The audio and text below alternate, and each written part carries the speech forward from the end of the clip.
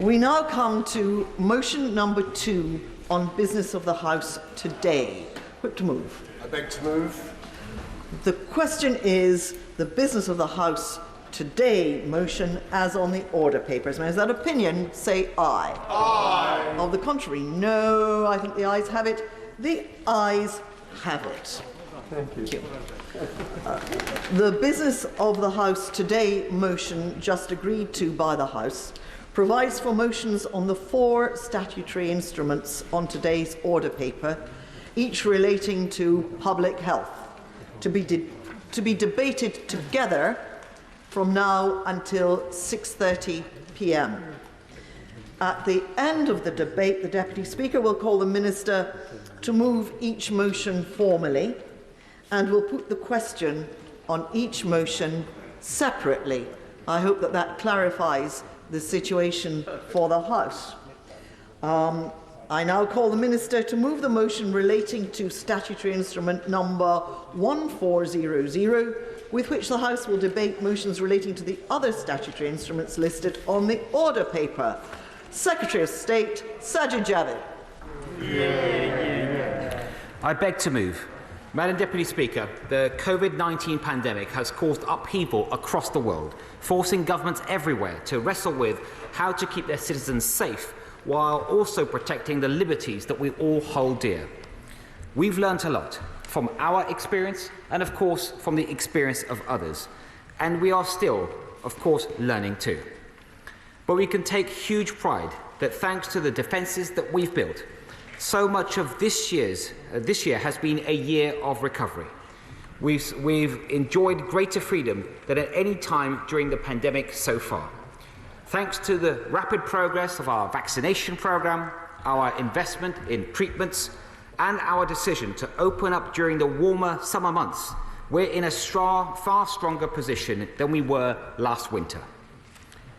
But even as I stood at the dispatch box back in July, when I stood here to announce the major milestone of taking step 4 in our roadmap, I said, and I quote, Madam Deputy Speaker, "We know that the greatest risk to the progress that we've made is the possibility of another new variant, especially one that can escape immunity and puncture the protective wall of our vaccination programme.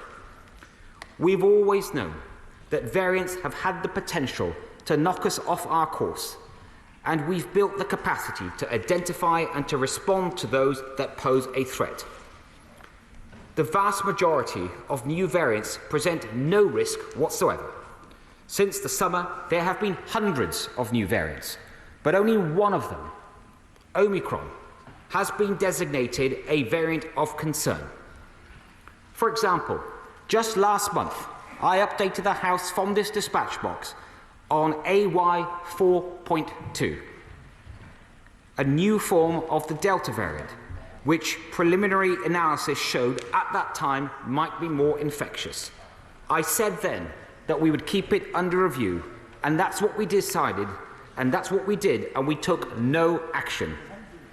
But, Madam Deputy Speaker, Omicron is a grave threat. We acted early to slow its spread, strengthening our testing regime and placing 11 countries on the travel red list. But despite those swift steps, the data over the past few days has shown more cause for concern. And I'd like to reinforce with the House today, to all honourable members, why Omicron represents such a risk to the progress that we've all made so far together. I will, yes. I'm grateful. I'm listening very carefully to the Secretary of State's comments and the fact that he's brought these measures to the House. I asked him yesterday whether, if the government had to bring further measures in, other than those being proposed today, during the recess, whether he would give a commitment at the dispatch box to recall the House so that we could be involved on behalf of our constituents in making that decision. He very kindly agreed to take that matter away to discuss it with the Prime Minister. Is he able now at the dispatch box to commit that if the government were to take further measures to deal with Omicron during the recess, that the government would recall the House of Commons so that we're able to have all of the evidence and participate in taking those decisions on behalf of the constituents we represent. Madam Deputy Speaker, I of course understand the importance of the question from my right honourable friend, and as he said himself, he asked it yesterday and he understandably asked it again today. I hope he understands I am not able to give that commitment alone. It wouldn't be a decision for me and my department alone, but it is something that I know the government would consider together seriously.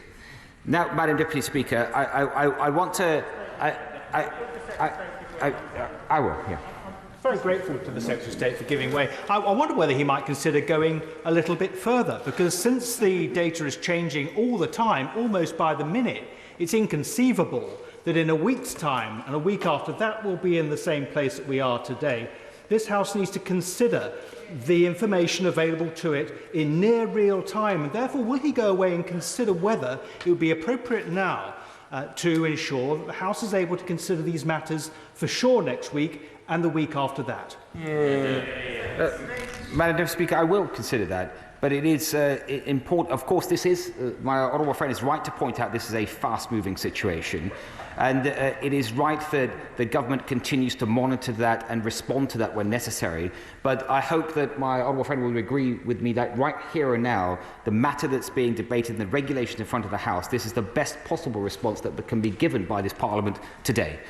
Now, Madam Deputy Speaker, I will. Then I need to make some progress. I will. I'm very grateful to the Secretary of State for giving way. If he is going to consider these matters, will he also include consideration of the issue that obviously the virus spreads if people are not able to isolate?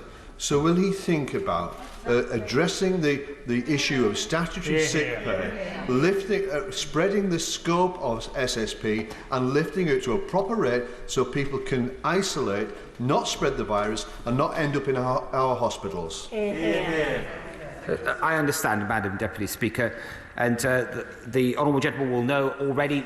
Currently, there are some measures in place, such as the ability to get sick pay from day one. There are hardship funds, but I understand what the honourable gentleman has said. He's asked us to look at that further, and we will. All these matters are under review. Now, Madam Deputy Speaker, I do want to turn to some of the information that... No, I will have to... I'll take an intervention later for the honourable gentleman. But some of the things that we have learnt about this new variant. And the first thing is, and these are things that we know certainly it is a fast-moving situation. In the last week, we have been able to determine these things with a high degree of confidence. First, that it is more transmissible. Omicron is more transmissible than the Delta variant.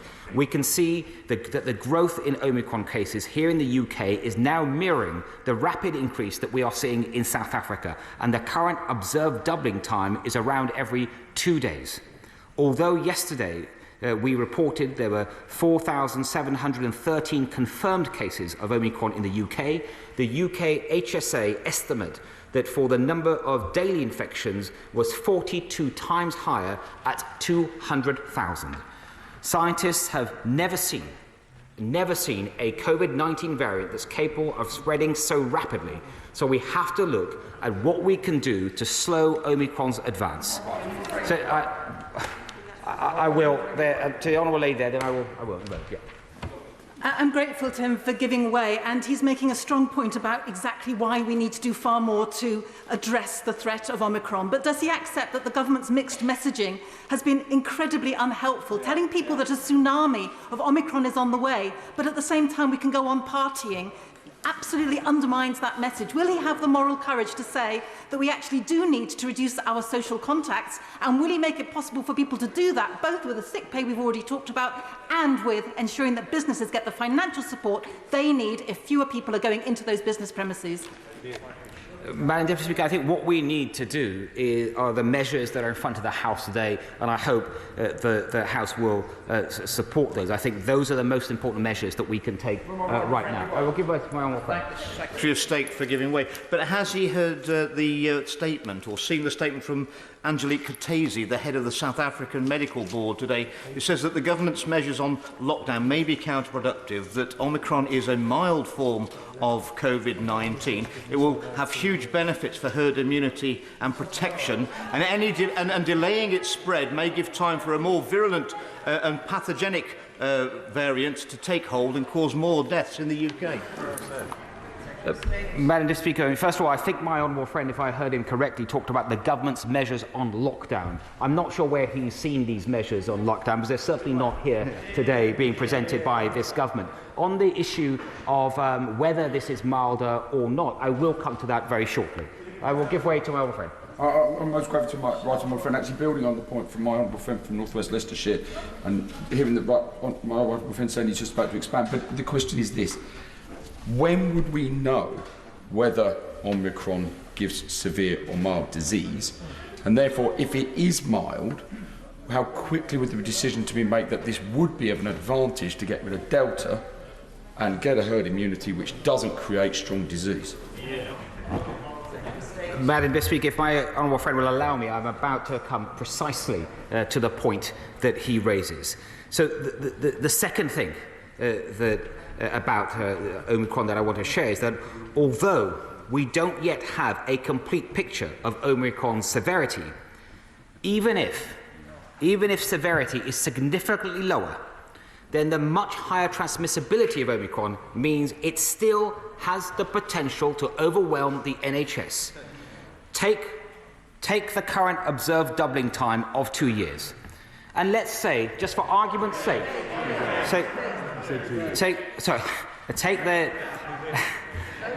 let's take the current doubling time of 2 days, right? And let's say, just for argument's sake, if I say to honourable members, for argument's sake, that Omicron was only half as severe as Delta, half as severe. After the lag between cases and hospitalizations has taken effect, then this would mean it would only buy you 2 days. It would buy you 2 days before Omicron hospitalizations reach the same level as Delta. In England, I will later. In England, 10 people are confirmed to have been hospitalized with the Omicron variant. Now, and I know that some honourable members, they have said that because confirmed hospitalizations from Omicron are low, then we don't need to act. But it's the fact that Omicron hospitalizations are low that means it is now the best time to act. And we've seen during previous waves, we've already seen this, the lag between infections and hospitalizations, it's about 2 weeks. When infections are rising so quickly, we're likely to see a substantial rise in hospitalizations before any measure is starting to have an impact. So there really is no time to lose. I will give way. I thank my friend for giving way, and I understand the nuanced point that he's making. But just on forecasts, will he accept that many academics have doubted the previous forecast, describing them as hysterical, substantially inflated, consistently overconfident, lurid and severely flawed? We have had a problem with inaccurate forecasts. Would he accept that point? Yes, I absolutely accept that point. And with previous variants of COVID, we have seen forecasts and estimates, whether it's from academics or think tanks and others, that have been completely off the mark. Completely off the mark. But all I would just say gently to my honourable friend and other honourable members, just because forecasts in the past have been wrong, it doesn't mean to say every estimate or forecast is always wrong. And I hope my honourable friend will note that. I will give way to my right honourable friend. I'm grateful to my right honourable friend for giving way.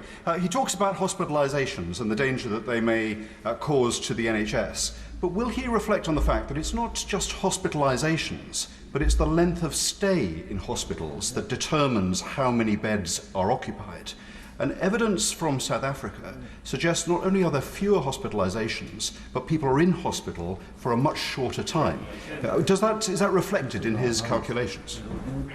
Yes, sir. I can confirm that to my right honourable friend. First of all, he's absolutely right to make that point. Of course, it's not just about entering hospital, but it's about how many days that individual is likely to stay in hospital. And currently, with the Delta variant, I believe it's roughly about 9 days an individual on average stays in hospital. And if that was cut, for example, to 5 or 6 days, of course that would help with capacity. Now, first of all, we can't assume that. because what we are seeing in terms of the hospitalisation, the impact in South Africa, or the hospitalisations there are rising rapidly. There are hundreds of people on ICU and ventilators, that it's hard to read across, given that the average age of the South African population, I believe, is about 27 years, for example. So it's hard to just completely read that across. But I hope he would agree with me, similar to the point I just made on severity, that even if the hospital stay is half of what it is at the moment, at the rate that this thing is growing, and if it continues to grow at that rate, that could be cancelled out, that benefit could be cancelled out in 2 days. I give way to the honourable gentleman. Here.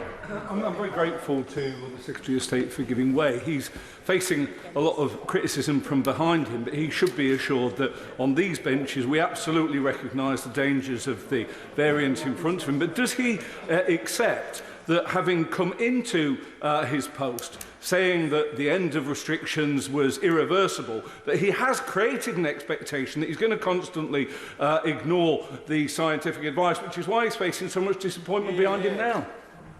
Now, I think the honourable gentleman may have heard earlier when I started my remarks, I talked about what I've said at this dispatch box in July, specifically about the risk of a vaccine escape variant. Now, I do want to talk about the vaccines and this variant, Madam Deputy Speaker. I will give way one more time for now to my honourable friend, and then I will come back to other honourable friends. I'm very grateful, and I think my views on this are pretty well understood. Just given the case that he's setting out, I think one thing I'm puzzled by is why he's only going as far as he is. Can he just explain to us why, in his estimation, the measures he's taking are equal to the situation which he's describing? It's Madam Deputy Speaker, it's a very fair question, as always, from my honourable friend.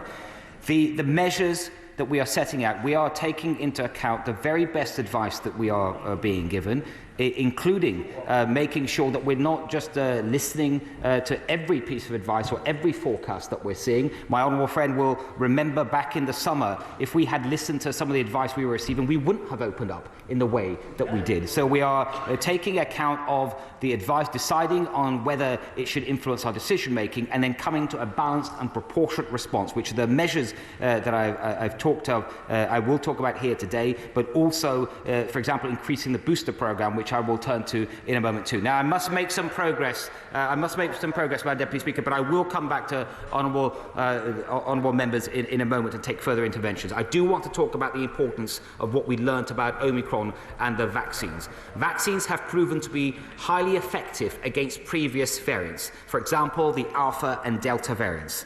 This has weakened the link between cases and hospitalisations and deaths, and it has allowed us to reopen our country once more. But recent analysis from the UK HSA has shown that 2 doses of a vaccine provide much lower levels of protection against symptomatic infection from Omicron when compared to the Delta variant. But, more encouragingly, effectiveness rose considerably in the early period after a booster dose, providing around 70 to 75% protection against symptomatic infection. This data starkly shows the importance of booster doses and why we're working so hard to get many more boosters into arms, and I will say more about that in just a moment.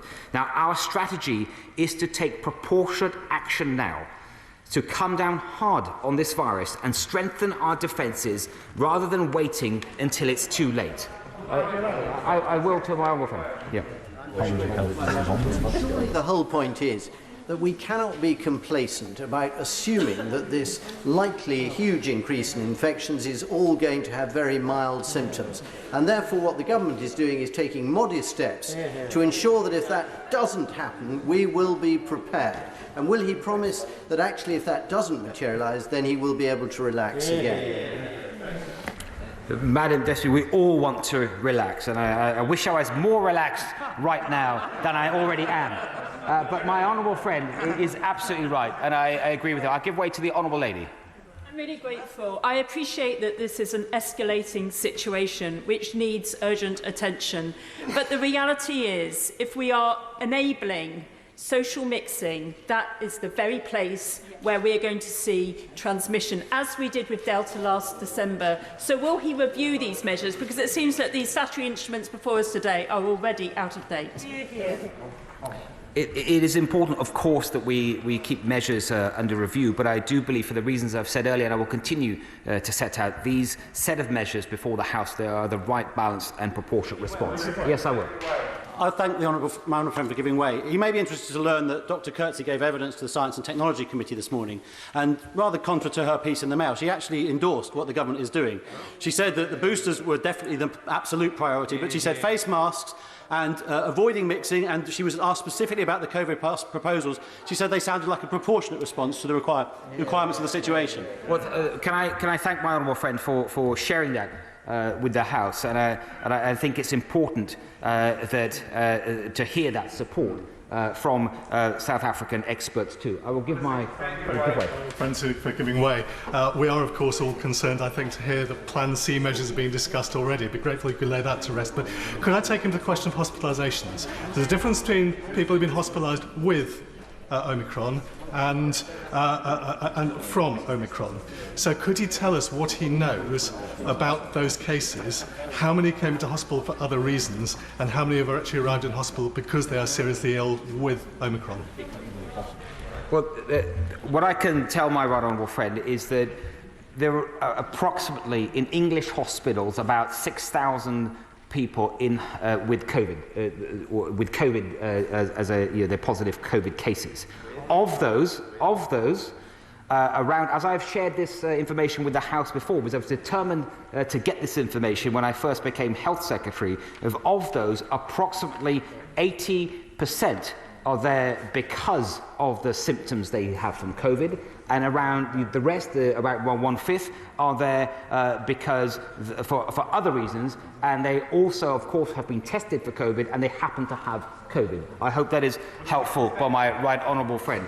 I will give way one more time for now, and then I will...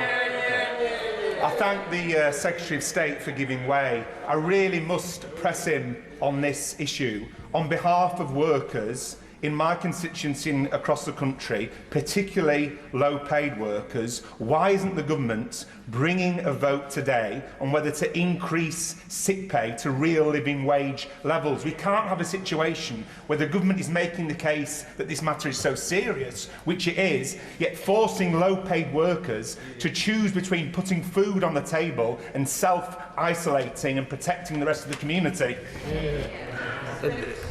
Where I agree with the honourable gentleman is about the importance of support for people with measures, and there is support already in place. I can see from the way he's raised this question that he thinks there should be more support. The honourable gentleman thinks that. I understand that we have a difference of view on that, but it is something that we keep under review.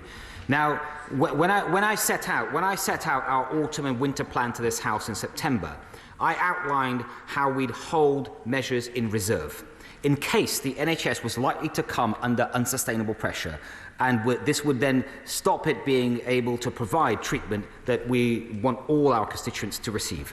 Yesterday, the NHS England announced that it will return to its highest level of emergency preparedness, level 4 national incident. And unfortunately, there is now a very real risk that the exponential rise of Omicron cases translates into a spike in hospital admissions and threatens to overwhelm the NHS. We've done so much already to boost the capacity of the NHS. We've increased the number of doctors by 5,000 over the past year and the number of nurses by almost 10,000. And we've also expanded the number of beds available. But we've also had to put in place measures for infection control which have limited this capacity. And there's already over 6,000 COVID-19 patients in hospital beds in England. Despite the progress that we've made, the NHS will never have unlimited numbers of beds, and nor unlimited numbers of people to look after anyone that is in those beds. So if we think that capacity risks being breached, then we simply have to step in.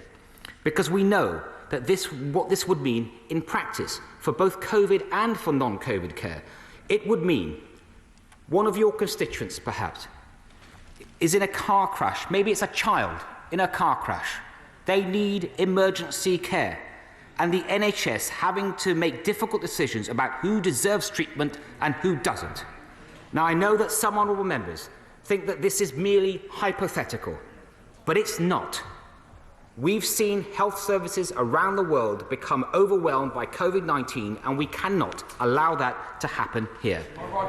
I'll give way to the Honourable Lady, and then I will. Yeah. Thank him for giving way, and I'm extremely grateful for him mentioning frontline NHS staff. The All-Party Group on Coronavirus had a hearing this morning where we heard that they are suffering with moral injury because of the exact decisions that they have to make that he's just outlined. But the other thing we heard is that there is a worrying suggestion that Omicron may be worse for children than Delta. What assessment has he made of that risk? And what is his plan for children to protect them against this deadly new wave? Well, first of all, Madam Speaker, can I very much agree with the Honourable Lady about the work, everyone in the NHS, the phenomenal work they've been doing at all times, but especially over the last 2 years during this pandemic. They could not have delivered more. In terms of her question about children Omicron, I'm afraid we don't have any evidence of that yet that I have seen, but of course it's something, the impact of Omicron we take very, very seriously, that I hope that she can see, and we will keep that under review. Now, Madam Deputy Speaker, I will take some interventions in a moment, but I do want to just finish this section. Madam Deputy Speaker, we're also giving the NHS more time to put boosters in arms, and I can assure the House that we won't waste a single second in doing that. We've already given more booster doses than anywhere else in Europe, and 44% of the people in this country over the age of 18 have already been boosted. But the recent data showing the importance of booster doses for our fight against Omicron has highlighted the need to go even faster. Yesterday, I set out to the House how we're bringing the target we've set ourselves, we're bringing it forward so that everyone who's eligible and aged 18 and over in England will be offered the chance to get their booster dose before the new year. This is a new national mission, a race between the virus and the vaccine to get as many people protected as soon as possible. And just as we embark on this huge logistical endeavour in the short term, we're also looking at the long term. We've already signed contracts to buy a total of 114 million extra doses of future-proof. These are future-proof vaccines that will help our country's vaccination programme over the next 2 years. And the deals that we've struck will give us the earliest access to modified vaccines to combat Omicron and future variants of concern should we need them. I will. Yeah. I'm very grateful to the Secretary of State for giving way, and he is absolutely right, and I'm overjoyed that the boosters are the key to getting the country out of this issue. I raised for the last couple of weeks and last week in PMQs the issue of the 15-minute wait post-Pfizer.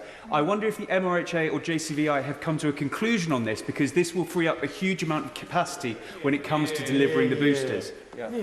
Yeah, my honourable friend, as he mentioned, he did raise this yesterday, and what I can tell him that it is very urgently being looked at, and I am sure he will agree with me that if it is done, it should be done in a safe way that our regulators are happy with, and I can confidently say that I expect an urgent update later today as soon as I leave this chamber.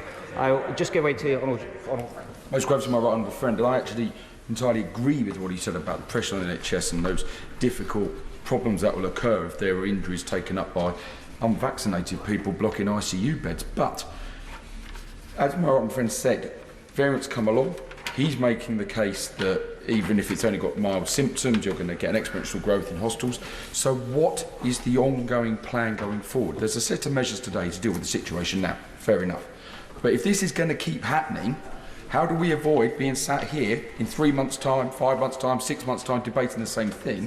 What's the plan?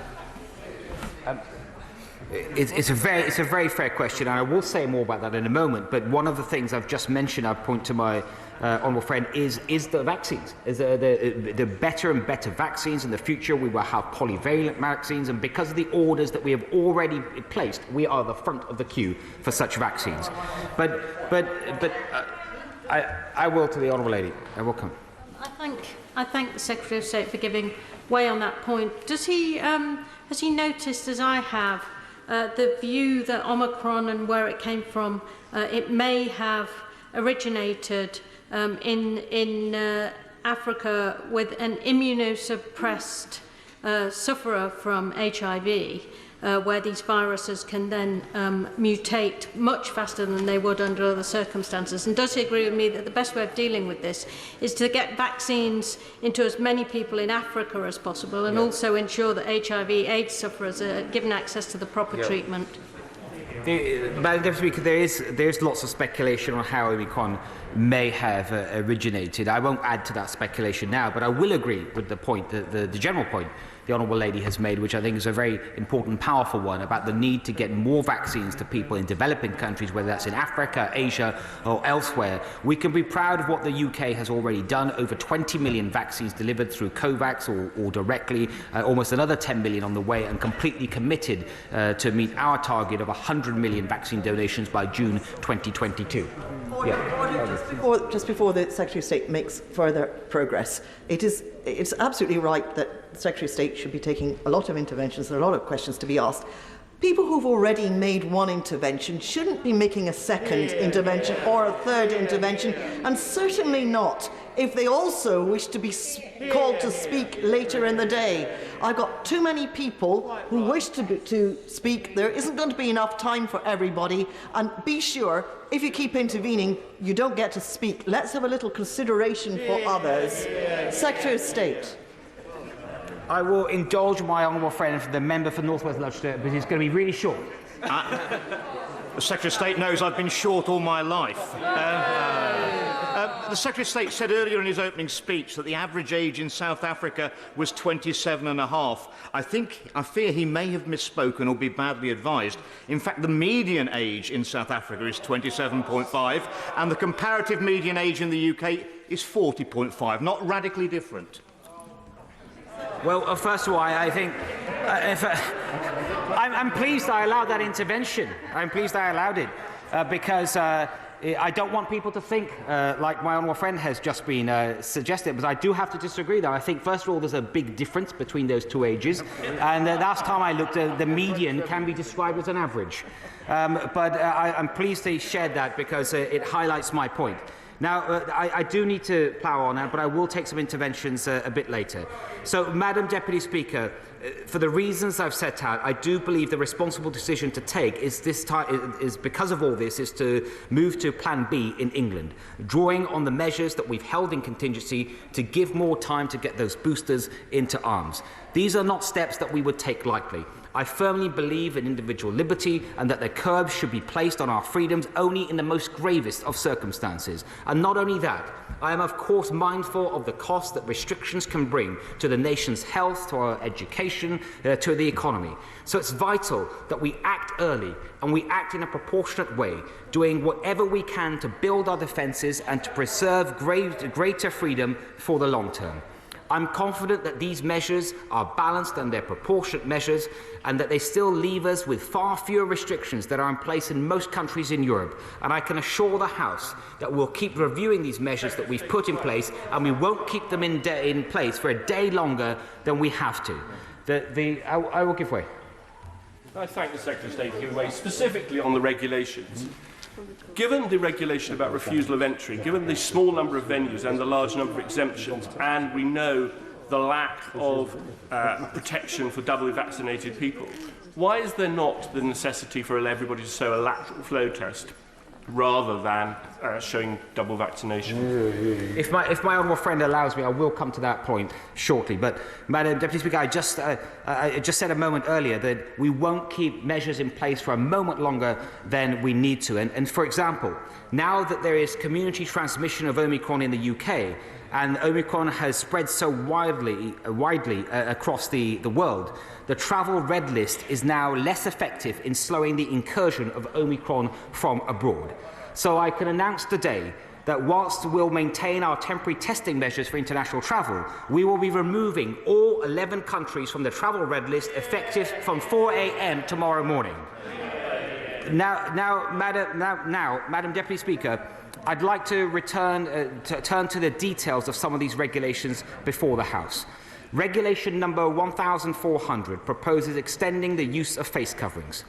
In October, UK HSA published an updated review of the evidence on the effectiveness of face coverings and concluded that there's good evidence that they can help in reduce the spread of COVID-19 when worn in the community.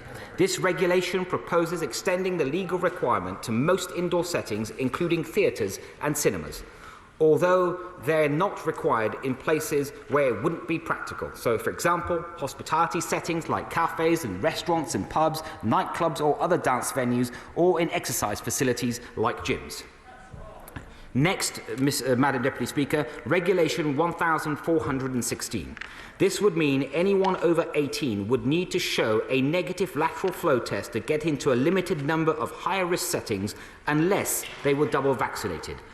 However, as I announced to the House yesterday, in light of the new data on how vaccines respond to Omicron, our intention is that boosters will be required instead of 2 doses as soon as all adults have had a reasonable chance to get their booster jab. I will. I thank the Secretary of State for being so generous with these interventions. Would the Secretary of State agree that if we are to go on the front foot in tackling this pandemic, we have to acknowledge that this pandemic is like our house being on fire, and we're dealing with just one room in that house when the rest of the house is on fire? Surely the TRIPS waiver, giving those other countries across the developing world and beyond the ability to produce the vaccine themselves and increase supply at a cost-effective rate and stopping Big Pharma from excessively profiteering, is the way that we get onto our front foot in vaccinating the rest of the world to enable that new variants do not continue to flourish. Madam Deputy Speaker, as I said in response to a question from another honourable member earlier, we are, in terms of getting vaccines to developing world, donations through COVAX, bilateral, are really important. But I have to strongly disagree with the suggestion of the honourable member that waiving rights to intellectual property and patent are going to help. They are not going to help. It is going to undermine the world's ability to deal with this pandemic, because it will remove all the incentives from the pharmaceutical companies to actually develop these valuable drugs in the first place. I do have to respectfully disagree with the honourable gentleman. Now, I do need to make some progress. Madam Deputy Speaker, with this, however, I announced to the House yesterday, in light of this new data on how vaccines respond to Omicron, our intention is that boosters will be required instead of 2 doses, as soon as all adults have had a reasonable chance to get their booster jab. Now, Madam Deputy Speaker, I'd like to reinforce to honourable members that this proposal around getting a lateral flow test, a negative result from a lateral flow test, or not having to do so if you are double vaccinated, this is not a vaccine passport. It's really important to me, as a point of principle, that people have a range of different routes to show how they're eligible. And that is what it is before the House today. These options include showing proof of a negative test for the last 48 hours, proof of vaccination, a medical examination, or evidence of participation in a clinical trial. These regulations cover a small number of settings that present particular risk. I will give way to my honourable friend. I thank the honourable friend for giving way, and he knows that I'm completely against vaccine passports and mandatory vaccinations. Can he confirm with me, though, that lateral flow tests will always be used and allay fears that people have in Rother Valley and myself, that we are not going to create a 2-tier system, we're not going to have mandatory passports, and lateral flow tests will always be used so everyone can have access to all parts of our society? I can give my honourable friend that confirmation. I'm very happy to make that really clear. I think it is absolutely vital. There's always an option for the lateral flow test, and I would not support a vaccine-only option. I will give way to my honourable friend. I thank my right honourable friend for giving way. In terms of providing proof of negative lateral flow test, is that possible for someone who doesn't have access to the internet or phone? What's the evidentiary requirement? The lateral flow tests are available for everyone. The vast majority of people, I think, will have access to phones or in other ways. And we are looking at, and many people we have seen have, they can, once they have taken the lateral flow test, and registered that result, perhaps with the help of someone else in their family or a friend, they are able also to get printed proof of that by using the 119 service. And if there are other ways to improve that, of course, we will, but it is something that we have found is available to the vast majority of people, including to those who might not be so familiar with technology. I will give way. I'm grateful to the Secretary of State for giving way. Can I say to him that a vaccine passport with a lateral flow test alternative is still a vaccine passport?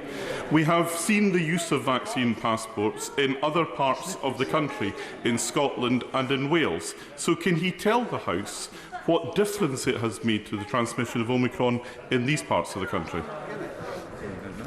Well, I'm coming to that more specifically in a moment, but again, I just have to.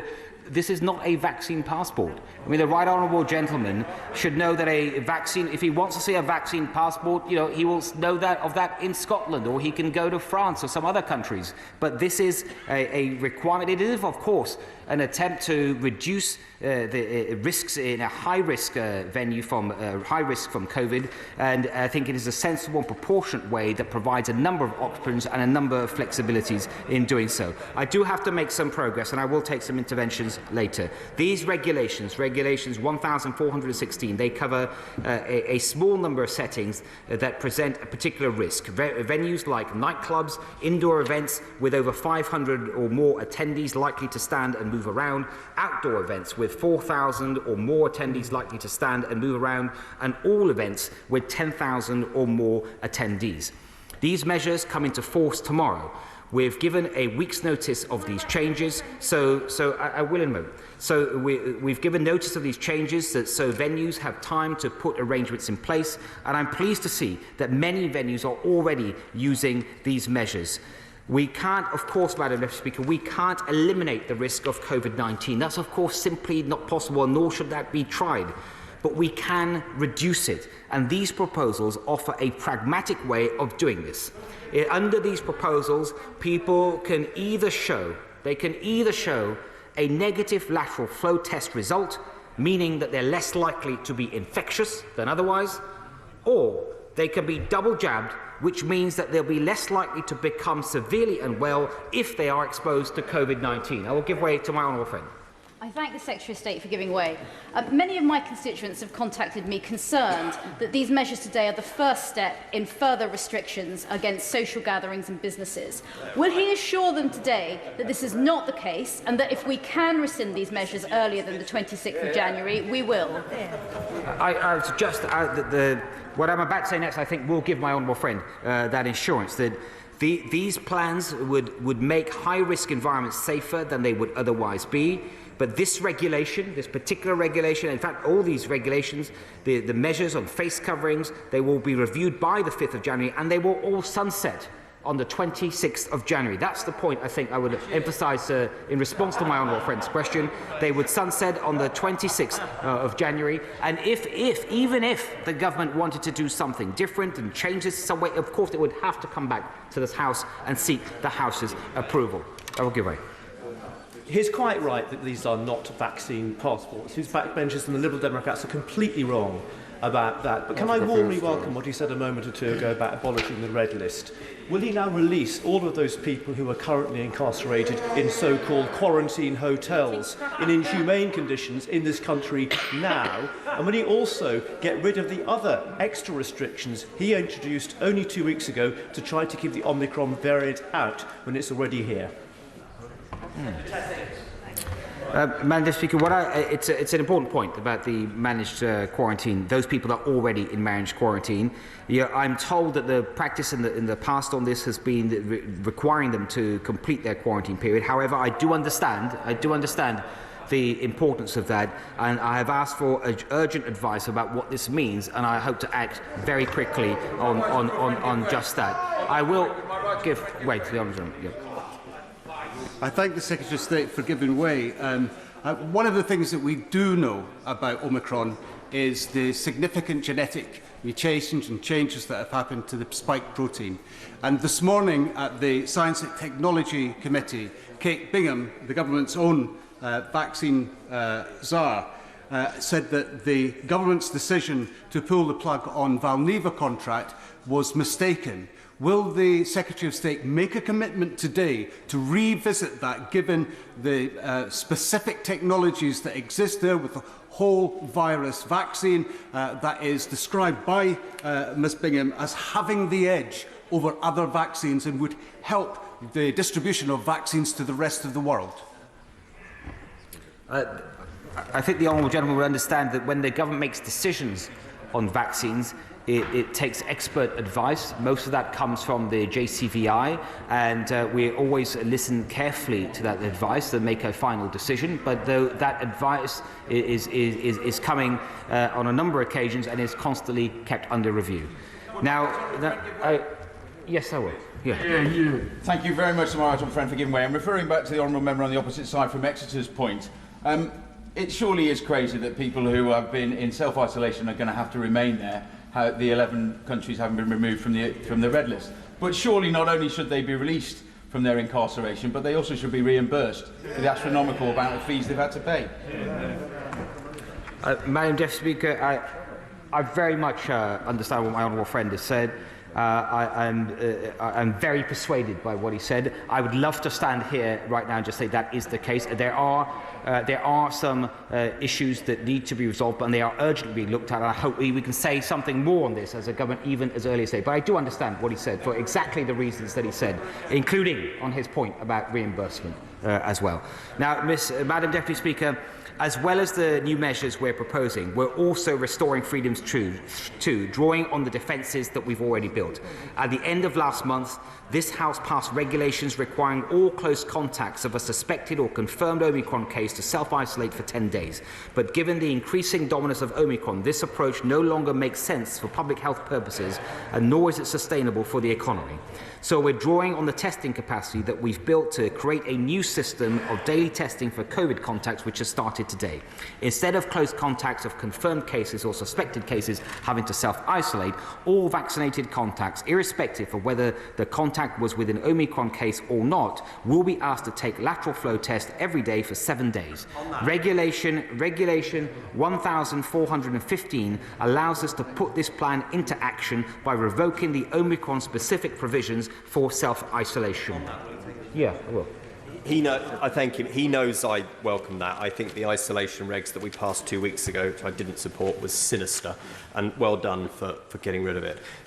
The test and release, though, he will know many of our constituents, many of mine have contacted me to say they cannot, for love nor money, get hold of lateral flow tests right now. Could he update the House on whether this problem has been resolved? Madam Deputy Speaker, my honourable friend will understand that there has been a huge surge in demand for lateral flow tests, perfectly, of course, understandably. And the situation at present is that the warehouses of the UK HSA, they have plenty of stock. The distribution channel has been limited, although they have added to that significantly in recent days, including building on the channels they had with Royal Mail, with Amazon and other suppliers, and also opening up more access points other than direct ordering online, so that people can pick up tests, for example, from far more pharmacies than they currently can do. But it is something that is being worked on, and I think whatever the current situation is, it will improve very, very quickly. I hope that reassures my old friend. I will take one more until I need to start closing. I thank the Secretary of State, and he's making some vital points about testing and self-isolation, but I did raise a point with him yesterday about PCR testing, and I'd like to come back to it, because although the supply of lateral flow tests is important, so is the PCR testing, which is obviously more reliable, gold standard. Today there was a point when it was reported on social media that there were no PCR testing slots available in any region of England. Yesterday, I asked the Secretary of State if he would authorise each Director of Public Health across the country to have a float stock of 500 PCR tests they can use to disrupt COVID outbreaks and to slow the transmission of Omicron. I think that's a really important point. Only 9 of the Directors of Public Health have that float stock at the moment. Will he take that vital step and authorise it for all the other Directors of Public Health? We are, Madam Speaker, we are working very closely, as the Honourable Lady would imagine, with directors of public health throughout England, whether it's on testing and elsewhere. In terms of testing, PCR specific testing capacity, there's around, I think capacity is around roughly 600,000 a day. It's been expanded to, it normally is at that level, it's been expanded already to around 800,000 a day. It will be further expanded. I think it is important for honourable members to know that testing is released during the different times of the day, and so if someone checks the system and it's not available, it might be available in their local area in the next couple of hours. It's not just a day-by-day process, and also as it is surged, they will become much more easily available. But it is important, I think, to remind people whenever one can that a PCR test should only be used if someone has symptoms. Otherwise, lateral flow tests are the tests that should be deployed. Now, finally, Madam Deputy Speaker, I'd like to turn to measures to help keep the health and care system safe for the long term by making vaccination a condition of deployment for more health and social care settings. Across the UK, the overwhelming majority of us have made the positive choice to accept the offer of a vaccination against COVID-19. And 91% of NHS staff already have 2 doses. But we need this figure to go even higher. Uptake rates vary between different health and care organisations and across the country. And despite the incredible effort to boost uptake across the country, there are still approximately 94,000 NHS staff who are unvaccinated. It's critical to patient safety that health and care staff get the jab, to protect some of the most vulnerable people who are in their care, and also keep the NHS workforce strong in the wake of Omicron. Now, we made vaccination against COVID-19 a condition of deployment in care homes from the 11th of November this year. And contrary to what some feared, we're not aware of any care home closures where vaccination as a condition of deployment has been the primary cause. Today, we're putting before the House regulations to extend this requirement to health and other social care settings. I will give way to the old gentleman. And then I'll thank the Minister for giving way. Earlier on in his speech, the Minister pointed out that the capacity of the health service is important and should not be breached. How does he expect, if there's 9% of the staff who have to this date decided not to be vaccinated and who presumably will stick with that decision, how does he expect that that will not reduce the capacity of the health service in the future? And is it not a fact that already there are many people who are staying in hospital because it can't be facilitated in care homes due to the lack of staff? It's a fair question, and I will be answering precisely that question in just a moment. I'll turn to my right on friend. With direct reference to what he's just been talking about, we know that the vaccines are only 33% effective at reducing infection of Omicron. We know that the reduction of infectiousness reduces dramatically to 0 after 12 weeks in the case of AstraZeneca. So what does he view as better in terms of protecting people from infection? Daily lateral flow tests or vaccination? I think I'd say to my honourable friend, I think that they both have a role to play. Of course, in the NHS and in social care, there is very frequent testing, both lateral flow testing, in the case of the NHS, often PCR testing. But I think vaccination has a role to play. At this point in time, many people still have 2 doses. That is rapidly changing. When they have 3 doses, get their booster doses, that gives them an even higher degree of protection. I will give way to my honourable friend. I thank my right honourable friend for giving way, and I draw attention to my register of members' interests. I think the Minister is making a very clear argument for the need to do something. He talks about how a very small proportion of a much larger number of cases could overwhelm the NHS in the way that a larger proportion of a much smaller number of cases might not. But we do know that the NHS has a huge backlog of people awaiting diagnostic and operative procedures. I'd like to ask him what evidence he has that mandating vaccines for NHS staff will help.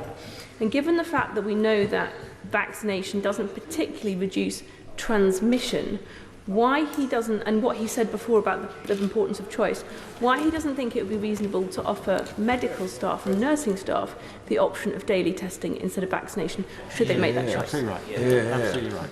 These, in coming to this decision, we held an extensive consultation with thousands of responses. We also, of course, consulted, and this very importantly, with the NHS itself. And as I shall touch on in a moment from now, the NHS itself has weighed up this decision, and the Honourable Lady is right if she suggests that there may be some people that choose to leave the NHS rather than stay and be vaccinated. That is a choice for them to make. But there's also here a issue of patient safety. That is also the view of the NHS. And as I said in response to my right honourable friend a moment ago, testing can be used as well alongside this, but vaccinations help as well. And I want to just talk about the settings.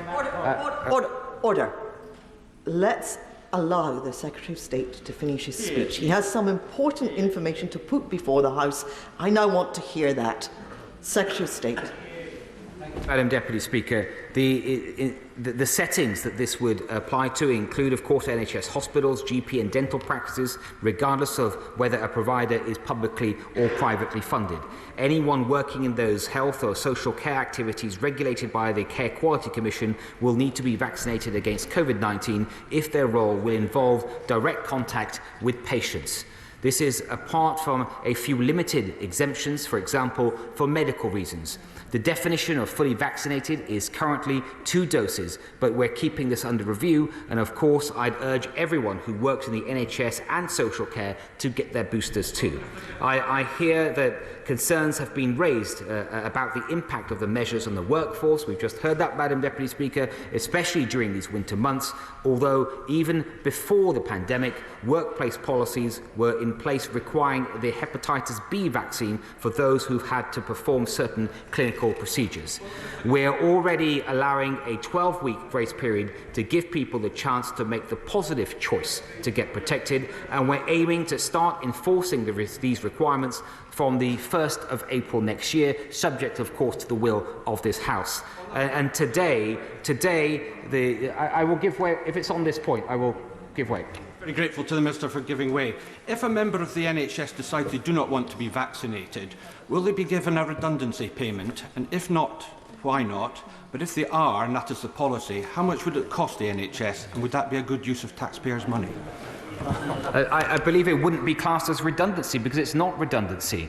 You know, that job has not become redundant, and if that individual chooses not to get vaccinated, then that, of course, is a decision for them to make. But as I stress, that the way that this will be implemented by the NHS and the way that it should be implemented by the NHS, and I know that there will be, is that getting vaccinated should always be a positive choice. And the NHS has put in place a number of methods and ways to try and provide the information that people want to share, and also including one-to-one consultations, providing more information, especially for those that may have received misinformation. And the outcome of this with the care homes, when this was the similar measure was implemented earlier, was that many of them, when they were provided with the right positive information, chose to actually become vaccinated rather than choose to leave the jobs. Now, I must make progress. I'm sorry,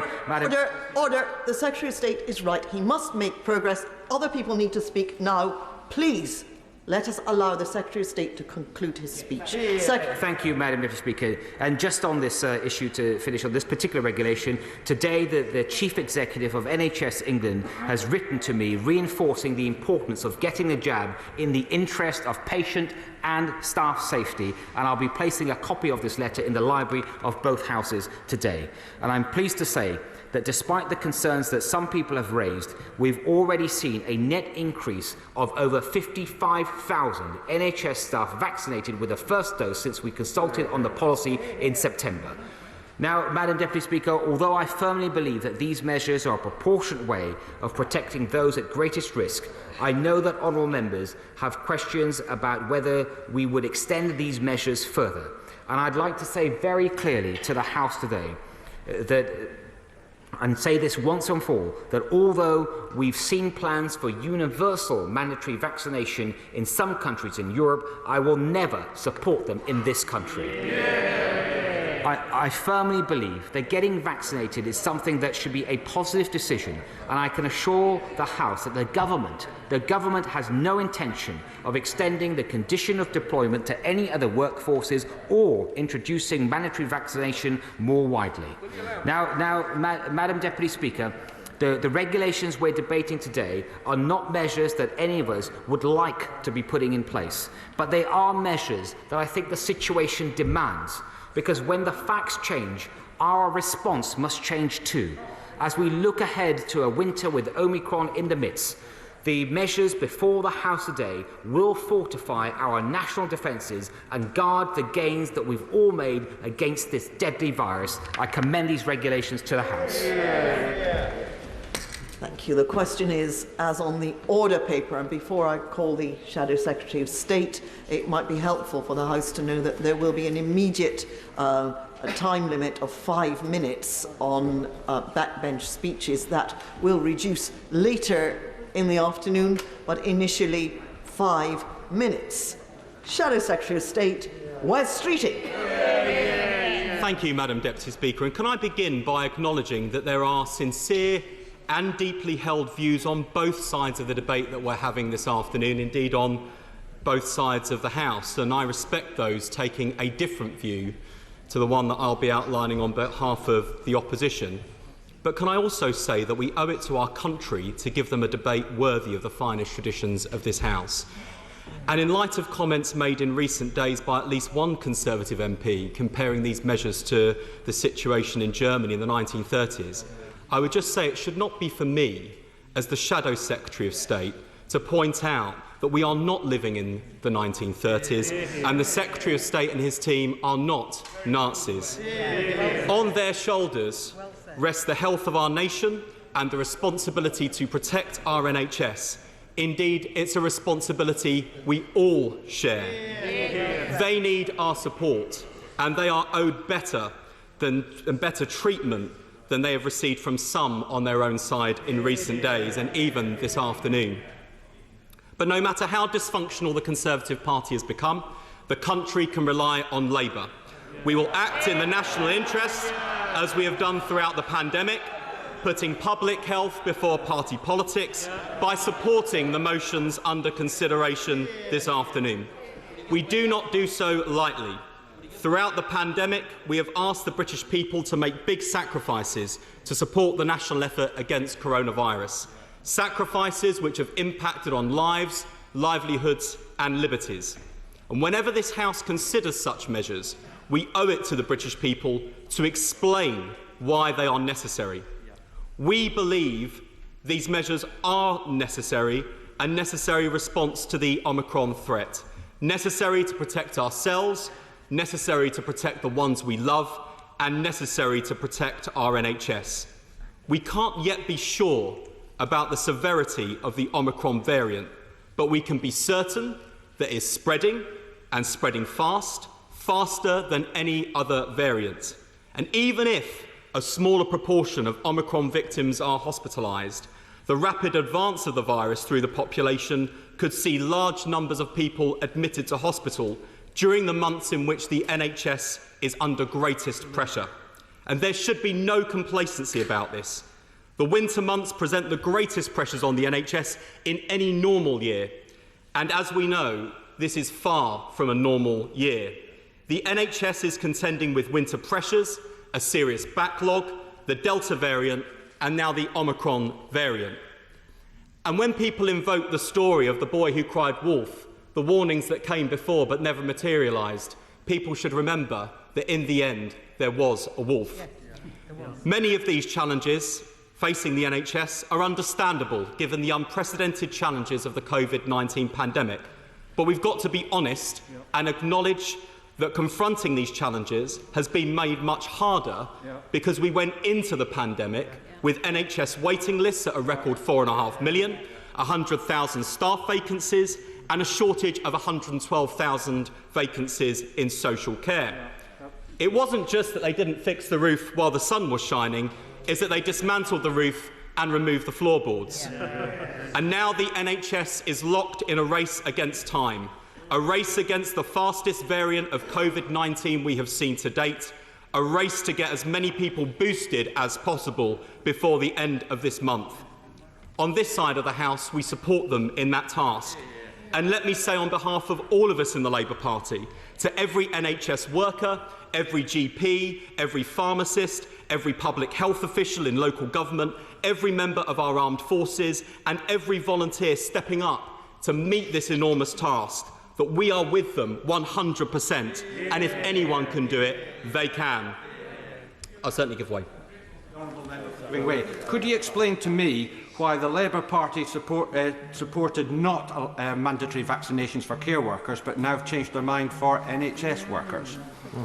I'll outline our position on that, but the honourable gentleman will have to be patient, so I'll come on to that later in my speech. But we need to buy them some time. The measures put forward for consideration today are an attempt to do just that by slowing the spread of the virus whilst trying to protect Christmas so that people can enjoy the festive season safely. By limiting our interactions in the workplace, by wearing face coverings in settings where the virus finds it easiest to spread, by testing before we attend large indoor gatherings, and by getting behind the booster rollout to ensure that everyone is protected. Will you give way? I certainly will. I'm very grateful to my honourable friend for giving way, and he's absolutely right that we're all very conscious of how important this time of year is to the hospitality sector. But would he agree with me the greatest threat to the hospitality sector isn't the kind of restrictions that are in front of us today, but it's the sense that this virus is out of control and widespread cancellations from the sector. So these restrictions in front of us today enable the hospitality sector to survive in this really difficult time, but also enable us to take proportionate steps to make sure the spike doesn't get out of control. I wholeheartedly agree with my honourable friend. Indeed, one of the primary reasons for supporting measures for consideration today is because we on these benches support business, and we want to support them through a particularly difficult time when normally trading would be at its busiest. The goal in the end must, of course, be to learn to live with the virus. That means effective vaccination, antiviral treatments and public health measures that have minimal impact on our lives, our jobs and our businesses. So let me now take each of these measures in turn and explain why Labour supports them, and no doubt take interventions as we come to each one. Firstly, on mask wearing. Madam Deputy Speaker, no one enjoys wearing a mask. I certainly don't. But it is nothing compared with the cost that more draconian restrictions have on our lives, livelihoods and liberties. Masks are simply a price worth paying for our freedom to go out and live our lives during this pandemic. They are proven to be effective, and not only that, but in times of rising infections, when people are feeling increasingly cautious, it is vital to our economy that people feel safe boarding a busy bus or entering a crowded theatre. And in our view, the government should never have got rid of the requirement to wear masks in these settings. But we know why they did, and we've counted in recent weeks honourable members opposite not wearing masks. I'm glad to see that compliance has risen somewhat considerably. We know the Prime Minister no longer has the authority to lead his own party, but I'm grateful that members opposite have at least listened to their Health Secretary. Turning to the vaccine pass, onto testing to enter nightclubs and large events, I welcome that the government has listened to representations from Labour and responded. The Labour Party has argued consistently against vaccine passports and insisted on people having the option of showing a negative test. Further, we argue these passes should not be required for access to essential services. On both counts, the government has listened, amended the proposals, and we can support the measure in front of us today. It is not a vaccine passport. It is, in effect, a default requirement to show a negative test to enter venues where the virus is most likely to spread, with an opt-out available to those with an NHS COVID pass. I certainly will give way. He's making a very good point on this. Is the reality not that if we didn't introduce these measures, there would be a danger that our nighttime economy, pubs, venues and other events would have to shut completely? So this pass is actually a pass for freedom to allow us to continue to enjoy activities that otherwise would be shut down, and those libertarians opposite should be welcoming it, not bemoaning it. I wholeheartedly agree with my honourable friend, and let me be clear, we in the Labour Party support this approach because we support British business. This is about giving people the confidence to go out and about despite the presence of Omicron. I certainly will give way. I thank the Shadow Secretary of State for giving way. And I wonder if he shares my concern that reports over the past couple of days that there has been an absence or a lack of lateral flow devices to be sent out for testing. And also, what is also alarming is the lack of support for the domestic diagnostics market and the manufacture of lateral flow devices in this country that are much more accurate, reliable and superior to the current government lateral flow devices. And if these devices are to make a difference, then we must have the best quality devices in place. Very good. I do agree with the honourable gentleman, and of course, in order for this measure to work as effectively as we would wish, there has to be an adequate supply of lateral flow tests. And I heard what the Secretary of State said yesterday about the availability of testing, but it's no good if the tests are in the warehouse. They need to be available to people where they need them, when they need them. We've had supply issues, and these really do need to be resolved, not least in light of other measures, which I'll come on to shortly as well. I'll give way another time. Shadow Minister for giving way. We do not accept that rather than giving confidence to people, these measures and the background against which they have been introduced have actually reduced confidence. When you have predictions of 75,000 deaths, when you are telling people that they can't go to venues unless they have certain tests, the experience in Northern Ireland already has been that the hospitality industry has lost millions of pounds of orders coming up to the Christmas period because people are afraid to go out. Well, I'll say to the honourable gentleman, in dispatches from the Shadow Secretary of State for Northern Ireland, where of course Northern Ireland is ahead of England on this, he had a perfectly nice time out last night, is my understanding, enjoying the best hospitality that Northern Ireland, the people of Northern Ireland have to offer. And I think people are drawing confidence from this. And let me also say, drawing on the experience of other countries, look at Italy, look at France, look at Denmark, countries with strict COVID passport rules, all have seen their retail and recreation sectors fare far better than here in the UK because there's been consistency and confidence on this. And with passes and lateral flow tests, venues can operate at 100% capacity. Punters can be confident that they're safe to attend and enjoy themselves. At this time of year, the show goes on and everyone stays in a job.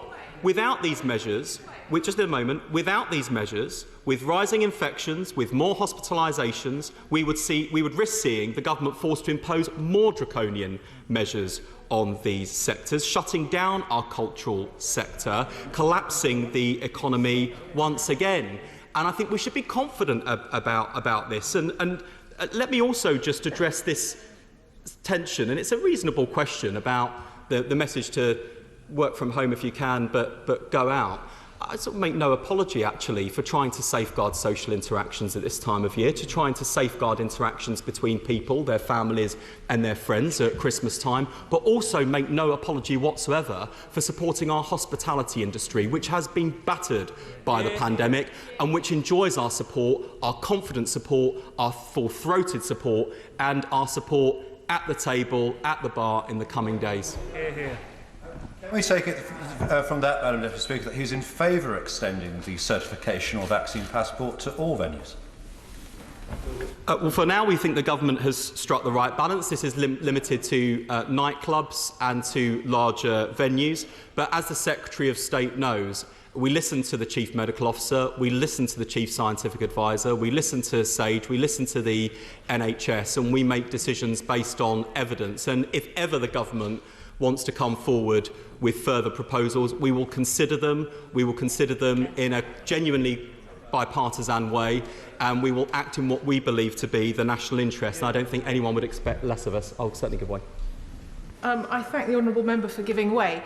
would he recognise that actually, with the COVID passes, given that there's an option of a lateral flow test or a double vaccination, actually the double vaccination that many people will use gives a very false sense of security, because we know that you can be vaccinated and still transmit. Most of the people we know getting COVID at the moment have already been vaccinated. So it's not actually very effective and will give a real false sense of security.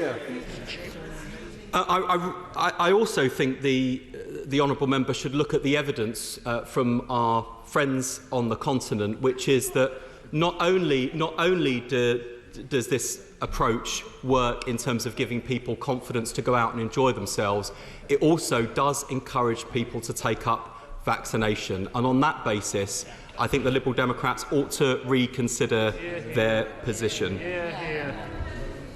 I'll give way one more time and I've got to make progress. Thank you so much, really appreciate that. He's obviously spoken to lots of people and he's really concerned about transmission. Could he tell the House the Labour Party's view on by how much transmission is reduced by 2 vaccinations? I'm grateful for the honourable member's intervention. I directed to the SAGE advice on this, which is there is some evidence, I wouldn't put it any stronger than that, there is some evidence on reduction of transmission. But as I say, our primary reason for supporting this measure is about giving people confidence to continue accessing hospitality and to give people an added incentive to take up vaccination as well. And on both of those tests, I think our friends on the continent have shown us a better way forward, an effective way forward, and I would dare members opposite to suggest that France, for example, is not a country that values liberty very strongly when you look at their history and their culture. Anyway, moving on, Madam Deputy Speaker, I must make progress. For these passes to work, people must be able to access tests easily and readily. We cannot continue in this situation where tests are out of stock and unavailable to the public who are required to take them, not if COVID passes are to work, and not if people who are close contact of a COVID case are to be able to take the daily tests required. The government's website showed PCR tests unavailable throughout England this morning. The only region where lateral flow tests are available today is in the South East. Those sorts of technical issues and those practical issues of test delivery need to be resolved immediately. And Madam Deputy Speaker, the measure on daily testing is the one measure that seems to have united the House in agreement, so the Secretary of State really needs to get a grip on this and ensures we have access to the tests we need. Moving on to the flexibility to work from home. Madam Deputy Speaker, we've called for workers to be given the flexibility to work from home for months, and we support the guidance to work from home where possible. I've addressed the contradiction in people working from home and going out to Christmas parties, and we want to protect people's ability to enjoy Christmas safely this year, which I think is one of the key arguments for this measure. And by limiting the interactions people have at work without disrupting their ability to do their work, we thereby lower contact, lower infections, and we hope to preserve their ability to go ahead with the social interactions they cherish most at this time of year. On to mandatory vaccination, Madam Deputy Speaker. Since the Prime Minister rather clumsily and unhelpfully tried to open a, quote, national conversation on mandatory vaccinations for the country at large last week, I want to make it crystal clear that we do not support mandatory vaccinations in general. And I welcome what the Secretary of State has said this afternoon, not the first time he's had to clean up the Prime Minister's mess. We believe the vaccine is safe and effective and that everyone should choose to have it. And I can't give any stronger endorsement than to say that I've had my first 2 jabs and I'll be having my booster on Thursday. And I wouldn't take it myself or recommend it to others unless I believed it was safe. On mandatory vaccinations for NHS staff, I recognise that this is a difficult issue for colleagues across the House and in our NHS. But the NHS has asked us for this, patients want this, and we are persuaded that the threat of Omicron makes it even more important for staff to be vaccinated to protect themselves and to protect the public they serve. I certainly give way. Thank the honourable member for giving way and draw the House's attention to my declaration of members' interest as a practising NHS doctor. I'd like to commend the honourable member for the consensual way that he's approaching the debate today and for many of the points that he's made, of which I agree. On the point of mandatory vaccinations for NHS staff, before I could train in medicine, I had to have a BCG, a TB injection. I had to also have a hepatitis injection, or I couldn't have practiced medicine because it was about protecting my patients. And I believe it's the duty of all healthcare professionals to put their patients first. And that's why it's absolutely right that healthcare professionals should have mandatory COVID vaccinations. Would he not agree with that point? I strongly endorse what he has said. And look, infection control is going to be a real challenge this winter because of the nature of the Omicron variant. Ensuring that the NHS workforce is fully vaccinated protects patients and it protects staff who put themselves in harm's way enough already. And as the honourable gentleman who speaks with real knowledge and expertise, this is not a new precedent. NHS staff are already required to inoculate themselves against other diseases. It is indeed a professional duty. And the NHS clearly believes that the April deadline does give sufficient time to persuade the workforce to protect themselves, their patients and their loved ones without seeing an exodus of staff certainly give way. I'm very grateful to the Shadow Secretary of State for giving way, and indeed I supported the requirement for people working with vulnerable people in care homes to be vaccinated, or if they wouldn't be vaccinated, to be removed from direct contact with vulnerable people. Can he tell me if he's aware, because I didn't get a chance to ask the Secretary of State, this proposal for those members of the NHS who have not got vaccinated, is it only affecting frontline staff who interact with the vulnerable, or is it people throughout the NHS who might have no contact with the vulnerable, because that will affect the way I cast my vote today? Well, I hope I can reassure him in that people, it's not just a case of if you don't take up the jab, that's it, you're out. There is also the opportunity for redeployment to other roles where vaccination would not be mandatory. So I hope that gives him the reassurance that he needs. I'll certainly give way. I thank my honourable friend give way, and I think he's handling this speech in just the right way. There's a balance of rights here. Patients have a right to be treated by staff who are fully vaccinated to protect them. I had a constituent who was clinically extremely vulnerable who contacted me.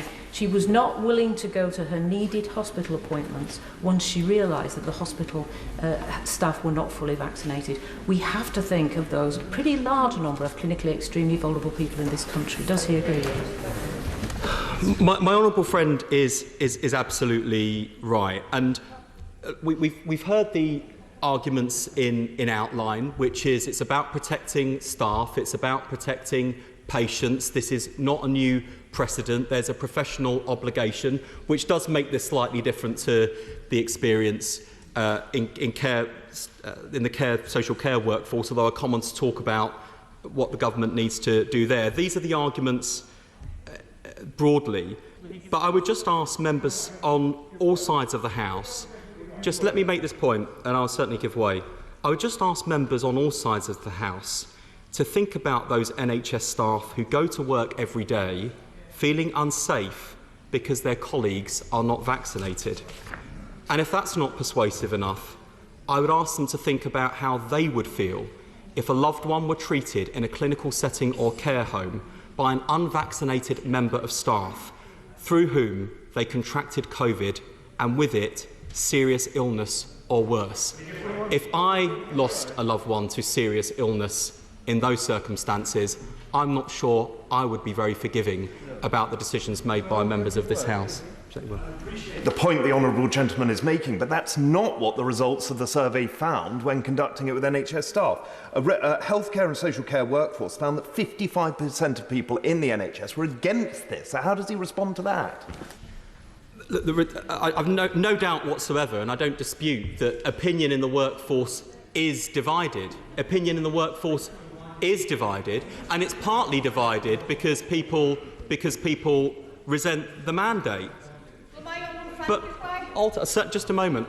Ultimately, it really does come down to this, and not just in terms of the broad arguments I made, or indeed the specific cases we might be confronted with without this protection.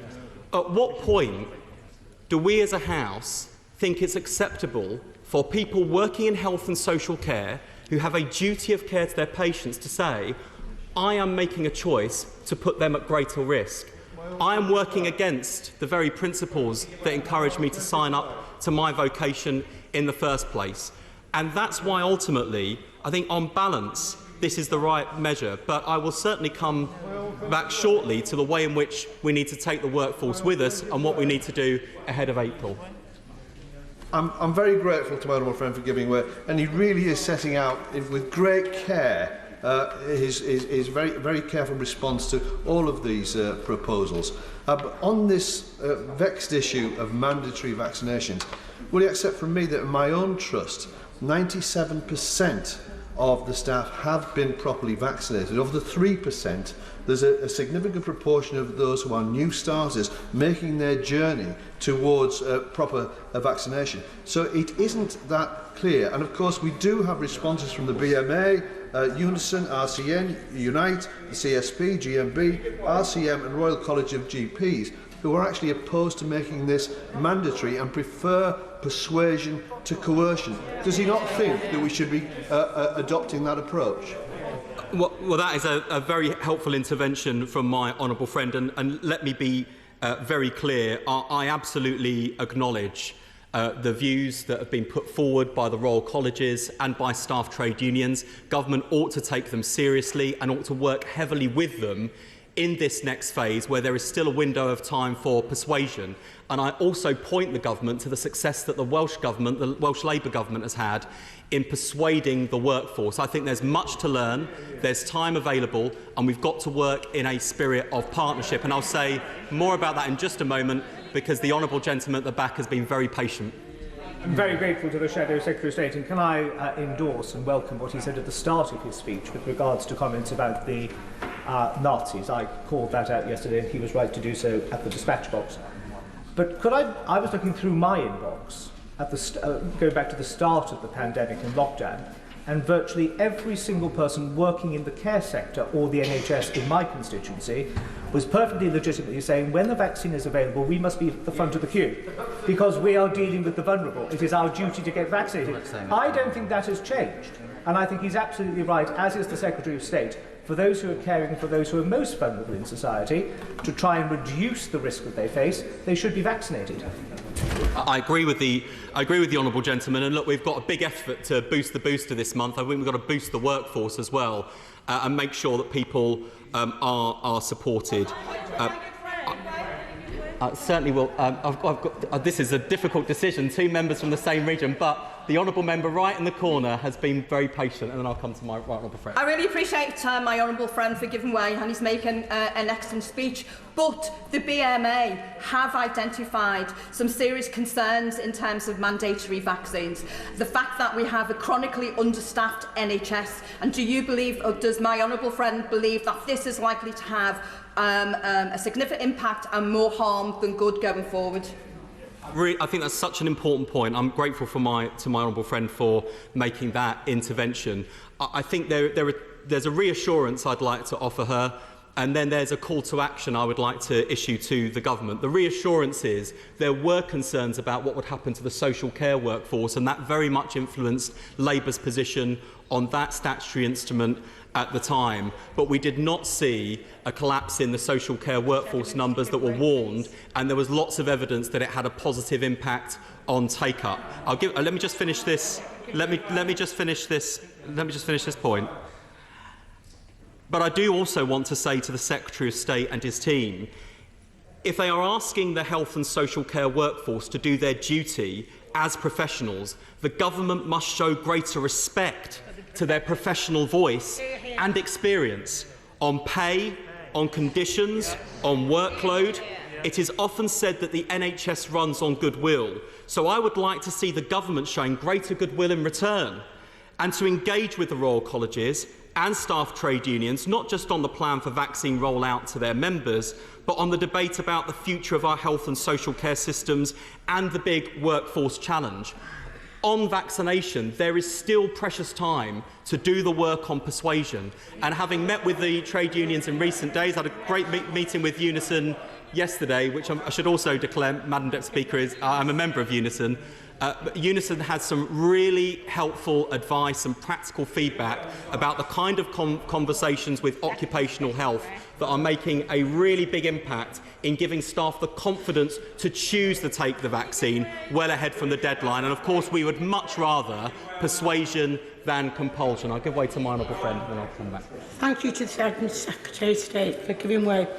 In St Helens, we have 99% of the care home staff vaccinated. In Whiston Hospital, best hospital in the country, we have 91% first vaccine, 89% second vaccine and 64% with the booster. This has all been done with persuasion, not with the threat of the sack. These people are in a vocation. It isn't just a job to them. They believe in the patients. We must not get to that stage where we're threatening people. It's been care. The GPs have even been involved in persuading the care home staff. Everyone has been involved for some considerable time, and that's the way to do it. Order. Let me just make this clear. There are over 40 people who want to speak this afternoon. And if people make interventions, it's simply not fair on those who are at the end of the list, who will be trying to speak later on. The Honourable Lady is only one of many. The Shadow Secretary of State is being very fair, as was the Secretary of State, in answering all the questions, but I must ask people to be reasonable. West Streeting. Thank you, Madam Deputy Speaker. It may have been a speech rather than an intervention, but I thought it was a very good one, and I welcome what my honourable friend has said, and I'll give way to my right honourable friend. I thank my honourable friend for giving way. Will he acknowledge that there is vicious and very effective psychological propaganda that anti-vaxxers are using to upset and worry people who may be vaccine hesitant, particularly about issues with fertility and whether the vaccine is halal and all of those things? Does he agree with me the government should do much more to counter this very vicious and damaging propaganda? I wholeheartedly agree with my right honourable friend, and this comes back to the point I made about the government engaging with staff trade unions and the Royal Colleges. Whatever their policy position on having mandatory vaccination, he will find in them willing allies who want to help the government to persuade colleagues to engage with them and to deal with some of these dangerous conspiracy theories which are knocking public confidence and creating real fear and anxiety entirely without basis. And so I really hope that on this point, when the government concludes later on, they will set out how they plan to engage and will give an undertaking to work with the staff trade unions and with the Royal Colleges, because I think that would do so much to achieve the objectives we all share, but also to raise morale in the workforce, who often feel that they are slogging their guts out for the government but don't get the hearing that they deserve. I'll give way to this honourable gentleman. I'll come back to my honourable friend. Thank you for giving way. He's making a very good speech, and I apologise for interrupting him. But on a point of science, will he just accept that he's got it a little bit wrong?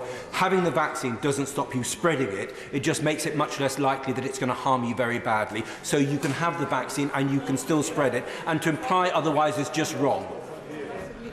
Can I just say to the honourable gentleman who has called repeatedly from a sedentary position that I don't know the science, that I said nothing of any sort to contradict the points he has just made. And with respect to members opposite, and particularly people who oppose these measures, I think the thing that they're missing is that what is indisputable is that the booster does provide greater protection than the first and second jab, that vaccination full stop provides better protection, and that if we're talking about NHS pressures and workforce pressures, the biggest danger is that the virus sweeps through the health and social care workforce, knocks a load of people out in the middle of the busiest period for the NHS, and then the system topples over. I don't know why it has to be explained again and again and again to members opposite that the objective here is to protect the NHS and to stop it from toppling over at a critical time. So these points about the severity of the virus or the efficacy of the vaccine in preventing transmission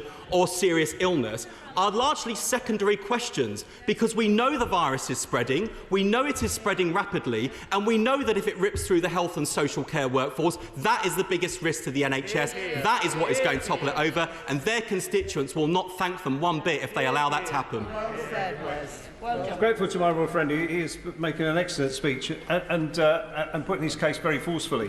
It's this issue versus coercion versus persuasion, and involving trade unions and the Royal Colleges in taking staff with NHS managers.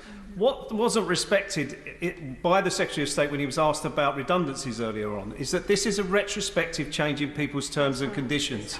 And even people who are vaccinated will be resistant to the change being imposed upon them. So we have to go forwards carefully and take staff with us. So would he urge upon the government that they should work with the Royal Colleges and trade unions to take this forward? But my honourable friend makes such an important point, and I think that's why, going back to the staff surveys, it's not that staff, particularly given that the overwhelming majority of staff are vaccinated, it's not that they don't want their colleagues not to be vaccinated, is that they do have concerns about the way in which the government's going about this. Now, we accepted from the government and from NHS England a very clear view that Omicron has raised the stakes in this regard, and that has had a big bearing on our position.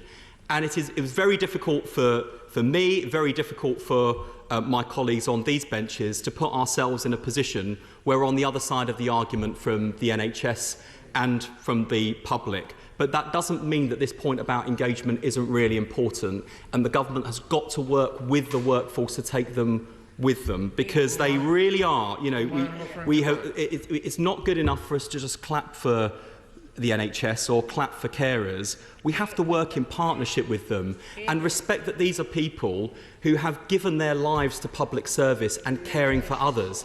They do care.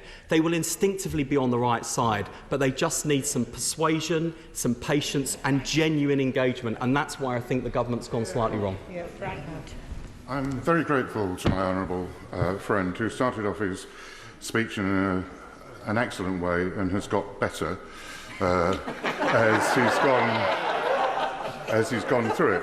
I say that, and I will almost certainly not be in the same lobby as him on some of the votes this evening. But there is a general point to the specific point he is making on vaccines. And that is, I think, that the government should be as clear and explicit and transparent on every issue that they make. If they not just want people who are worried about vaccines, but worried about this affair, if they want to take them with us. But repeatedly, the government has refused to do a cost-benefit analysis on the impact of their policies, and we've got before us now a number of SIs without impact assessments. Does he agree with me that that information should be available? Say to my honourable friend that in his intervention he started off well, dipped in the middle, and then got better at the end, and I think he made some absolutely fair points about impact assessments and transparency. In fact, I can see the Vaccines Minister waiving impact assessments, so I'm sure she'll make them available to my honourable friend. And it does come back to this point, and it's come up at various points today and previously when we've discussed these sorts of restrictions and measures, and it's how I began my contribution, and it's how I'll begin to close. We really can't be complacent when it comes to public support, public compliance, public consent for the measures that we are considering, because we know that we've asked so much of the British people and they have done their part. We also know that recent events have dented their trust and confidence and their willingness to comply, because they've seen Number 10 doing one thing and doing another, which makes it even more important that when we discuss measures that impact on people's lives, livelihoods and liberties, that we are having these sorts of exchanges, we are rigorously looking over the evidence, we are testing each other's assumptions, and we are coming to a conclusion. And I think with some of the exchanges we've already heard today, that people across the country on both sides of these arguments can at least take some reassurance from the fact that when these matters are under consideration, we do take them seriously. And I think the government could do a little better sometimes on bringing measures forward in advance, of their implementation and setting out the rationale and argument, and not just assuming that because measures have been supported by the public before, they're supported today. I think we have got public support for the measures under consideration this afternoon, but I don't think we should be complacent about it, and that's why I think it's right we're spending so much time exploring these issues. I'll take one or two more interventions and then I'll conclude. I thank my honourable friend for giving way. He's making a very important point that we need to make decisions on the evidence that's available. Does he agree with me that having the debate today and passing these measures tonight is urgent? We've heard as well that the doubling rate of Omicron is actually shortening. And if we are to protect the public, our families and our communities in the run-up to Christmas and beyond, and our NHS, these measures need to pass today. I agree with my honourable friend, and particularly in this city. And the reproduction rate of this virus is shortening every day. And the numbers the Secretary of State set out in his opening remarks, I think, should concentrate minds before people walk through the division lobbies this afternoon. Fun though it might be to see the government in hot water and struggling in votes, it's not in the national interest, and that should be the thing at the forefront of our minds. Specific point, and I thank him for giving way. Does he agree with me that one of the things that will reassure members across the House is seeing that commitment at the dispatch box from the government that if further restrictions were to come into play, that a vote would be had in this House? I agree with the honourable member. Look, we can't have spent so much time, and I appreciate she's a newer member of the House, but I dare say she was watching proceedings before she arrived. And we can't have spent so much time in this House talking about parliamentary sovereignty and then throw it out the window in the next Parliament. So I think that is a point well made. Myself and the Shadow Public Health Minister, we've already agreed. He's bringing the dinner, I'm bringing the pudding, and we'll see if the Commons shop is doing crackers on discount if we're meeting over Christmas. But look, finally and seriously, Madam Deputy Speaker, we think there are areas where the government can and should go further without impacting on people's lives, livelihoods and liberties. On ventilation in schools, we know that young people have borne the brunt of this pandemic, and we owe it to them, to their education and to the staff who support them to make sure that their schools are properly ventilated. They can't wait until October next year for a review to be published. We need action now. I wonder if the Secretary of State or the Minister for Cabinet Office in winding up could say something about that. And on jabs for young people, the Christmas holidays seem to us to be an ideal time to get young people vaccinated. So when does the government think we can see action on this front? And finally, on statutory sick pay, as we've already heard very powerfully from my honourable friends, we know that there are people out there who are forced to choose between doing the right thing by their families and doing the right thing by public health because they simply cannot afford to isolate at home. So we implore the government to act by making sure that higher statutory sick pay is available to people immediately so that they can afford to do the right thing. Madam Deputy Speaker, we have not played games with these votes.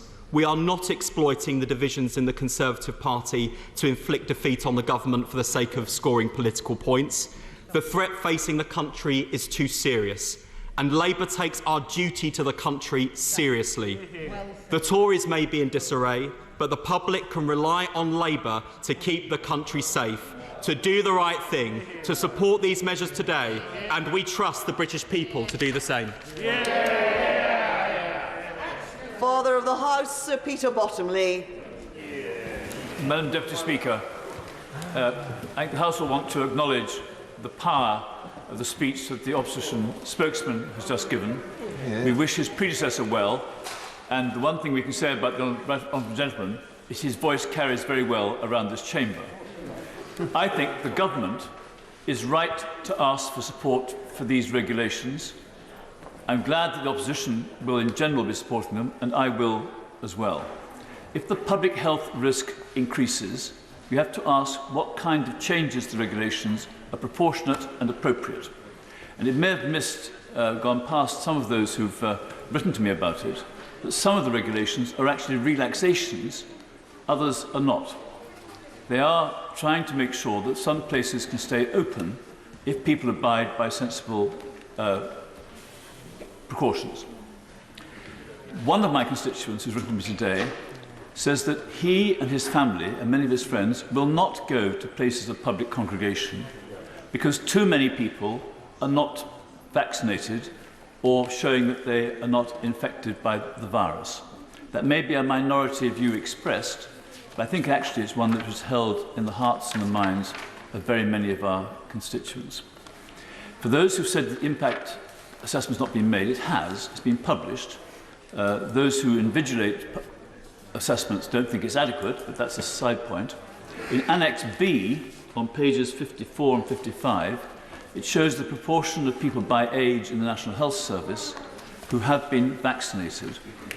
I think we have to recognise that one of the reasons why half of them are under the age of 40 is that the opportunity of vaccination came later for them than it did for those who are older. But I would say to them, if they don't think it matters to them, it does, for the reasons that our honourable friend, the practising doctor, gave, that if you are caring for people who are vulnerable, and obviously people in needing medical care are vulnerable, in the same way in social care they are, the most that we can do to protect ourselves is also having the impact of protecting them. So if in doubt, get the protection that the vaccine and the booster gives. I was going to make a rather longer speech, but I'm actually going to stop now because I think many people will want to contribute, many of whom will disagree with me. I will respect what they have to say, but I will say very clearly, I back the government in these regulations. Graham Stringer. Thank you. Madam Deputy Speaker, as you know, I was trying to help you with the intervention by withdrawing from the list, but I'm grateful to be the top of it on this side. I agree with my right honourable friend, the Leader of the Opposition, when he says that the Prime Minister is a threat to public health. Absolutely. I think that's absolutely right. I draw a different conclusion from my friends on the front bench to this as how we should respond to this. Not by being irresponsible, but by taking a look at the way the government has dealt with the whole of the COVID crisis from the very beginning and are still continuing to do it. As a member of the Science and Technology Committee, together with the Health Committee, we produced a 150-page long report, which I hope honourable and right honourable members have had the time to read, because you may not agree with the conclusions, but it has very valuable information in it. I think the key point in it, which a lot of the press missed, was that not that the government followed the science on this issue, but that they got into a groupthink with the scientific advisors and actually didn't challenge them. They assumed that science was something that handed down tablets of stone, whereas it is not. It is a process, and it needs challenging both by those of us who have responsibility in this House for making laws and policies, as well as being challenged by other scientists. And we seem to be repeating that process again. Along with a number of honourable members, we had as a witness Susan Hopkins this morning. And as an advisor, let me say at the best, if I can use a word that somebody else used, the advice we were getting was opaque. The information we were getting was opaque when it should be transparent. This time last week, the Deputy Prime Minister stood up and said there is no plan to go to Plan B. We're not going to Plan B. 36 hours later, we were starting Plan B. Why was that? What was the scientific advice given? We were told fairly definitively that there was no such advice given that changed the view. What changed the view was that the Prime Minister was in a state of crisis and under pressure from his own backbenchers and everybody else. That is not a sensible way to make decisions. It is not a sensible way to make decisions to put forward statutory instruments that say on them, and the Minister was waving a sheet about, which may or may not be the impact assessment, but the statutory instruments themselves say there is no impact assessment that has been done. One of the other issues that has happened during this process is that I give way to the honourable member. Tom, I just have got in my hand the impact assessment for vaccination as a condition of deployment in health and care providers. I wasn't able to get in earlier, but I feel confident that the front benches will know that the estimate is that 88,000 people will leave the health sector, 73,000 from the NHS, 15,000 from the independent health sector, and 35,000 workers in domiciliary care. Does he agree with me that that enough is a reason to vote against imposing this on the nation? Very, very well said. It's very interesting that. It's also interesting that the papers that were circulated that I got from the Votes Office said there was not an impact assessment, and that doesn't impress me. The point I was just about to make, and I don't know if other honourable and right honourable members have noticed, but there was a 350-page act passed at the start of this epidemic, the COVID Act. It's barely been used. The government could have used the Civil Contingencies Act to bring in some of the items that they've brought in to restrict people's freedoms, maybe necessarily, maybe unnecessarily. The difference between the Civil Contingencies Act and the 1984 Health Act is quite simply that there is less scrutiny in the 84 Health Act. Much less scrutiny is available. Once the acts are passed, if there's not a sunset clause, they last. And I think the government should not be rewarded for unnecessarily using tough authoritarian legislation when other legislation was available which would have allowed more scrutiny. They've refused to give information. And let me say this, and I come back to my honourable friend on the front bench, starting off his speech by saying different people have different views, weigh different factors, civil liberties, health, in different ways. That's absolutely right on this point. But the government will not tell us they will not tell us the cost and benefits of these policies. We now know 750,000 people have failed to be tested for cancer. There's not a win-win situation here. Cancer patients yet to be tested will eventually die because of the decisions taken here, because services aren't available. Some people will die of COVID. In order to come to the right decisions, this House needs to have all the information available.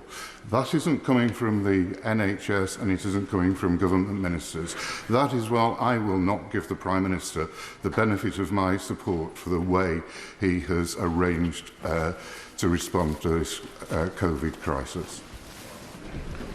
Sir Desmond Swain. Mr. Speaker, in a typical winter's day, between 200 people and 350 people will die of flu. Do we hide behind our masks? Do we lurk at home, working from home? Do we demand that people provide their bona fides before going to a venue? Do we require people to be vaccinated as a condition of keeping their jobs? The question is whether the measures before us today are proportionate actually comes down to a matter of opinion. Do you take seriously some of the extraordinary extrapolations that we've been given, particularly given the record of before? The fact that these are things that might take place, and we have to balance that against the known costs and damage to enterprise, economy and society. And in the end, it comes down to a matter of opinion, a matter of our prejudice. And we are typically capable of organising our lives and making those decisions for ourselves. We decide what our risk appetite is and what we're prepared to encounter and what we're prepared to not. Notwithstanding the carnage on our roads, certainly killing more people than COVID at the moment, some of us still decide to drive. It's a matter of opinion. So it comes down to letting loose the dogs of war. Get the fear factor into it. Get the members of the officials, the members of SAGE, the members of Independent SAGE, of SPI-M. All those, of course, speaking in their own private capacity. Get them out there twisting the fear lever. What about the Health Protection Agency? What Stalinist minds thought up that nomenclature? Get them out there twisting the fear button, and by and large, you will get the reaction that you want. People will crave more enforcement and more fiercer measures to protect them from this great danger that is out there. And let hospitality be just collateral damage. Let them endure the deluge of cancellations now affecting that industry in what should be its most productive time. That's the situation that we have delivered. The government, having administered this ministry of fear, is absolutely complicit with its officials and its organisations that have designed it and delivered it. They have abandoned in doing that any principle of social democracy, of liberal democracy, absolutely beyond anything that we've endured in recent living memory in the history of this pandemic. And as a consequence, having abandoned what might have been their ideology, they are rudderless. And as a consequence of that, so much more at risk of the opinions and predictions of the advisers to which they are in hock. Caroline Lucas.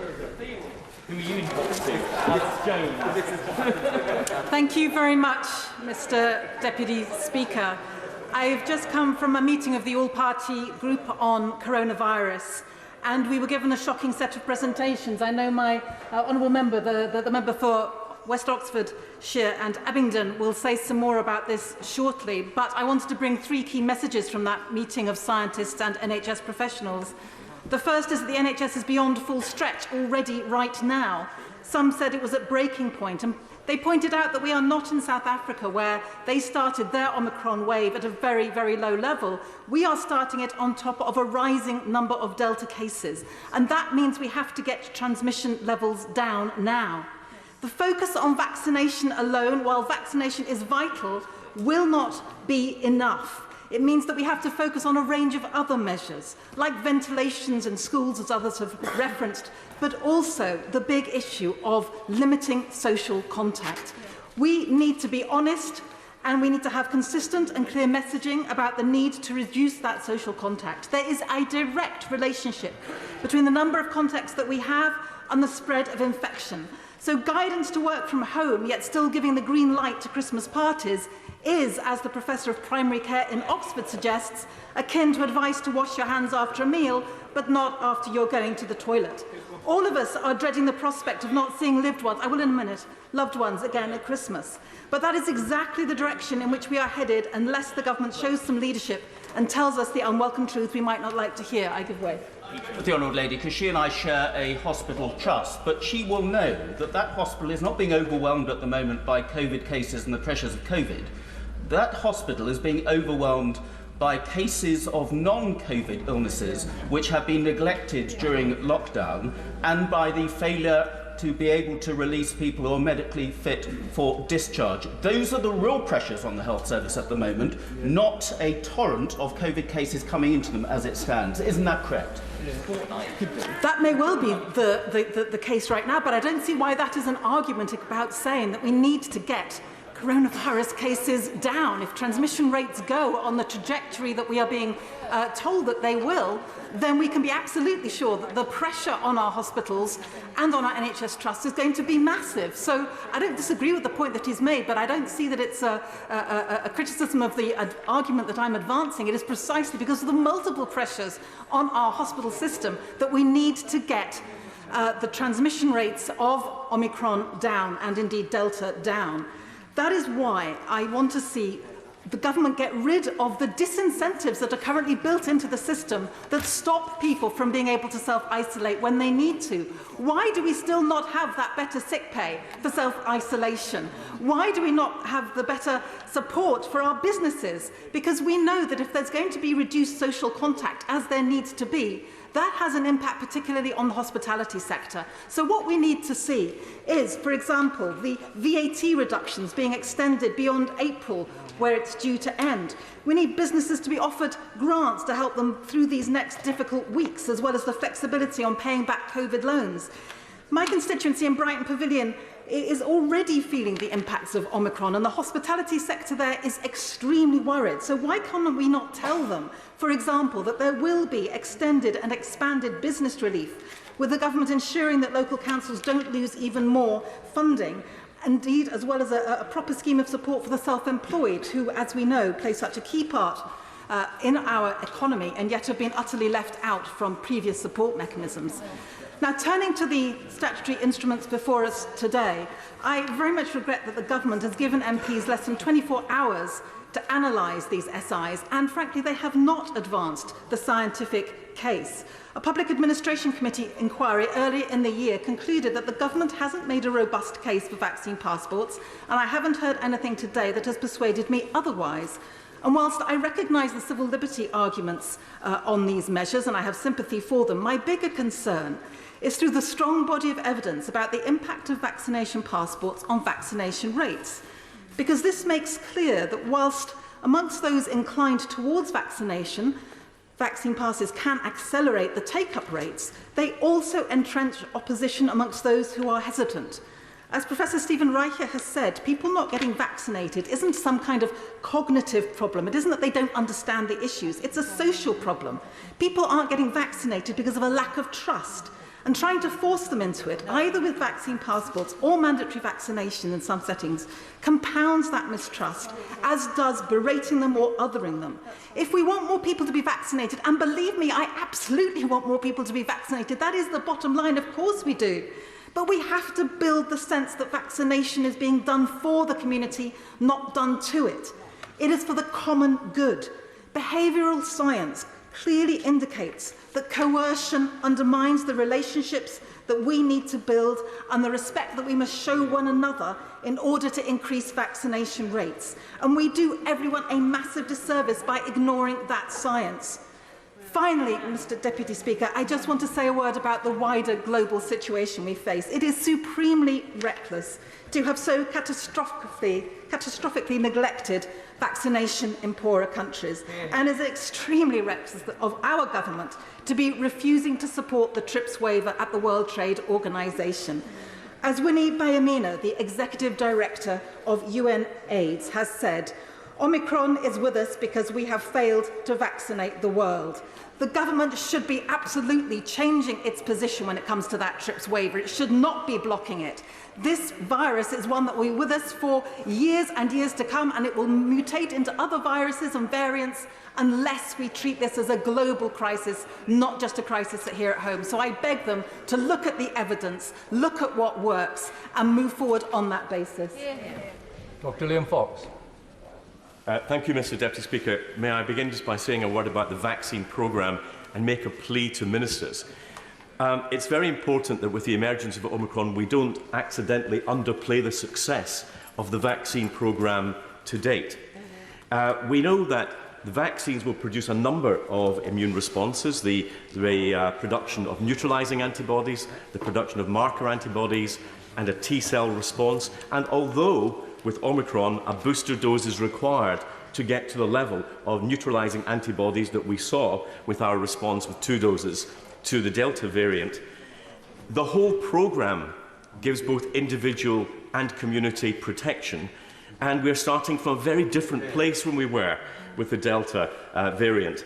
And can I say that it's very important we encourage people, especially young people, to get their second dose. So can I make a plea that we stop hearing from ministers this phrase, 2 doses don't work, 3 doses do?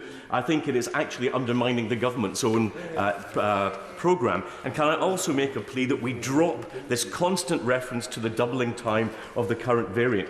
Because the measured doubling has been 2 days in the very early stages is no measure whatsoever that that will be something that we will see again in the future. If it doubled every day, then the whole population would be affected in 9 days. This is not modelling. This is simple extrapolation, which actually doesn't contribute to a sensible debate on the subject. Now, when it comes to the proposals we have in front of us today, lawmakers, I believe, need to look at the elements of necessity. Are these measures proportionate? Are they enforceable? And will they be effective? So let me begin very briefly with the 10-day quarantine. This was a bad measure to begin with. It was disproportionate, and it was likely to see a recurrence of the pandemic all over again. So I'm glad that it's being dropped. But I have to say that the point made by the Honourable Member for Exeter is an absolutely key one which must be answered by the government. If having the red list is pointless, if having enforced 10-day quarantine is pointless, why do we still have some people in enforced 10-day quarantine? It's absolutely incumbent upon the government, having abandoned the policy, to let those people go free. Otherwise, I fear they may face legal action. I'll give way to the Honourable Gentleman. He's making a very important point. There are some Welsh rugby players who had COVID in South Africa. They did 10 days quarantine in South Africa. They're now halfway through quarantine in England, and they're being told that they've got to complete the whole of the quarantine. When things are that illogical, it brings the whole thing into disrepute. I agree with the Honourable Gentleman, and what we do not require is more advice for ministers on this subject. We require decisions from ministers on this subject. On the second issue, Mr Deputy Speaker, that of masks, I get letters, as I imagine all members do, from people who say there's no point in wearing masks. Masks don't actually stop transmission. I imagine that those people, therefore, wouldn't like their surgeons to wear masks during a surgical procedure. This is a nonsense. It's a common sense thing for us to do. If it reduces transmission to some level, it's a minor inconvenience to the vast majority of people, and it's a sensible measure for the government to bring forward, and therefore I support it. I cannot say the same for the government's COVID passports. I don't believe it passes the necessity test.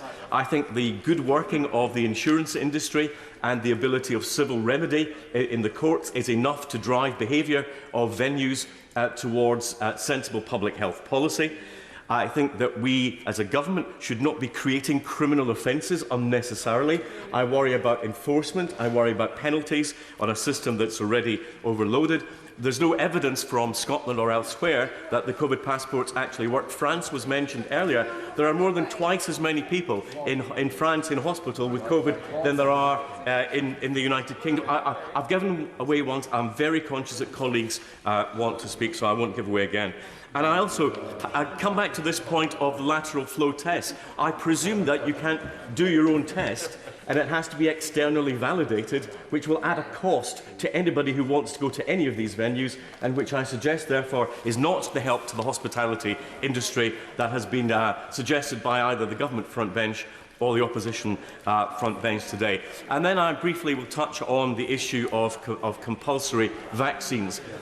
Many people in this House took the view that when we had the introduction for care workers, it was the thin end of the wedge. But we were assured it will be care workers and no one else. Now it's all NHS workers with a few exemptions. And the grounds for the compulsory vaccine is that they will be dealing with vulnerable members of the public. Well, so will the police. So will elements of retail. So will post offices. Where does it stop once you begin this? The point was made by the Honourable Gentleman, I think very, very validly, that this is a retrospective change in the terms and conditions of people who already work in the NHS, and it is likely that we will lose staff as a consequence, completely, in my view, unnecessarily, when we've seen that over 91% of NHS staff have volunteered already to have the vaccine. I think it's disproportionate, and I don't believe it will be effective for those reasons. I also believe it's illogical, because if the logic of the government's position on the COVID passports is that you must be given a choice between being vaccinated and getting a daily lateral flow test, why does that not operate in the health service as well, for those who actually want to have a choice between vaccination and having a lateral flow test? It's the lack of logic in many of these which I think is actually diminishing support for the government's case. And can I just finally end on a positive note? Many of these measures are relatively small beer compared to what we can achieve from the booster campaign. And I think that it's essential that the one message that we leave this House with tonight is that every one of us has a duty to say to every one of our constituents, go out, get immunised, get a booster, because it's the best way that you can help you, your family, your communities and the wider public health. If there is to be unanimity at this time of year, Mr Deputy Speaker, in this House, that is surely the message that must resonate. Justin Madders. Thank you, Mr Deputy Speaker. Having had the dubious pleasure of spending an inordinate amount of time in various committee rooms during the past 18 months scrutinising regulations put forward by the government as part of their response to the pandemic, I must confess I've had withdrawal symptoms following the reshuffle, so I'm pleased to have the opportunity to speak on the regulations today. I'm sorry to say, on too many of those previous occasions, regulations have been debated well after they've come into force. So it's a positive we do seem to be getting into the habit of at last allowing debates and votes before regulations become law. Though I wouldn't want that to be seen as a ringing endorsement of the government's approach to parliamentary scrutiny, because two of the regulations before us today were only published at 3 p.m. yesterday afternoon, less than 24 hours before this debate began. And I know things move on quickly, but some of these regulations have been the subject of consultations for many months. There is no excuse for them to have been dropped in at the last minute like that. And I have to say the decision to reveal the precise detail of these regulations at the very last minute has probably generated more opposition to some of the regulations than is actually warranted. I've had many representations from constituents about the entry to venue regulations on the basis that they represent a compulsory vaccine passport. Let's be clear, they do not. A negative test taken in the 48 hours before entry can be used as an alternative, and that deals with a lot of the concerns that have been raised with me. Legitimate concerns, I hasten to add, about civil liberties and discrimination. So I'm pleased that my party's persistence in pushing for a negative test as an alternative has been accepted, because that does give me enough comfort to support these regulations today. I will. I thank my honourable friend for giving way, and I'm sure across the House that is what so many of us have been calling for, is greater transparency from the government. The more we hear from the Chief Medical Officer, the more concerning it is. If they had been more transparent up front, I'm sure there would be greater support from across the House. Thank my honourable friend for his intervention. Indeed, if we look at what's happened in Wales, we've had a similar system for some time, which seems to be working reasonably well. People have been required to produce tests when travelling abroad. And a number of venues in England have actually been doing this on a voluntary basis. So this is not the slide into dystopia that some people fear, but I think it's not been aided by the fact the government have not been as upfront as they should have been about what these regulations actually mean. And I know a lot of people are already taking lateral flow tests routinely before they go out. There are, however, some outstanding questions and concerns raised, and there's no doubt that some constituents still feel this is the start of a slippery slope, and we will soon have to show vaccination papers to get in anywhere. I'll be clear, I don't support such a move, and given the government can't even bring itself to mandate the wearing of face coverings in pubs, I'd be surprised if they would move in that direction. But I do want confirmation when the Minister winds up that they aren't planning on any extensions to where this regulation will operate. And I do think we also need a clearer explanation as to where the line is drawn as to which venues apply, and whether actually places such as this, which falls into the definition of a public hall indoors with 500 or more people who stand up and move about, actually falls within the ambit of the regulations as well, because my reading of it suggests that it does. And if we're going to be gaining the confidence of the public, we've got to show that the rules apply to us equally as well. And another concern that I think has rightly been raised is about whether there will be some charge introduced to obtain lateral flow tests at some point in the future, which would obviously undermine that as an alternative to showing a vaccine status. And I have no doubt charging people to obtain tests would be an absolute disaster from a public health perspective, and that goes way beyond the remit of these regulations. But I do hope we can get confirmation from the Minister that there are no plans to charge for tests either. And we do need the government to be doing rather better than it has been in setting out what it considers the cost to be to businesses of these regulations. Again, I note there's been no impact assessment for the entry regulations. Who is going to be picking up the cost of enforcing them? There's nothing I can see about supporting businesses to check people, let alone providing resources to local authorities who are meant to be enforcing all of this. And can the Minister set out what the position will be if there is a national shortage of tests? We're told there are tens of millions of them, but as we know, there are challenges getting them out to the places and people who need them. In those circumstances, will the regulations be suspended, or will be people pushed down the vaccination route? That said, the evidential burden for a negative test does seem to be particularly broad. I think that will assist in reducing the burden on businesses, but I do think it also means there is an increased risk of fraudulent tests doing the rounds, which I think would undermine the whole point of the regulations. We do not want the worst of all worlds, an expensive bureaucratic system that doesn't actually help reduce transmission because it isn't enforced properly. I'll talk briefly now about vaccination of NHS staff, because there is plenty of evidence to suggest that a small but significant proportion of COVID admissions are as a result of people acquiring the infection in hospital. So I've seen figures suggesting that it's been as high as 15 to 20% of all COVID admissions, although once the staff started to receive the vaccination, that did drop dramatically. So I think there is evidence to suggest that this will have an impact on COVID admissions and the wider pressure on the NHS. And I know it's difficult, but I think on balance it does need to be supported. But it shouldn't be the end of the story. We've had a workforce crisis for years. COVID has accelerated cases of burnout. And only a few weeks ago, the government passed up the opportunity to grasp the nettle by refusing to implement a long-term workforce strategy. That is why we need an awful lot more work on the regulations. But in conclusion, I think the government have got a real uphill struggle to earn people's trust, to explain why they consider these proposals necessary, to convince the public that what is before us will be the limit of the restrictions, and that we won't be talking about extensions or changes at some point in the future. Because judging by the comments of many members opposite, it seems the government have failed to persuade a number of their own backbenchers in this regard. So it's little wonder we're all being bombarded with emails from our constituents expressing concern.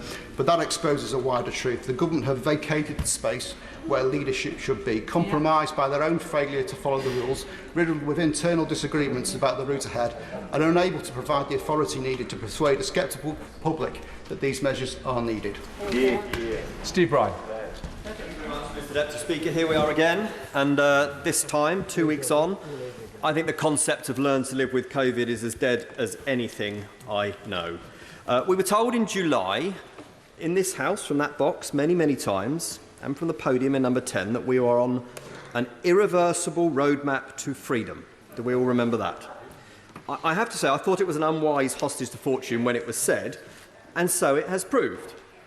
Now, when I vote here tonight, I'm going to consider the legislation before us, and I completely agree with the previous speaker. It should have been published long before, less than 24 hours before the debate, and that's why I certainly didn't tell anybody in the media how I was going to vote today, because I'm rather old-fashioned and like to actually read the legislation that's before me before I decide how I'm going to vote. I wish the official opposition front bench had done the same. But I look at the legislation, I also look at the intention behind it. So what's the intention here? Is it to stop Omicron? Is it to slow the spread? Well, that's clearly not happening now. So I guess the question that we've got to ask then is, are these 4 SIs before us going to do that? Now, working from home is not an SI, it is guidance. We're told that people need to work from home where they can, but they can then meet those very same people in the pub that evening, every evening. Is that going to slow the spread? I don't think so. Now, when it comes to masks, I abstained on the mask SI 2 weeks ago, and I will do so again this evening. I have no issue with wearing a mask. It doesn't impact on my life. It doesn't impact on my freedoms. Many of my constituents have been wearing masks in plenty of situations, indoors and out, for a long time throughout the pandemic. I think it's a bit of a crutch, but if people believe that it makes them safer, then that is fine. And I guess in many ways it is an instrument of people feeling they're safe. But looking at the SI that's before us on mask wearing, Mr. Deputy Speaker, we have to wear a mask covering in certain shops, but not in pubs, not in restaurants. And some of the exemptions in there, I think, make a mockery of it, but I won't stand in its way.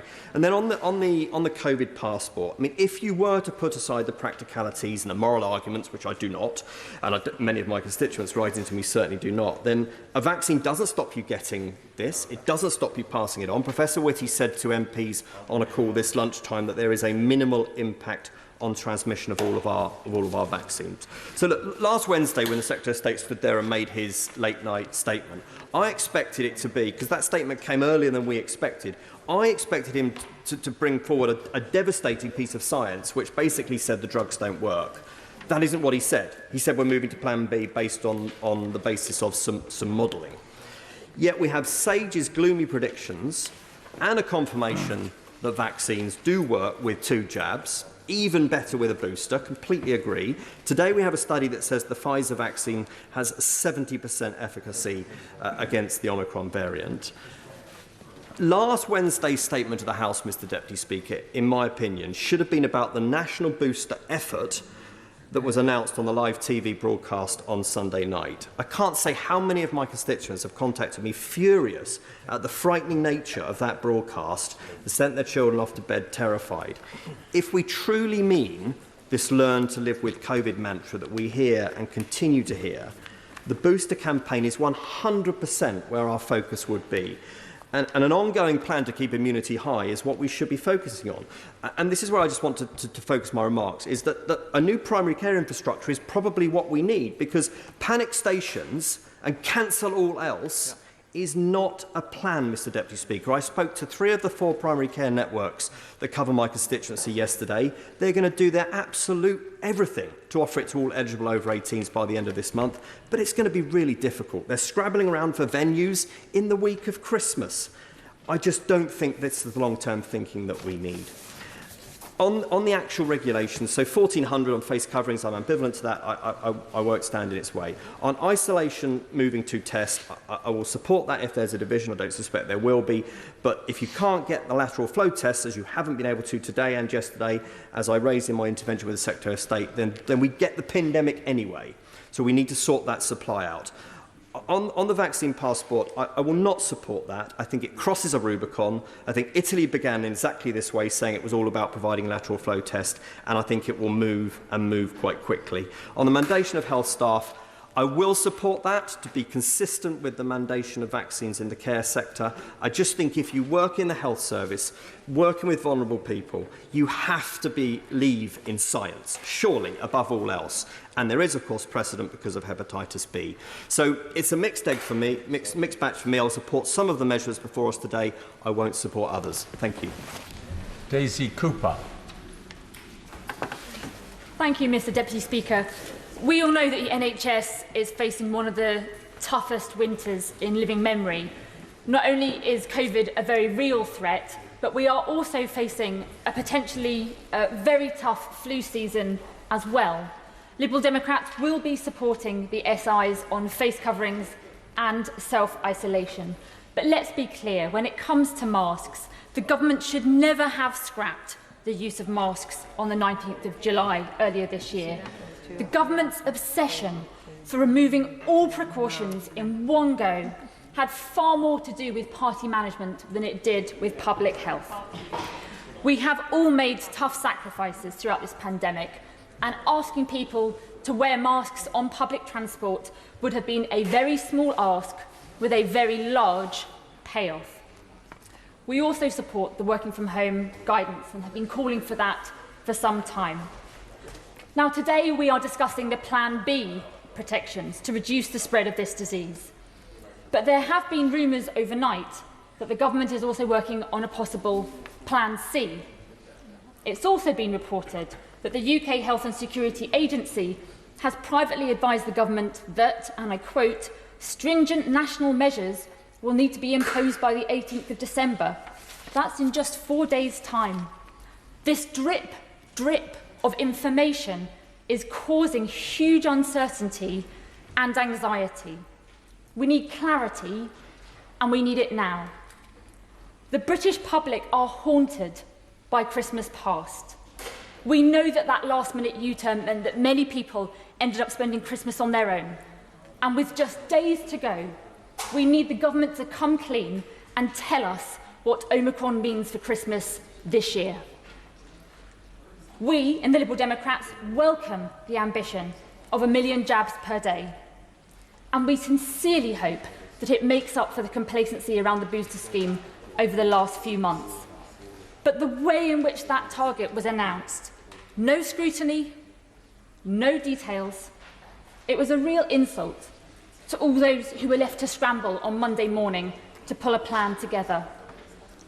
The idea that NHS staff, GPs and their staff, local authorities, the military, the idea that none of them had been given any prior warning of that announcement is extraordinary.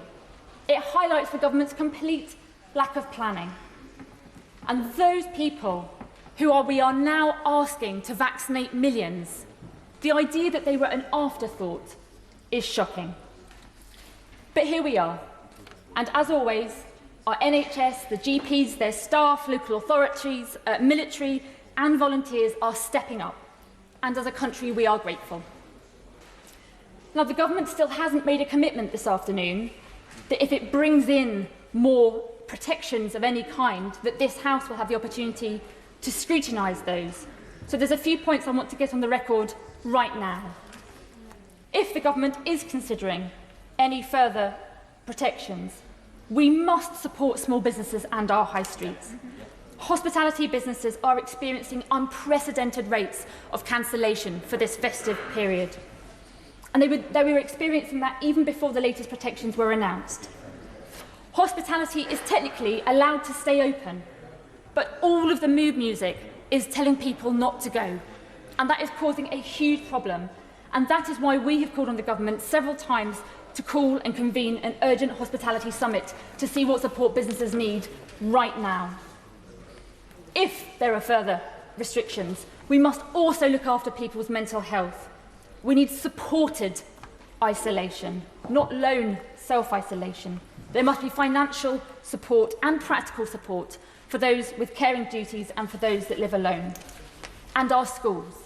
Our children have suffered so much. It was months ago when Liberal Democrats called on the government to make sure that there was an air purifier in every single classroom in England, and we are still nowhere near that. And finally, for all of these measures to work, there must be trust. There has to be trust in the government. And with that in mind, what we need now from the Prime Minister and his cabinet is the truth. Will the government come clean about Christmas? Or will we see another last-minute U-turn that ruins the Christmas holiday and which is too late to alleviate pressure on the NHS? I sincerely hope that it's the first. Thank you, Mr Deputy Speaker. Over the last year, I've supported some COVID measures and voted against some as well.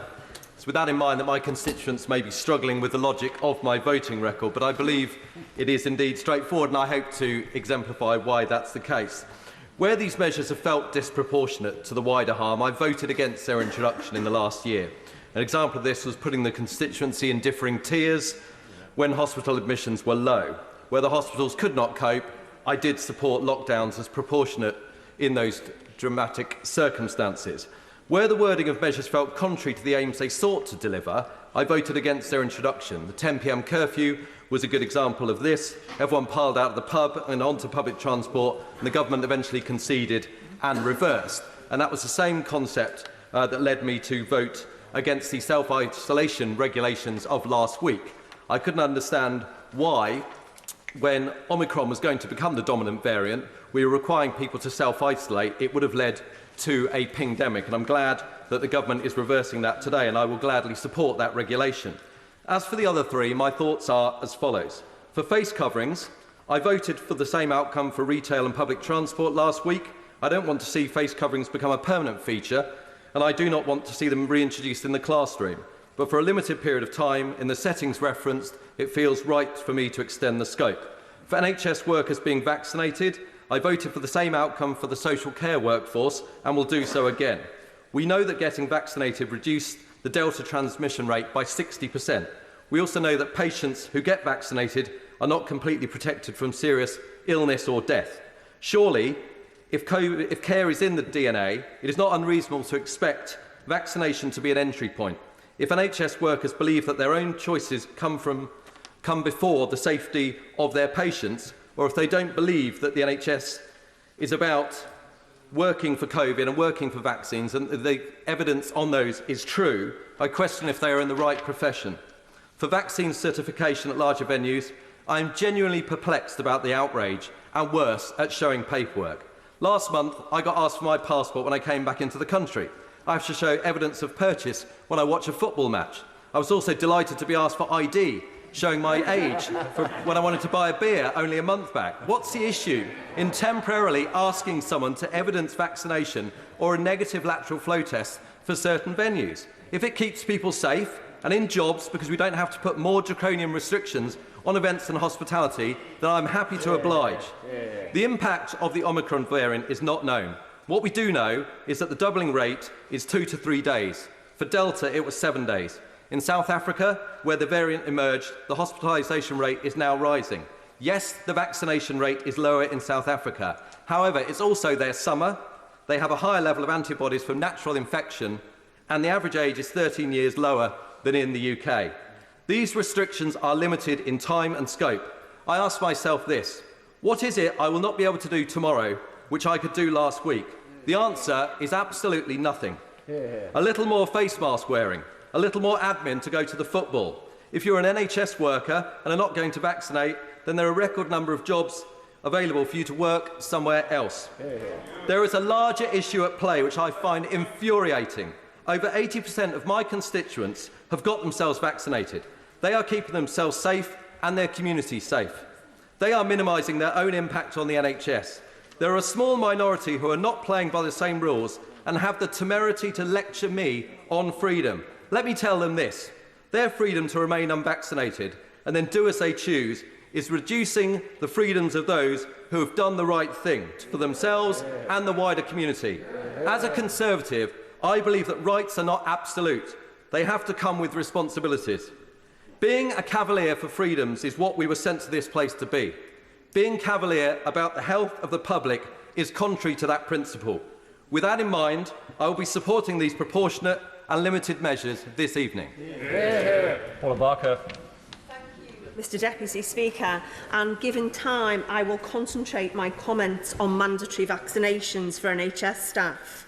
I find myself really torn on this emotive subject, and I also find myself trying to apply logic to what is quickly becoming an illogical argument from the government benches. If it's really about patient safety, the government should have already identified workers in the NHS who are still unvaccinated and have been working with them to alleviate fears, concerns and removing barriers. The Secretary of State should explain to this House why it's acceptable for those in the NHS who currently remain unvaccinated to work on the front line to assist with the Omicron crisis, but come the 1st of April, to be dismissed. Quite frankly, it makes no sense. Today, comparisons have been drawn in this House about the requirement of NHS staff to be vaccinated against hepatitis B. The reality is that Chapter 12 of the Public Health England Green Book, that provides the latest information on vaccines and vaccinations, states hepatitis B is recommended for healthcare workers who may have a direct contact with patients' blood or blood-stained body fluids. It is not law. The government proposal will see these workers who work around the clock during the next few weeks and months only to be dismissed on the 1st of April if they don't succumb to mandatory vaccinations. I will give way. I'm very grateful to my honourable friend for giving way. Does she agree with me that if it is the case that these measures will come into force at the beginning of April, there is an ideal opportunity if the parties concerned are to participate in a framework agreement for the rollout of these provisions to work through how they may be implemented, and by rushing those today, we've been robbed of that opportunity despite those noises from the BMA and from the unions and from the Royal Colleges. I thank my honourable friend for the excellent points he makes, which I agree with wholeheartedly. The workers that I am talking about are the workers who at the start of the pandemic worked around the clock despite inadequate PPE because they were putting the nation first. These are the workers who will continue to work around the clock over the Christmas and New Year period. And in an institution that is built upon consent between patient and clinician, the government are ripping up that rule book to suit its own ends, whilst at the same time we are seeing the 17th reorganisation of the NHS since 1993. We clap for our care workers and NH staff on a Thursday. They will now get us through the latest crisis over Christmas and the New Year. But then a government who ripped up the rule book last Christmas whilst the rest of us obeyed the rules, sacrificing loved ones, some in their final moments, are now going to dismiss workers in April. And all this while Number 10 and the DFE had Christmas parties. Not only did they have Christmas parties, but they told this House and the nation that they didn't. This message is inconsistent and makes no sense. Mr Deputy Speaker, we are told to trust the government. But what is increasingly concerning is we are seeing this from a government who is currently reviewing the Human Rights Act and wants to replace it. And I think we should be very afraid, because this could be a sign of things to come from a government and Prime Minister who believe they are above the law. And even worse, if they don't like the law and it doesn't serve their purpose anymore, they will rip it up and start again until they get the policy they want or the outcome they want, irrespective of civil liberties or economic damage. The right to choose, particularly when it comes to our own bodies, is something we should all take very seriously. I personally implore everyone to get vaccinated and boosted to protect themselves and others. But we have seen a precedent set by this government which should worry every citizen.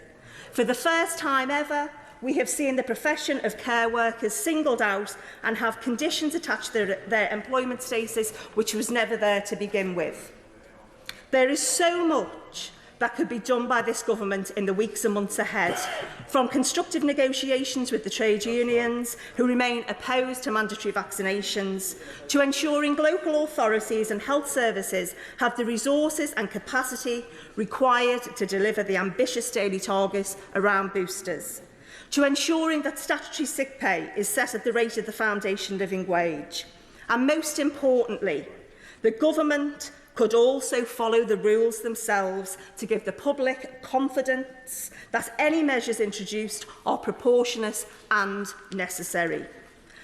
As someone who before entering this place represented care workers, NHS staff and public servants, many of whom are now my constituents, I take the responsibility very seriously to ensure their voices are still heard, whilst trying to balance that with the unprecedented situation before us and the importance of public health.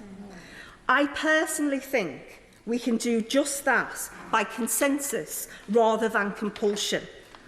And today, I implore the government to pause on the issue of mandatory vaccinations, to remove that particular statutory instrument and work with the trade unions and the Labour Party and all the cross-party support in this House on that very issue. The Secretary of State has said himself, we have seen an increase in vaccination rates since the start of the consultation.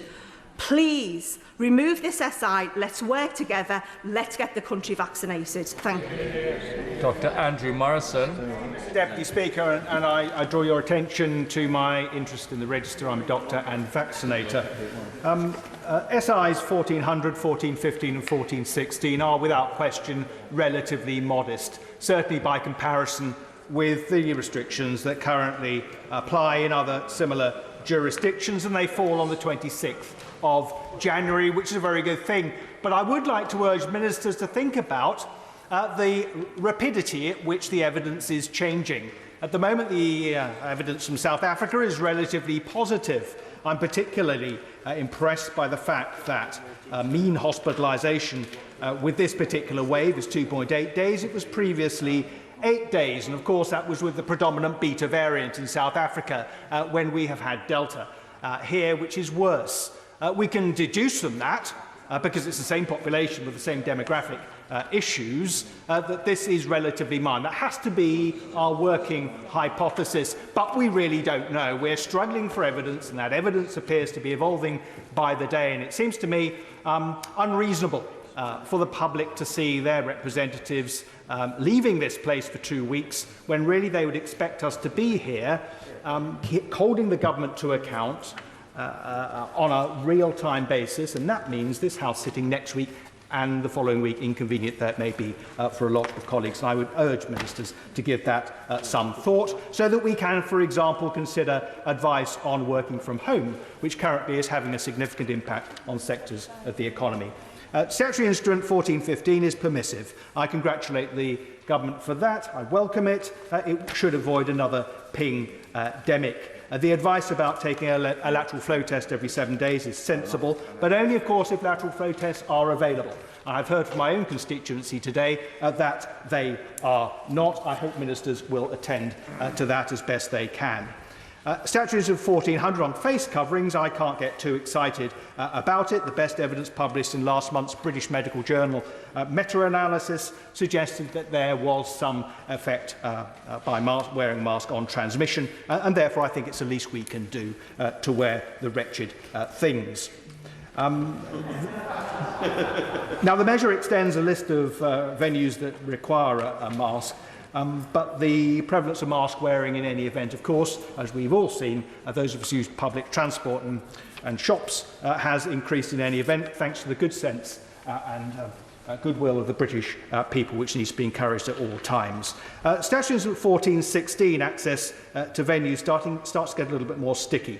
The Secretary of State's workmanlike recasting of vaccine certificates as an alternative to a negative lateral flow test yesterday, I think, was very helpful. Not terribly much help, though, by the remarks of the Chief Medical Officer, attributed to the Chief Medical Officer earlier today, which seemed to suggest that transmission for vaccinated people is rather less than many of us had previously hoped. That did nothing to advance the case that the government is now trying to make, but I will be more relaxed upon that particular SI. The SI on regulated activities I'm slightly concerned about. If a recent negative lateral flow test is okay under SI 1416 to an extent 1415, why not for healthcare workers? The difference between, with respect to my colleagues, BCG and hepatitis B, for those with exposure-prone procedures with our National Health Service, and this, is there is an alternative to demonstrating that you pose no threat to your patients, and that is a lateral flow test conducted very recently. And it seems to me, given the Regulatory Policy Committee's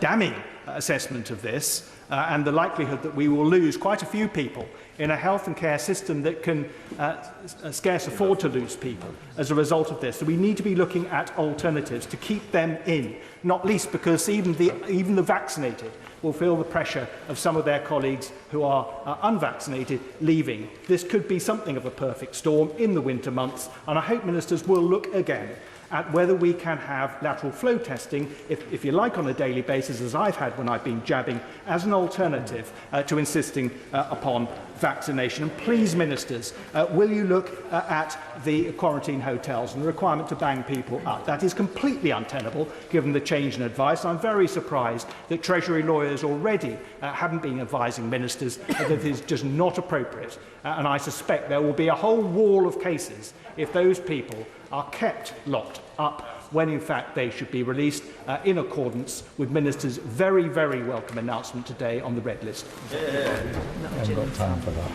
Dame Meg Hillier. Thank you, Mr Deputy Speaker. And I rise today in the short time I've got available to particularly focus on the statutory instrument 1416 on entry to venues and the issue of compulsory vaccines. And it feels like I've been around this block before, because just over a decade ago, I was the Identity Cards Minister, responsible for identity cards and passports in the last Labour government. And yet I share concerns about health data being routinely required to access services. But when we dealt with identity cards, we were absolutely clear. They were about verifying, in that case, identity, with no health information included, despite lobbying from some groups to have health information on those cards, no immigration status on those cards, although, of course, many of my constituents and people up and down the country do have cards with their immigration status on, which they are happy to have to prove their rights. And there were other lobbying to include things like veteran status on cards. But we pushed back hard on those as a Labour government.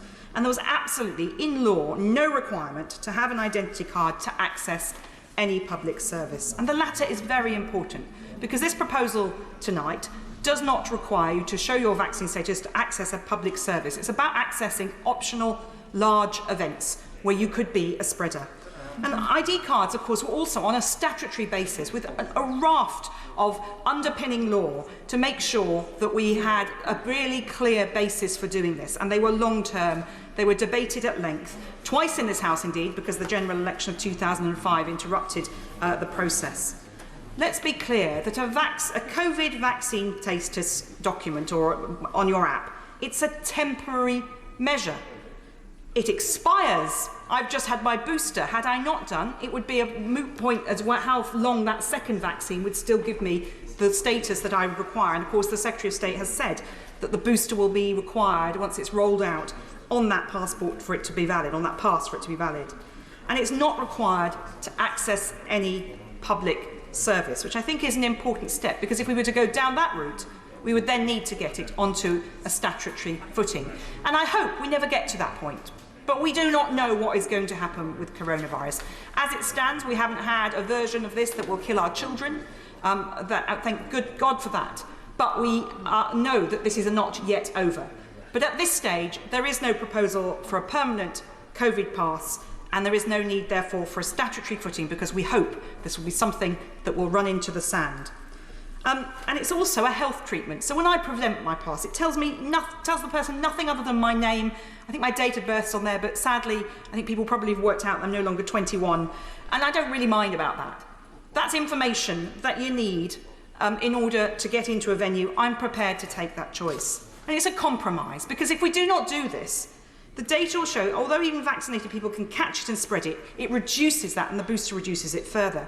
And for sceptics, 100% safety, let's be clear, would mean a lockdown, or closing down these hospitality venues, closing down events, and closing down workplaces and schools, and no one wants that. So it's not a perfect solution to stop spreading Omicron or any variant of the virus. But it protects our hospitality industries and events. Even though they are still hit, it protects them from complete closure. So this approach, a temporary and near universal coverage, limited information required to be presented, and no requirement for venues to hold copies of our data, I think is a proportionate response. And it's a responsible thing to support each other. Individual freedom, as outlined by the Honourable Member for Bexhill and Battle, and cannot be at the expense of wider freedoms. We do have that responsibility with that freedom.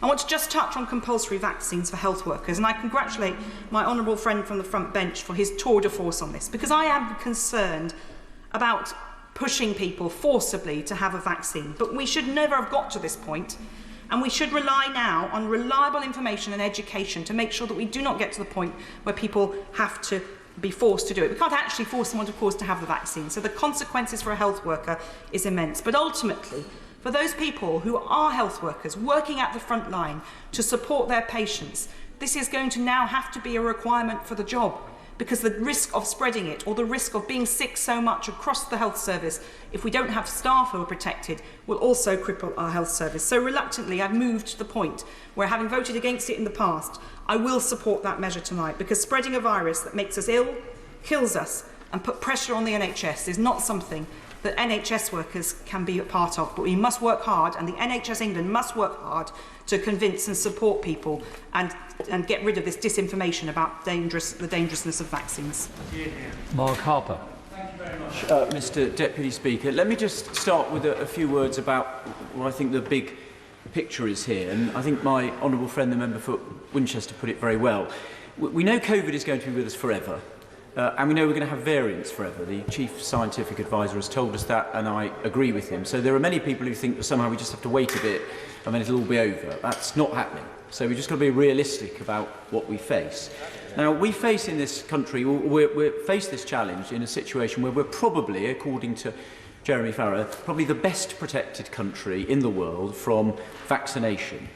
And this was effectively the first big test for the government about how you deal with a variant of concern with a very well vaccinated population. And I'm very disappointed that we've very quickly gone into panic and emergency mode with late night, Sunday night broadcasts, not in the House of Commons where questions can be asked, frankly scaring people witless and telling them, for example, that 2 doses don't give you any protection, which is of course not true. 2 doses have weakened protection with Omicron against infection, but but actually still very good protection against serious disease. And I'm concerned there are many people out there who will have had 2 doses, who are perhaps vulnerable, who now feel they have no protection, which is simply not correct. And so I think actually, if this was the first test, I don't think we're doing very well against it. Of course. The data we heard this morning at the Science and Technology Committee from South Africa is that you do still have good protection from 2 doses of Pfizer against severe disease, but it's gone from 93% to 70% in terms of hospitalisation. That's 4 times the risk of hospitalisation. Yes, I've seen that, and I look forward to the information from the UK. And one of the points I've been making, and my constant repetitions, which my honourable friend from South West Wiltshire repeated, about the House sitting next week and the week after or being recalled, is that we're learning new information every day. And when we get that information, we may need to make different decisions.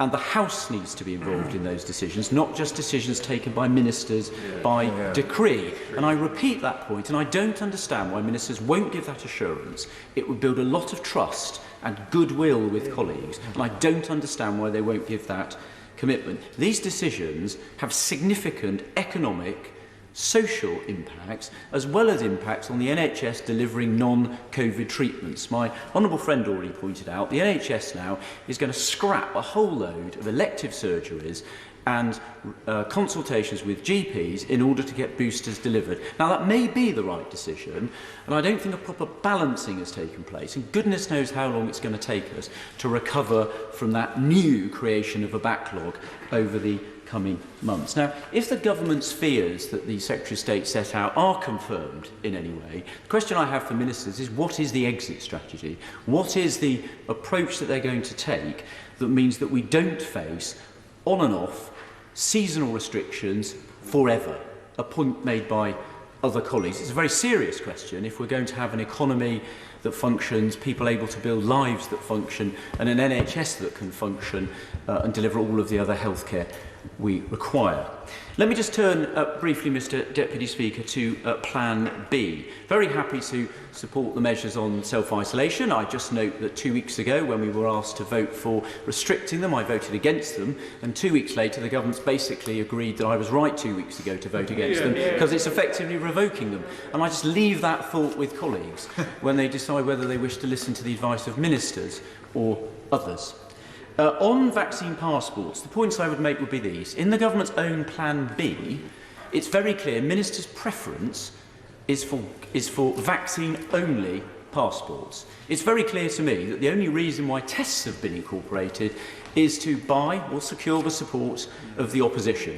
That's the only reason. Ministers' preference in writing is for vaccine-only certificates.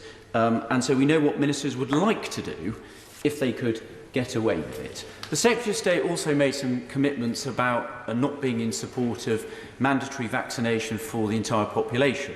And all I would say is the only reason why that needed to be said was effectively it was the Prime Minister 2 weeks ago who put on the table the whole concept of mandatory vaccination when he talked about having a national conversation about it. So all I would say is ministers need to be very careful, again, if they wish to build trust and goodwill, they need to be careful about what they say and don't fling these very troubling concepts around without thinking about them. Words have consequences, both in terms of what happens in the real world, but about the trust that you build both with members of Parliament and with members of the public. The final thing I'd say on vaccine passports is they're very limited at the moment about what's proposed, but that was true everywhere they were introduced around the world. Everywhere they've been introduced, they've been extended in terms of the venues they apply to, and we've seen that in Wales where Labour are in power. So anyone who thinks that they're going to stick to what's currently on the order paper, I'm afraid are kidding themselves. The final thing I would say to colleagues is this. The vote on vaccine passports isn't just about the regulations on the order paper. It's a signal about how we wish to treat this House, how we wish to be treated on behalf of our constituents, and about the direction of travel and the approach. So I'd say to my colleagues, if you wish to send the government a clear signal that it needs to rethink its approach, then certainly on vaccine passports, vote against them, send the government a clear message. We can do better. There's a better way to do this. Send that message today. Yeah. Leila Moran. Mr Deputy Speaker, the last week has been tumultuous and we are about to go off on our Christmas break, and the only positive I can see of Partygate is it took Boris Johnson being on the front, I do apologise, the Prime Minister potentially being on the front pages of all the newspapers on Monday morning to then come out in favour of more a different approach to Plan B. And I can only say that thank goodness for Partygate, because had that not happened, I do wonder how much longer we would have waited for the government to act and do something. And the reason why this matters is because every single step of the way through this pandemic, we know that the longer we have waited, the worse it gets. The sooner we act, the less we have to act, and the better the benefits are. This morning, the All-Party Parliamentary Group heard from the same experts, many of whom advise the government, and also people who are representing frontline NHS workers. And we were wanting to answer a simple question. What's going on? Tell us about Omicron, but also, is it enough? On Omicron itself, it is startling. 2-day doubling is quite scary. And between the time, if all of us got our boosters today, if all the rest of the population were to have it today, the numbers would increase such that it was 60 times more in the time it takes to develop the immunity, because it takes 12 days, more or less, to develop the immunity after you've had your booster, for you to then become protected. And that's why the 2-day doubling matters. And it's true that when you start to put these things in place, when you get that booster immunity in place, then the 2-day doubling will increase, which is a good thing because we want the time to increase, which then reduces that peak. And my concern is that we haven't gone fast enough, soon enough. You then look at evidence from places like Denmark. Now, much has been made of South Africa, and it is true to say that the populations aren't directly comparable. There are some things we need to take heed. So, for example, just this morning, there has been new evidence to suggest that Omicron seems to affect children, young children, more than Delta. Now, it takes tiny, tiny amounts of percentages of children getting sick for us to start seeing them following through into hospital admissions. And remember, it's children who are as yet unvaccinated. They have no protection at all. So the first plea I make to the front bench is, where is the plan for children?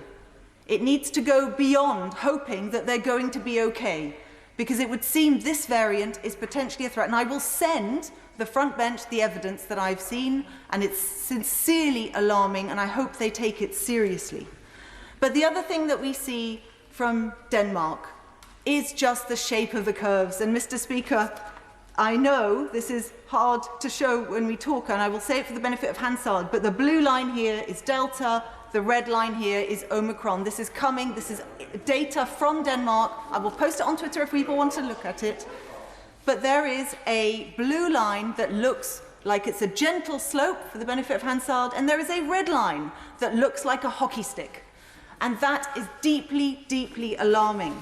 So what does this government need to do? Well, it's gone from Plan A to Plan B, and it's considering, once we get Plan B through, B to C. Now, if I was a teacher before, if that was happening to a student of mine, I would get the parents in and get them to have a chat. Because what we need to do is to go from B to B+. And what does B+ mean? Well, it's booster. Absolutely, it's booster. But we have to recognise between now and then, it's not enough. We need to ventilate our public spaces. We need to provide support for social care, because unblocking those beds in the NHS requires extra support in social care. We need to ensure that test, trace and isolate works. That means allowing people to get tested, and we've seen the issues already, but we also need to help them isolate. We need to limit mixing, and if people won't do it themselves, the government needs to act. And we also need to bear in mind the effect of long COVID in all of this. If there are huge numbers of people that already have it, many, many more are going to. So I urge the government, don't hesitate, act quickly. Please don't curb Christmas. Go from B to B+ now so we can enjoy the holiday ahead. Andrew Bridger. Thank you, Mr Deputy Speaker. Whenever this House passes legislation, it is essential that it is effective, evidence-based, logical, and it needs to have broad public support. And what I see in front of us today in regard to Plan B delivers on virtually none of these items. Indeed, if I look around social media, look in my constituency email inbox, or just go in general conversation with others, it's clear that these measures before us today are being treated with strong suspicion of a wider agenda, partly because they simply will not deliver on their supposed intentions.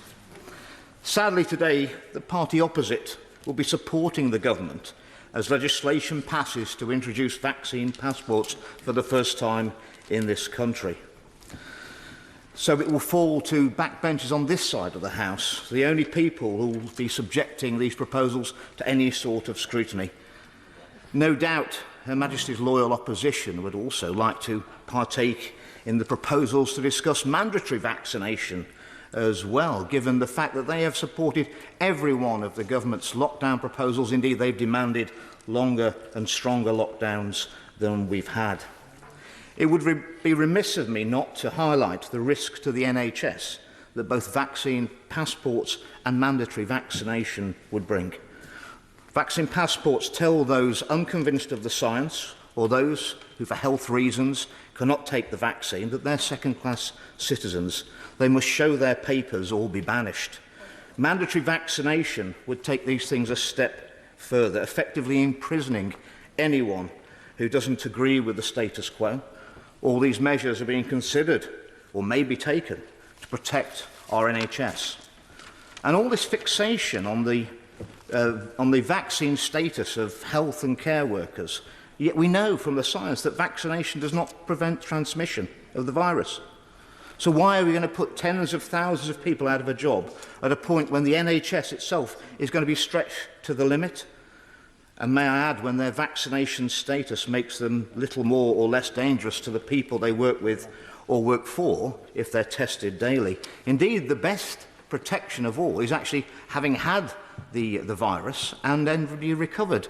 The scientific evidence shows that that is obviously 10 to 20 times less likely to be reinfected if you've already had and recovered from the virus than if you're double vaccinated. And yet, many thousands of individuals in those key worker roles who've had and recovered from the virus but refuse to have the vaccine will actually lose their jobs at a key time. It is an inconsistency. Turning to the necessity of these restrictions, there have been, no doubt, far fewer deaths due to Omicron variant in South Africa, despite the fact that it's been prevalent for 4 months and has replaced other variants there that were more deadly in various waves.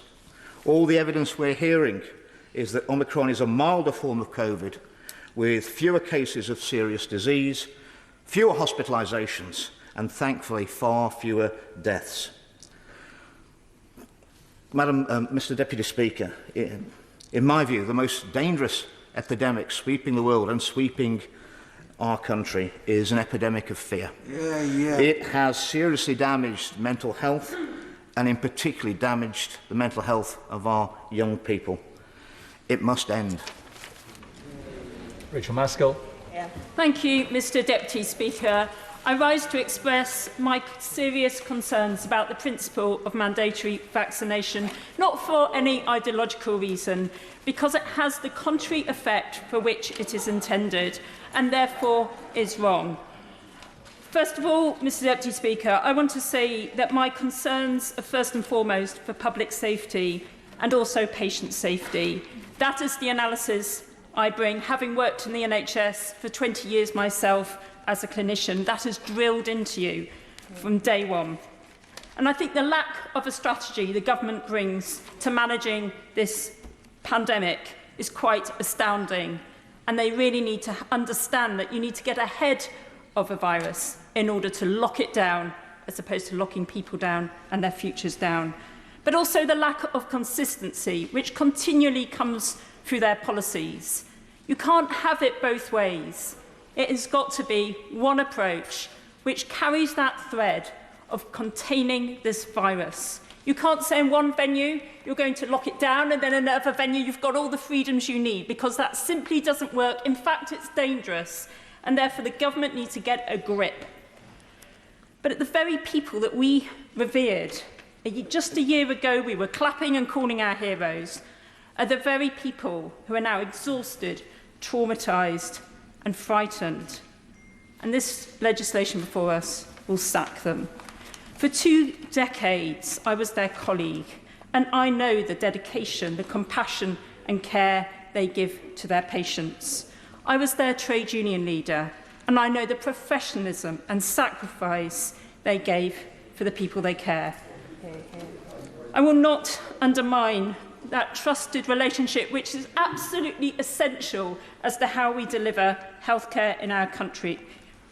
And I will not run roughshod over Labour's NHS constitution, which pledges to assist people to participate fully in their own healthcare decisions and to support you in decision-making. I will not turn my back on working people, and I will never forget my roots and those I served alongside. And while the Prime Minister partied, NHS workers put layers of PPE on and fought for lives. It's what you do in the NHS. You make sacrifices, and while traumatised, you just keep going. I'm happy to give way. I thank my friend for giving way, and her excellent work as trade union leader in the NHS is well understood. She's speaking on behalf of NHS workers. Has she any idea how many will be affected by this, in my view, totally wrong attempt to force vaccinations and passports on people? Well, I'm grateful to my honourable friend making that intervention, a point I wanted to make myself. In government's estimates, 123,000 in their impact assessment, and even the best case scenario, 62,000 people will lose their jobs, something the NHS just simply cannot afford. I will give way briefly. I thank my honourable friend for giving way. I know my honourable friend knows the health workers and the care workers. Mary, could you just address the House, please? I know, I do apologise for that. I know my friend knows care workers and health workers very, very clearly. She knows them, and she knows how they dedicated their lives. It's a vocation that they have. Would my honourable friend agree with me that government should and can stop going too far? Let us not break the trust between patient and worker and between government. Let us go down the route which has been proven to work of persuasion and education, and to ask them and to work with them to distill the fear. I thank my honourable friend, who also represents her constituents so well. And there is an alternative path we can go, and we can go that way today. We know that the Prime Minister is allowing people to go to pubs and clubs unmasked, while sacking NHS staff wearing full PPE and testing. 93% of NHS staff are vaccinated. The ONS figures show that 4% of people are vaccine hesitant, and that rises to 21% among minoritised communities. And with 22.1% of NHS staff from minoritised communities, these regulations will target black workers. In fact, 26.8% of black workers are not vaccinated, are of mixed race, and 26.8% black workers too. This is in the government's impact assessment, and therefore it indirectly discriminates against black workers. Unvaccinated staff, they're frightened. On Friday, I spoke to an NHS worker in my constituency, worked for the NHS for 16 years. Her father had a vaccine. His heart stopped. Miraculously, NHS workers brought him back to life. He is now in a critical condition. She is frightened. She tests. She wears PPE. She has sacrificed everything. She will be sacked. I want all NHS and care staff to have vaccine counselling and education with a qualified practitioner holding the right competencies so that concerns can be explored, not a line manager. They just don't have the competencies. I want everyone to be vaccinated, and I can't stress that enough. I want to win the trust of staff, not push them further away, which this approach will do. Now, in York, where we have had a focus on those trusted conversations, we have seen 99% of our social care staff vaccinated. It just shows what works, what makes the difference. We don't want to push people further away. We want to bring them in and win their trust, win their confidence, because we're going to have to ask more of our health and care staff as things get harder, and certainly if there's less people in the service to deliver that. So let's do what works. Enforcement never does, and therefore these regulations are illiterate, vaccine illiterate. So if around 123,000 lose their jobs, it will be catastrophic in the midst of a health and care crisis, not least as people are starting to hand in their notices now. Why go through another tough winter of trauma when you don't have to? And these regulations are making it worse. We know that 2 vaccines, or even 3, will reduce someone transmitting the virus. So get your jabs, but it won't stop transmission. So let's move to better PPE, FFP3 masks, daily testing, and better biosecurity. And I urge the government, rather than pushing these regulations today, go back, bring a plan forward to this House, and let's vote on that plan in January. That is good governance and the way forward. But as a trade unionist, I'm not prepared to be complicit with the sacking of NHS and care staff. Trade unionists fight for working people, never complicit in writing their P45. And as a trade unionist, I came to this place to fight for working people, and therefore I urge that we change course and put the staff first and the care that they have for their patients. Sarah Brickcliffe. It's a pleasure to follow on from the member for York Central, but what I have to disagree with is that actually we need to balance the economy with this. So when we look at bringing in mandatory masks in the hospitality sector, the damage that will cause for the small pubs in Hyndburn would be huge. So we have to try and mitigate that as well. I firstly want to start by saying I am against mandatory vaccine passports, and the government would have had to present me with significant evidence to change my mind. So the fact that the Secretary of State has been very clear at the dispatch box to say that he is against this as well has eased my mind. And I want to also be clear, this vote was never about mandatory vaccine passports.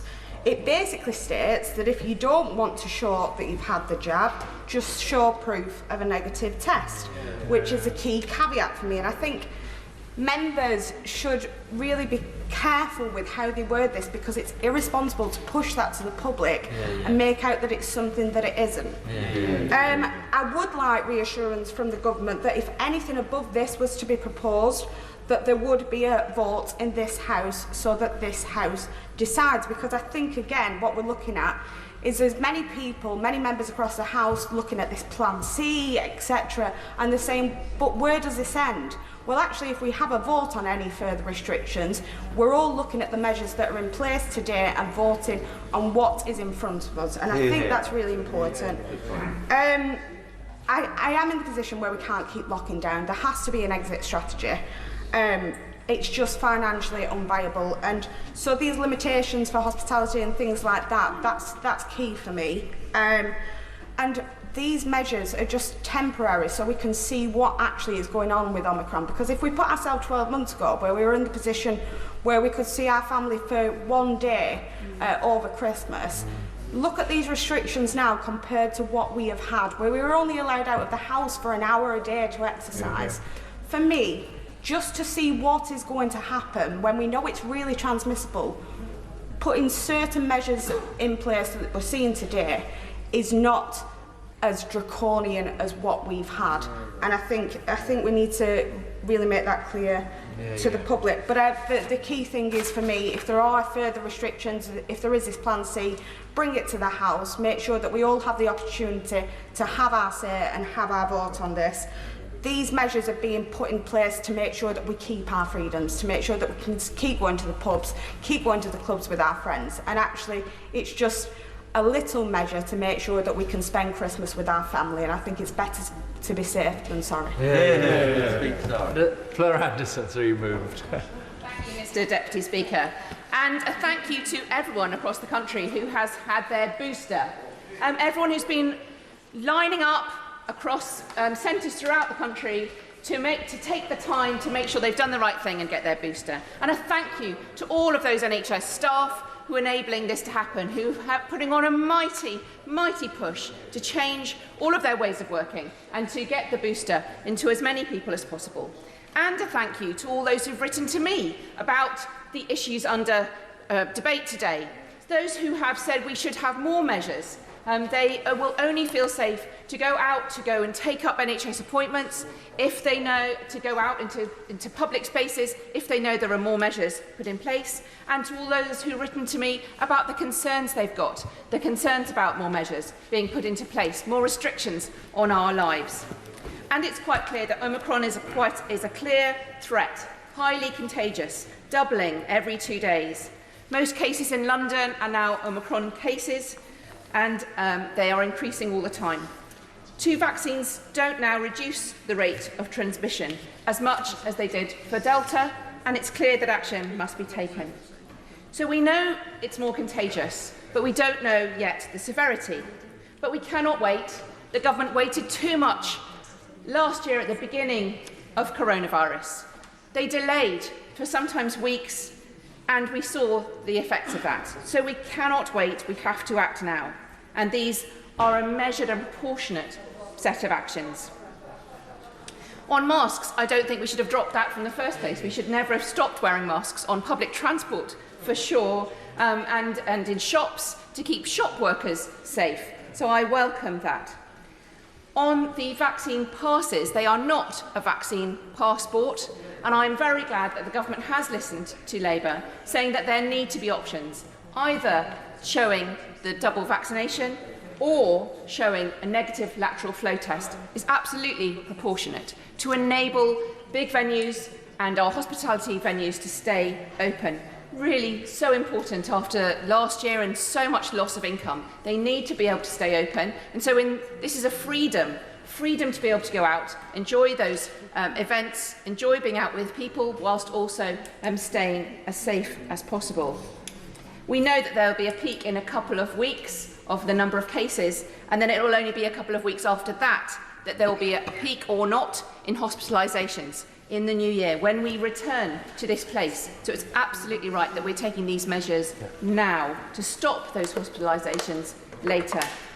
I welcome the change on the red list of countries that the Minister announced earlier. If it's not having any effect, there's absolutely no reason to make people unable to go and visit their family in South Africa for many of my constituents, but also to pay huge amounts of money to be quarantined here as well. And I also welcome the Minister saying that he will look into those quarantine costs of those who were stuck in the middle of a couple of weeks when it was needed to pay. Some of them who've written to me, some of my constituents, are NHS workers who've had to pay thousands of pounds that they cannot afford. And for all those who are now so worried about civil liberties on the other side of the House, I welcome their also engagement with the elections bill, which certainly will be a papers please society when we're asked to show our ID to even vote. That is far more of an infringement on our civil liberties, such a fundamental thing as voting, than this is to go to clubs or to large events. We absolutely need the schools programme to ramp up. Schools' transmission rates are very high in my constituency in primary schools, but also for all those those facing exams this year, they must continue them. This is not a slippery slope to vaccine passports, and I'm grateful for the assurance on that. We do need to ramp up communication and engagement with health staff who face measures later on in the year if they don't get the vaccine, and we must see an increase in statutory sick pay. It's only fair. I conclude, Mr Deputy Speaker. The Chief Medical Officer gave a chilling briefing to MPs earlier today, saying that when it comes to the Omicron variant, the brakes are off. We have to put the brakes on. Too many people have died, and we mourn every single one. Now is the time to take action, and I encourage everyone to get their booster jab. Thank you very much.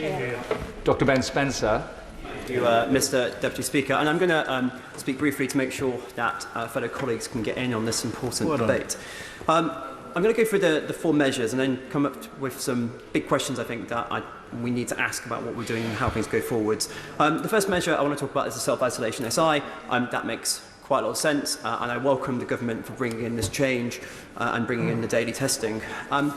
Now, on the vaccination of health staff, I will declare an interest. I used to work as a doctor. My wife currently still works as a doctor. I really do have no issue with this measure going forward. When I had to go through medical school, I had to be vaccinated, and I would flip it on its head, which is if my relative went into hospital and caught COVID or was being treated by someone who was unvaccinated and got COVID and became very poorly from that, I would be very concerned about that happening. So I do think this is fundamentally a basic duty of care issue, but I recognise there are different views on that.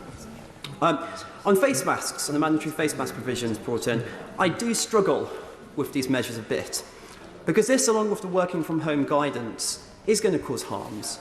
And given the Secretary of State's update today on the Omicron wave that's coming forward, I do wonder what actual impact this is going to have and what the harm-benefit ratio accordingly looks like on this. But, there we are. But my real issue is with the COVID status certificates. Now, there's many reasons to be concerned about COVID status certificates, but I'm going to focus on one. As a doctor, I've spent my career looking after people who are marginalised, people with severe mental illness, people with learning disability, the digitally excluded. And looking at these measures and the explanatory notes today, I cannot see how one can show evidence of a negative test without having access to the internet, without having a phone, without going through that, or how any validation process can go through. And it's very clear to me that this is going to exclude people, and I can't support excluding anyone, but especially those people who are marginalised, most marginalised in our society. Yep.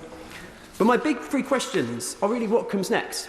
So I had a chat with the leaders of Ashford and St Peter's Hospital Trust, the trust of my constituency, in terms of what's happening and what their plans are for the next few weeks.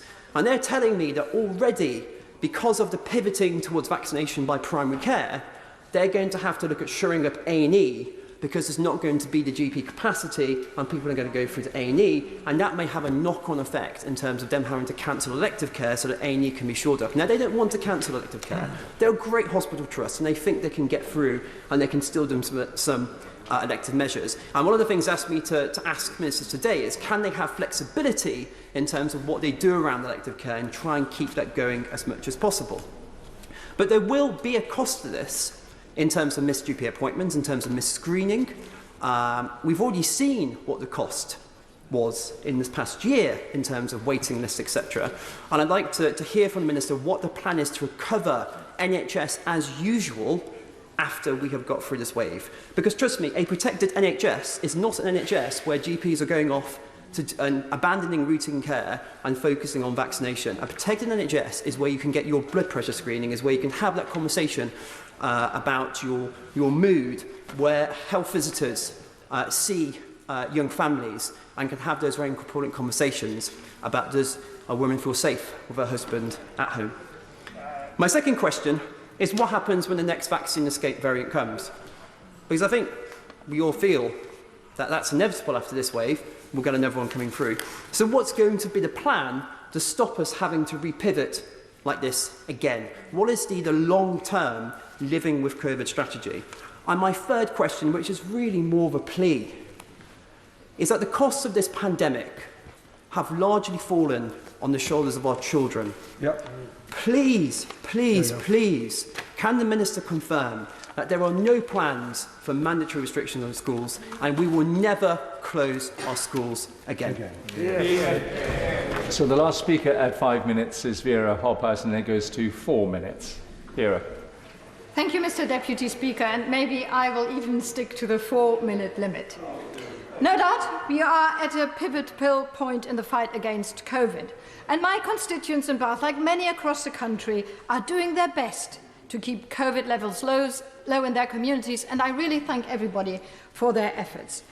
Getting vaccinated is the most important thing, and I'm glad for the consensus that we have in this place, that is the most important thing. What we are debating here is what is the most effective way of getting the most people vaccinated. And I hope that this debate is not distracting from the fact that we all believe that vaccine is the best way to beating COVID, and we will beat all these sort of conspiracy theories around vaccines and indeed going as far that COVID is an invention. It is important we are all getting vaccinated. There is a consensus, and I'm glad that consensus is here. And then, of course, mask wearing. We on this side of the House have always supported that. It is a way of reducing the risk, of course not entirely eliminating it, but wearing masks is very important, and indeed we have been deplored that that requirement, which isn't difficult, has been dropped, including in this House. It is not about just keeping ourselves safe. It is not just even about keeping our loved ones safe. It is about keeping everybody safe.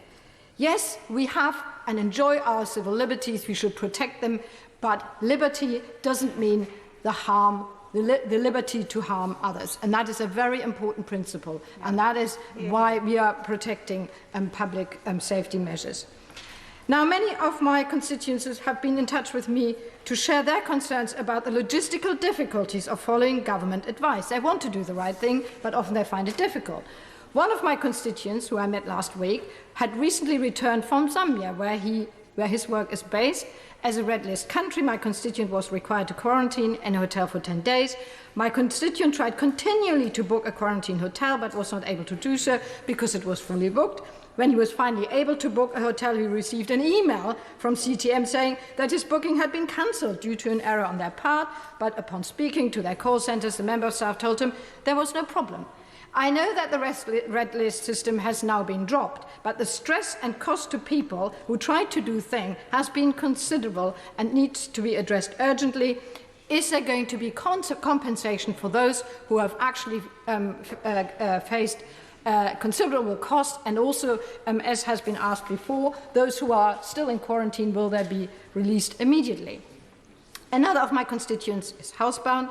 Her son lives in Southampton, and her multiple health conditions make it impossible for her to get a vaccination centre on her own, meaning she has not yet had a booster.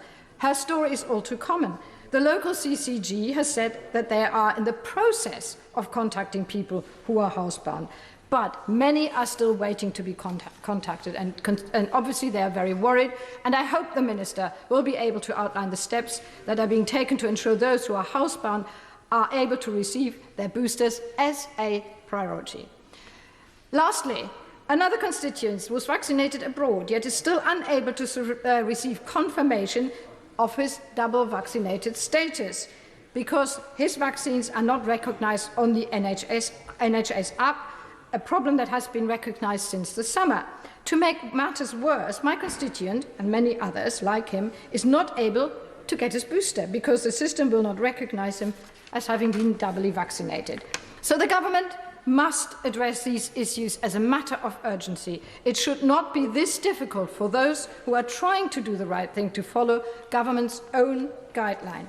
My constituents and many across the country want to do the right thing, but the government must do its bit, or people will lose further confidence on, already at this time, which is very highly volatile, and where we need as many people as possible to have confidence in the system and the government. Thank you. Thank you very much. 4-minute limit. Jane Stevenson.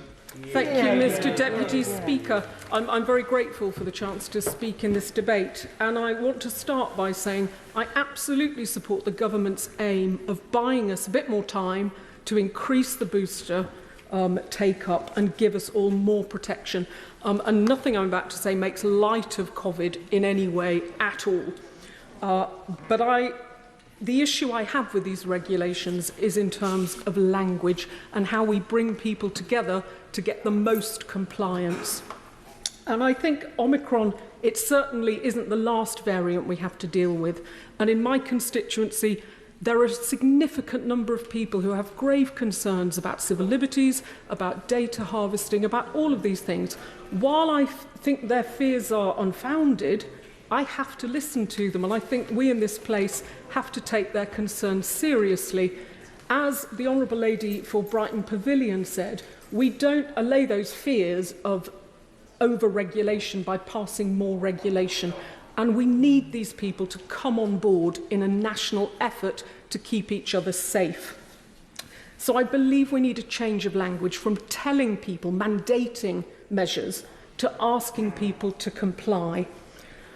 We already do trust our constituents. We trust them to take the tests correctly. We trust them to give us a correct reading of their test. There is nothing stopping them from declaring a negative test when they've tested positive. There's nothing to stop them not take the test at all, but just to scan the code. And I think compliance could be increased if they can trust that they're not facing these restrictions for no reason. They're not having their data harvested. It is a very major concern in my constituency, and I do respect it. The vast majority of my constituents and the vast majority of the British people will do everything asked of them by government without it needing to be mandated. They have been incredible throughout this pandemic. They have acted in the interests of themselves, their families, their communities, their cities and towns. And I would humbly ask the government to get back to our conservative principles of trusting the British people. They are the people who sent us to this place. They have common sense. They know their risk. They can, act with supreme intelligence. We must never underestimate their community-mindedness. Yeah. So in a last plea to the government, that is my only comment on this evening's votes. I won't be supporting all of them, but I will support some of them. But it is a plea. In order to go forward together as a nation, we have to stop passing never-ending regulations and move forward in a voluntary, community, public-spirited way. Thank you. Michelle Brook. Thank you, Mr Deputy Speaker. Pleasure to follow on from my honourable friend. Mr Deputy Speaker, as my honourable friend from Bexhill and Battle said earlier on, our hospitals, our intensive care unit beds are being filled up by people who are unvaccinated. This is a real problem in Leeds and the hospitals in Leeds. And this actually is having a huge impact on people who want to get vaccinated. They want their lives to move forward. They want to be able to continue to do the things that we all want to do. And the reality is, as my right honourable friend, the Health Secretary, said at the time, is that there could come the point where there just may not be the ability to have that operation you may need. There may not be a bed available. I've spoken to surgeons who are in the theatre, a trained, highly skilled surgeon. They've got the theatre available. They've got the theatre nurses available. The operation is cancelled. They haven't got a bed to put them in, and they cannot do that operation. What we've got before us today is a set of really unfortunate measures. They don't sit comfortably with me. I don't like things we're doing, but they are balanced for this moment in time. I don't believe that they are vaccine passports, as have been described in the countless round-robin emails I've had. It's been made clear from the dispatch box that they're not vaccine passports. They are at a moment in time in a very specific area. What I do think we need to look at and moving forward, if this is the way, that perhaps we have to say you've got to, everybody, have a lateral flow test before going into an area where there may be the chance of spreading the virus, because that is how we've got to try and protect society. It is people's right to not get vaccinated. And I am totally opposed to mandatory vaccines. It is their right not to get vaccinated. But it is my right and the right of a great many of my constituents to be able to expect to be able to receive the services that they have paid in for and they have used where they may need them. And that is what is overwhelming things at the moment. And this, Mr. Deputy Speaker, is going to lead to a simple choice. And a debate is going to be had.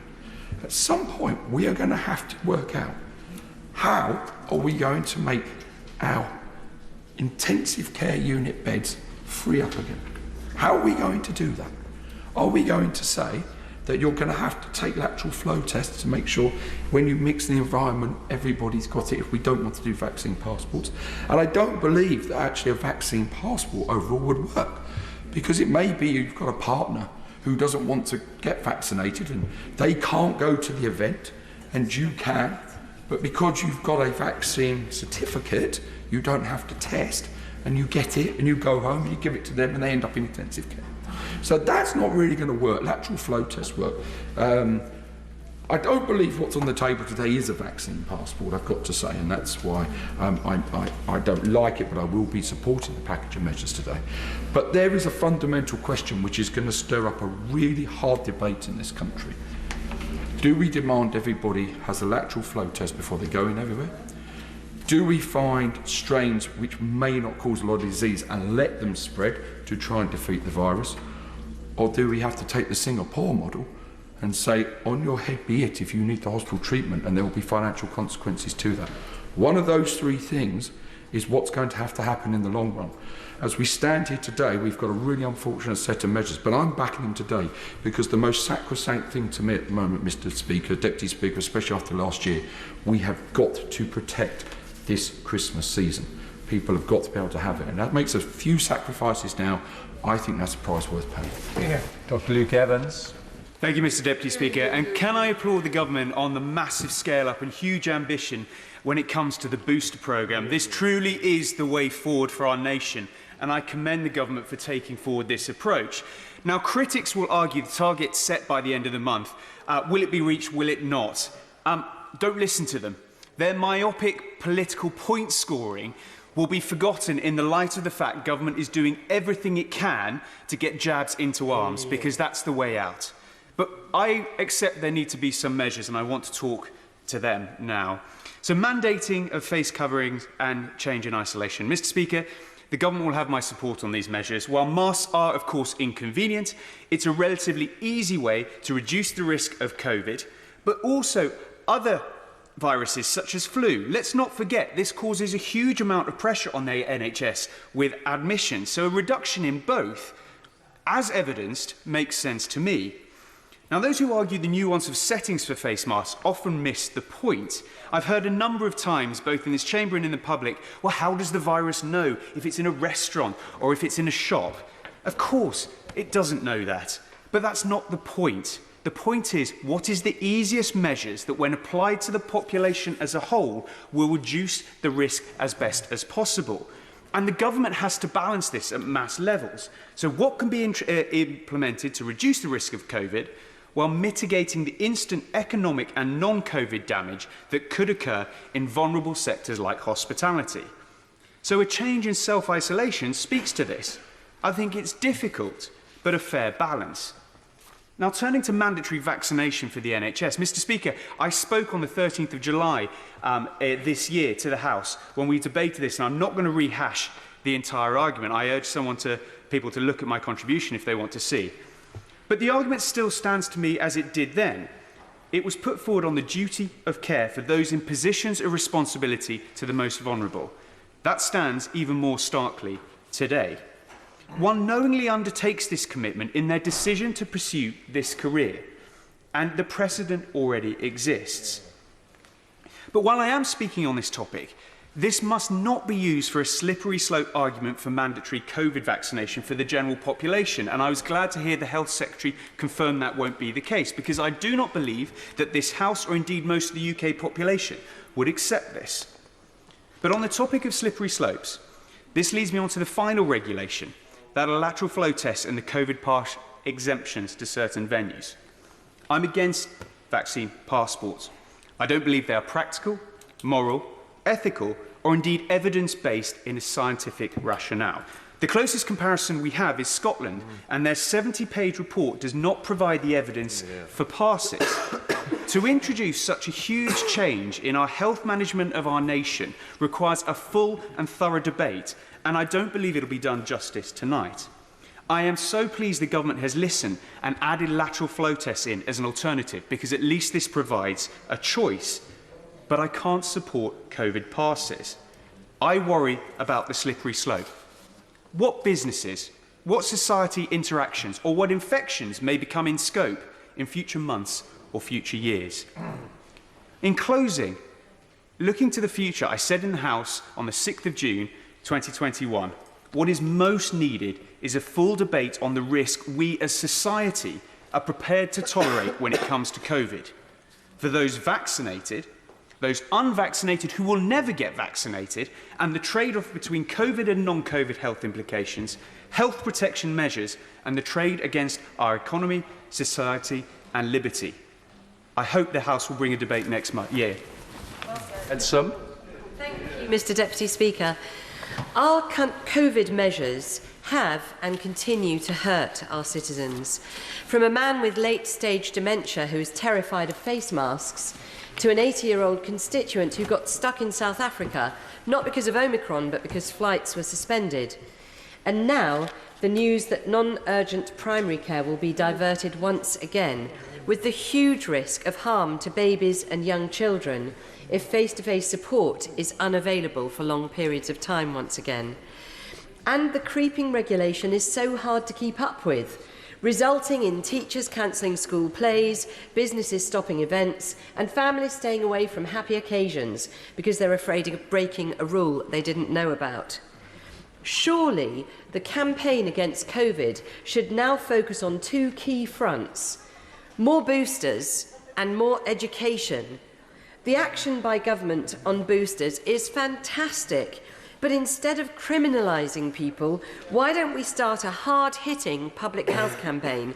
If you're going out this Christmas, don't forget to take a test. Or if you're seeing your granny, make sure you get a jab. Let's persuade people rather than criminalise them. And let's go much further to reassure those who have a fear of vaccines, whether because of a needle phobia, because of cultural sensitivities, or just because of fake news. And my specific concern about testing requirements for big events is the sheer challenge of enforceability in a commercial setting. Far better, in my view, would be to use this approach of a daily test or a vaccine exemption for NHS staff and carers instead. That would be a practical and fair solution for both carers and the cared for, and it would be enforceable. It would also avoid the risk of losing NHS and care workers who are unwilling to accept compulsory vaccinations. Mr. Deputy Speaker, I have supported the government throughout the pandemic when I could see the present danger we faced. But this time around, the measures proposed are precautionary, just in case, and I cannot see where this will end. COVID will be with us for many years to come, and it's unthinkable that every autumn from now on we will be limiting the quality of life for all citizens just to be on the safe side. And justifying our new illiberal rules on the basis that they're less authoritarian than those of other countries is truly appalling. That is not our culture, that is not our history. So, Mr. Deputy Speaker, this is a slippery slope down which I do not want to slip. So I'm afraid I'm not going to be supporting these measures. Greg Clark. Thank you very much indeed, Mr. Deputy Speaker. It's a pleasure to follow my right honourable friend, and I think everyone acknowledges that the government have a difficult task here. In some ways, the regulations that we have before us, whilst it's important that we debate, are not the most damaging ones. In fact, the advice that the government has given to work from home has consequences that are much more significant than any of the relatively minor measures. And unlike these regulations, they don't have an expiry date, they don't have an impact assessment, even though we know that the impact on firms across the country and, for example, the experience of young people at work, once again, for those firms who perhaps conscious of what their insurers and what their regulators might require are confining people to their homes. That is very significant, and it is a shame that the House doesn't have a chance to vote on those measures. But on the measures that we do, it seems to me that there is a lack of clarity as to what the purpose of the access certificates, if I can call them that, is. Is it to prompt people to get a vaccine? Is it to give them a nudge and have those people who haven't availed themselves of a vaccine a further incentive to do so? If so, what is the evidence for that working? We know that 90% of the population are vaccinated. What motivates that remaining 10%?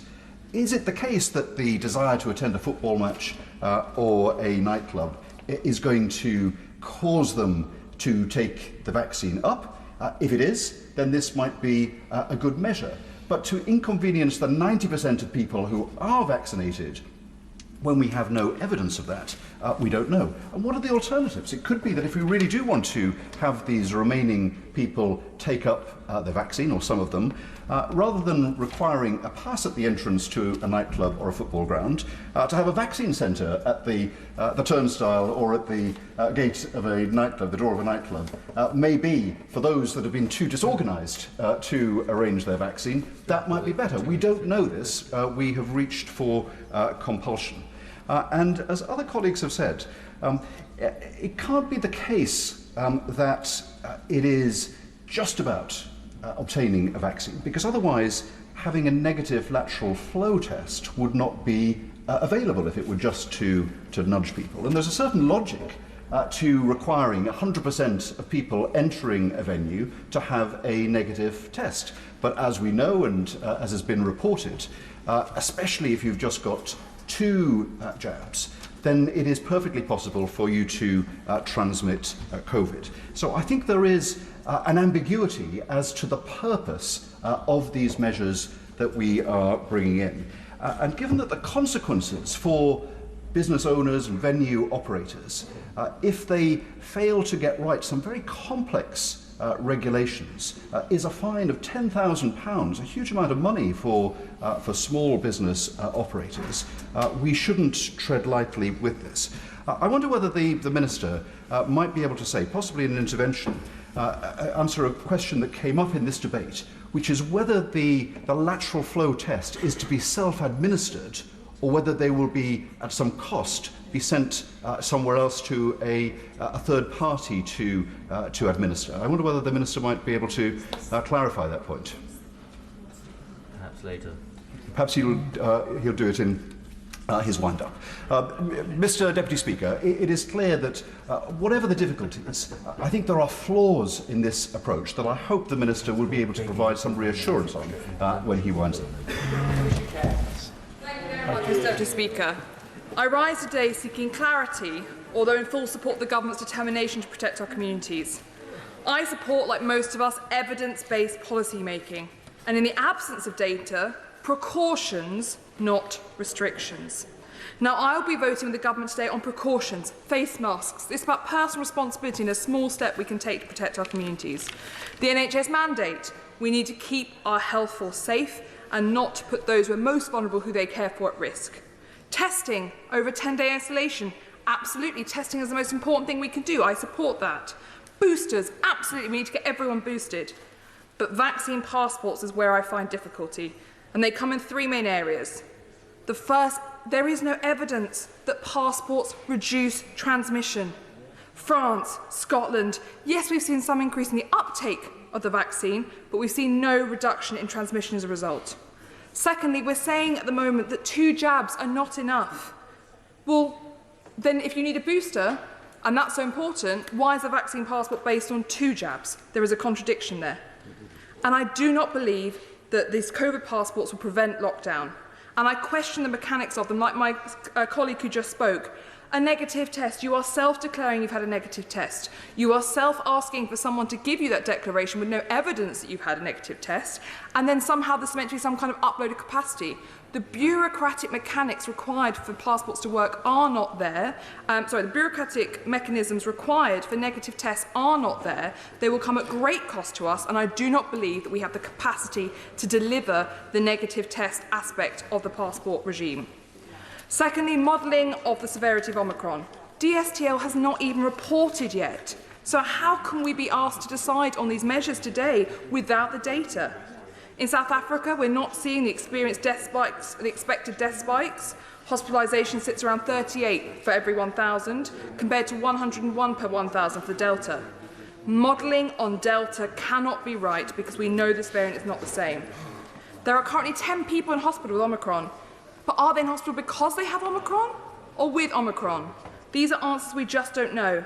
And frankly, if Omicron is that severe, we need more than the Plan B measures being proposed today. My third reason for voting against COVID passports today is the fundamental unease they give me. We do not discriminate on a medical basis in this country, and we cannot. Secondly, we are encouraging people to work from home, but pub trips or parties are permitted when we know from the previous lockdowns that it was home mixing where the problem was. We have very high vaccination rates. We do not need these passports. 96% of people in Rutland and Melton have had both their jabs. 96% have had their first. 93% of Rutland and Melton have had their second. 47% of people have had their boosters. They deserve to be thanked and recognised, and my constituents do not deserve to have passports put upon them when they are taking up the vaccine like this. And on this point, I'd just like to thank those amazing vaccinators across Rutland and Melton, particularly the Melton Lions and the Rutland Lions. Finally, my final two concerns are that we constantly change the rules. Businesses cannot keep up. This is not the certainty they asked for. And school closures. Since we announced the measures in Plan B, there are schools across the country talking about closing. That is not acceptable. Our children must be in school to learn, our children must be in school to be protected, and our children deserve more. We cannot have people going out to parties and pubs, but children not in school, and the government must mandate for schools to remain open, not just say that that is guidance. My final plea is for help, because in Melton we do not have enough clinics for vaccinations, and this has been an issue for months. And so I plead for the Minister to please make sure we get more booster clinics in Melton. And finally, my plea is get vaccinated, And you need to get other people in. Erin Bell. Thank you very much, Madam Deputy Speaker. It's a pleasure to follow my honourable friend. It's been a good debate. I think it's a necessary debate that we've had the debate. There's strong views expressed on all sides, and I think those reflect the views that a lot of us have heard from the country and in our inboxes. For me, I believe in a proportionate response to a potential threat of a public health emergency, and a precautionary principle applies here, so I will be supporting the government today. I think, given what I've heard about the transmissibility of Omicron, this is only going to be for a limited period of time, one way or the other, because this is very transmissible and we don't quite know yet how severe it is. That the response the government has taken has to be balanced by the needs of the economy, as many as others have said, and we must be particularly mindful of the effect on the hospitality industry, particularly at this time of year. But it's not these measures that are affecting the hospitality industry. In fact, some of these measures will support the hospitality industry by giving people confidence. It's the virus that's affecting the hospitality industry. And sometimes I get the sense here that some colleagues, and certainly some people who write to me, are arguing with the virus. They're not arguing with the government, they're arguing with the virus. Well, I think it's common cause across the House that we all don't like the virus, but unfortunately the virus doesn't care about that, and it will keep on doubling, Madam Deputy Speaker. And that brings us to the data. I'm grateful to all the witnesses we heard this morning at the Science and Technology Committee, ably chaired by my right honourable friend. But clearly we don't have enough data yet, particularly UK data, as my colleague my right honourable friend from the Forest of Dean said earlier. On case fatality rates, we heard that it's perhaps 29% milder than the original strain. That's from the South African data. And in terms of length of stay of hospitals, my right honourable friend mentioned earlier, Omicron stays are maybe half the length of regular stays. But both of those, unfortunately, are linear variables, and the R0 rate, the thing where Omicron truly is outcompeting the other variants, is an exponential variable. And that means until it runs out of targets, it's going to keep doubling. We've heard 200,000 infections yesterday, and that will be 400,000 in 2 or 3 days, and possibly 800,000 in a week's time. And we mustn't fool ourselves that we know how we can balance that exponential growth with the other two linear measures we've found out about. We have to take a precautionary but balanced approach in the meantime. In terms of the slippery slope arguments made by my honourable friend here, and those who say it's the thin end of the wedge, I do have sympathy with that argument, I really do. And I share the view of many colleagues that the House must have their say over the next 2 weeks if we are to take further steps along that slope or to a thicker part of the wedge. But I would not vote for the thickest part of the wedge. I would never vote for mandatory vaccinations of the general public, and I welcome the assurances we've heard from the dispatch box today. But that's not the question before us today, Madam Deputy Speaker. We should all vote for or against these measures based on the content of those measures and our own personal beliefs in those measures. And on the so-called vaccine passports, I don't believe they're anything of the sort. With lateral flow tests and recent experience of COVID as alternatives, I don't think they should be described as vaccine passports. They should be described as a COVID pass. And I welcome the assurance, again from the dispatch box, that lateral flow tests will remain part of that in the future, and I will be holding the government to that. To finally come to the point about rights and responsibilities of citizens that my honourable friend from Bexhill and Battle made so eloquently earlier. The 4 million people who've chosen not to be vaccinated so far, some of them may be disorganised, but there are undoubtedly many out there who've chosen not to do so. And I say to all of them that I will stand up for your freedom and for your right not to be vaccinated. But you cannot imagine that there can be no consequences to that choice once that starts impacting on the freedoms and rights of others. And therefore, I think some of the measures that my honourable friend from Elmet and Rodwell made may have to be considered in the future if we genuinely get the severe exponential growth of Omicron. And finally, in my last 10 seconds, Madam Deputy Speaker, I commend the government for what they've done on boosters, and I urge everyone to go out and get their booster as soon as possible. That's the way out of this. Greg Smith. Well said. Thank you, Madam Deputy Speaker. It's a pleasure to follow my honourable friend for Newcastle under Lyme, and he's absolutely right in the way he concluded that speech, that boosters are the answer to this. Boosters and the vaccine programme at large give us hope and give us a path out of COVID and back to normal life. I very much congratulate the government on stepping up that booster programme and aiming to get those jabs into people's arms by the end of the year. Very much needs a lot of focus and attention and planning on the detail and on the logistics to make that happen. To my own experience yesterday of trying to bring my own booster, which is booked for the 31st of December, forward, where I jumped from 7,000 in the queue to 3,000, then curiously to 10,000, before eventually coming down and being offered a date in mid-January. There's clearly a lot of work to be done to ensure that we can get those boosters into people's arms. Can I also welcome the government's move to get rid of the 10-day isolation period for anyone that happens to have come near someone that has tested positive for Omicron and replace that with daily testing. That is a sensible measure, and like my right honourable friend for the Forest of Dean, I feel vindicated in my vote against that measure 2 weeks ago. But can I set out why I won't be voting for the extended mask mandate? I won't be voting for the COVID passes, and I won't be voting for mandatory vaccination within the National Health Service. I very much agree with my right honourable friend and constituency neighbour from South Northamptonshire, who made the point that this is a slippery slope. This is going to change the way we operate as a country, not just in December 2021, but going forward, whenever another variant emerges, maybe not of COVID, but another virus. It is a fundamental change in the relationship between citizen and state, and one to be resisted. I have argued throughout this pandemic, at times when I then reluctantly voted with the government, as last Christmas, and other times, such as a couple of weeks ago when I voted against extending measures, that all restrictions are not without harm in themselves. Even on masks, it might be an easy thing for many of us to do, to put one on. But as others have mentioned, to the dementia patient petrified at the masked figure approaching them, to the child with autism, to the person who is hard of hearing or deaf who cannot read our lips, actually it does have consequences. It does bring harm. And likewise to mental health. I've been scared at reports in my constituency of the rise in mental health challenges, particularly amongst our young people, the rise in self-harm in our secondary schools. That is not something we can stand idly by and just ignore. And of course, the damage to our economy. We may not have shut hospitality down or proposing to shut hospitality down, but I'm already hearing from pubs right across my constituency losing 20, 30, 40, some cases 50% of their Christmas bookings. People are too scared to go out now, and that is a direct correlation to what I'm afraid to say the government is saying and portraying this virus to be.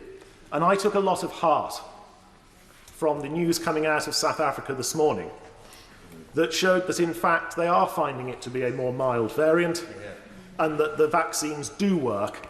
And so I come back to where I started. Let's focus on the boosters and otherwise give people their freedom back to choose. Derek Thomas.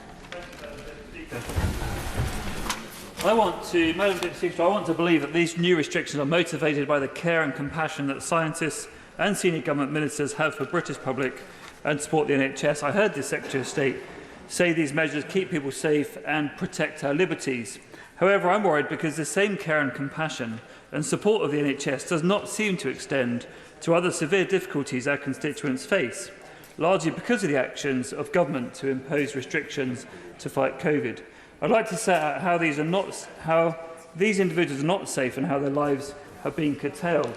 For example, for cancer diagnosis and care, we are throwing everything we have at COVID in the booster programme. How many more cancer patients will miss their diagnosis and treatment and lose their lives because we told them to protect the NHS? Surely now is the time to reopen our Nightingale hospitals to deal with Omicron and protect the NHS, to care for our constituents who have had severe life-changing or life-limiting illnesses.